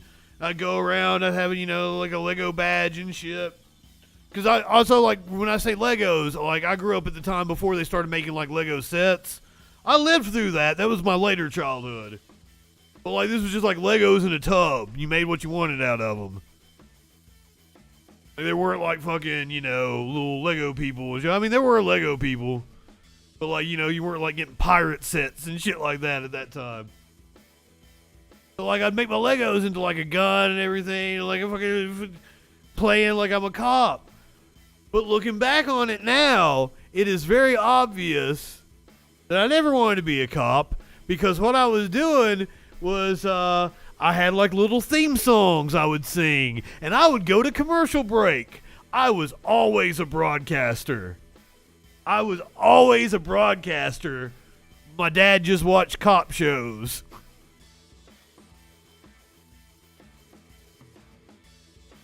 That's wild to think of, especially because, like, I always wanted to be a musician, but I have zero musical talent.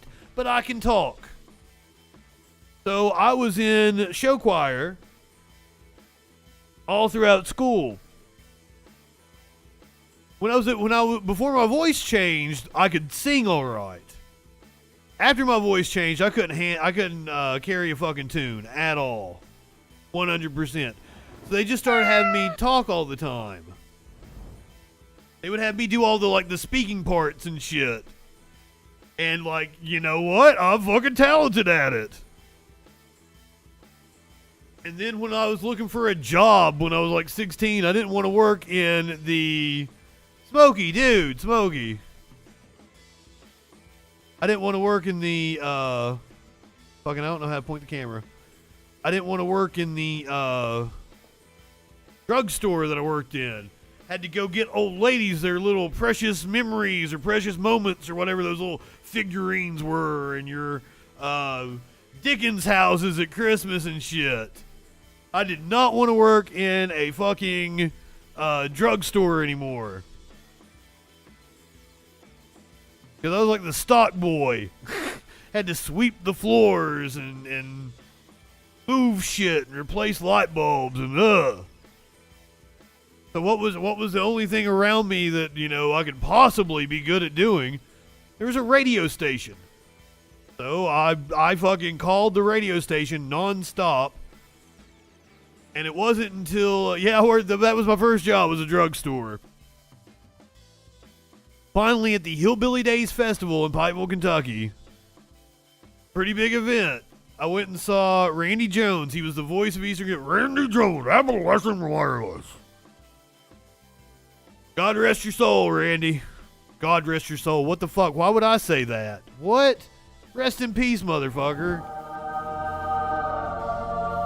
I'm tired. This has been a long stream. 4 hours and 10 minutes I've been going, just rambling. We did some news in here. Now I got Smokey. Smokey's like, hey, it's time for you to pay attention to me. I want lovin's, because he does. That's exactly what he wants. He wants me to fucking cuddle him. He's like, dude, it is time for you to be on the couch. I want to lay in your lap and get lovin's.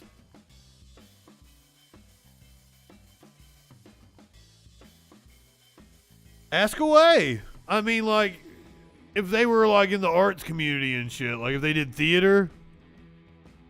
Pokey buddy. I have a good chance of knowing them. And we're about the same age, aren't we, Snicks? I think we were comparing graduation years and they were like 1 year off or some shit. Yep, sure don't know that name. I know a Chip. He's a good guy. He's a real good guy. I got an animal video for you. The reason why I've been holding off, I'm just playing the animal video, is well, I was not going to ask you your age. Apparently that's very unpolite. This family put their puppy up in a pet motel or pet hotel or whatever. And it would seem that the puppy didn't want to stay at the hotel and wanted to go back home. A family got quite the surprise when their security camera alerted them that someone is at their door. They were away on vacation. So who was it?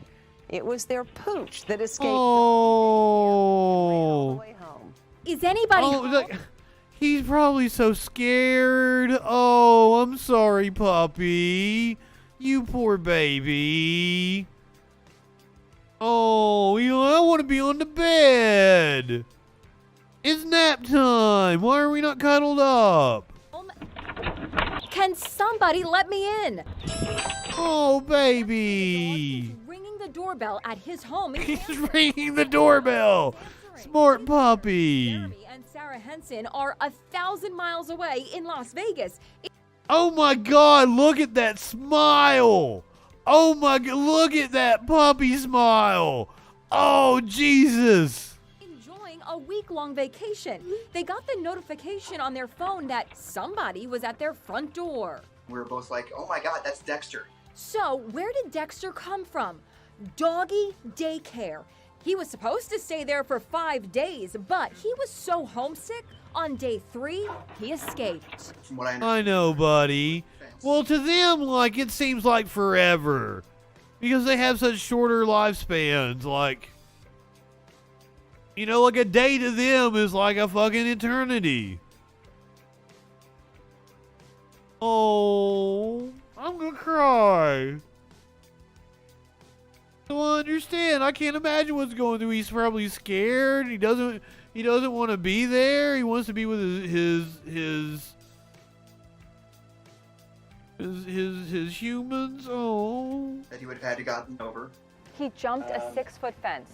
Yeah, 6-foot fence. Or climbed the 6-foot fence, I'm assuming. To find his way home, wow. A right out of the kennel and up to busy 87th Street, where he made a left. Then he made a right on Rose Hill and into the residential neighborhood.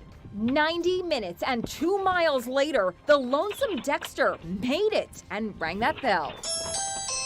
It seems like a miracle that he made it home. Yeah, I know. He was bound and determined. Obviously, he didn't understand the fact that we were gone. He just thought that we were home, and he takes his job of protecting us very seriously. Henson and his wife... He misses you. ...calmed Dexter down. Hi, buddy.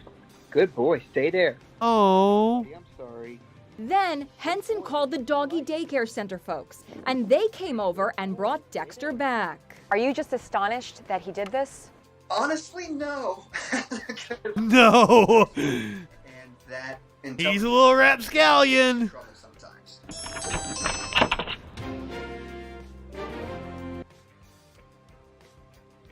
Oh, sweet baby.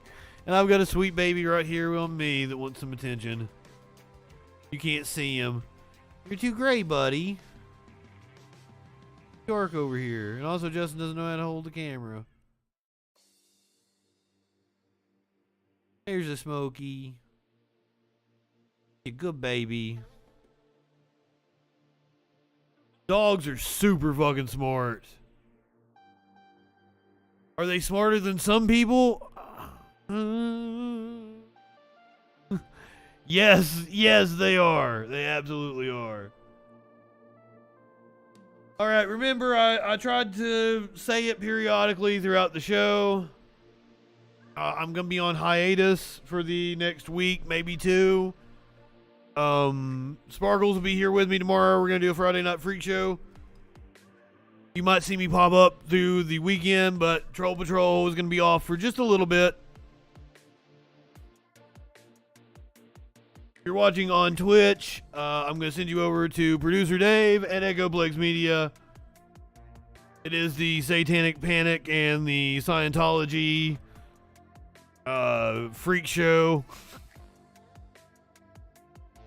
Go ahead, light one up, tip one back. It's all right to have a little fun before you hit the sack. I'm Justin Freakin. We will see you tomorrow night on the Friday Night Freak Show.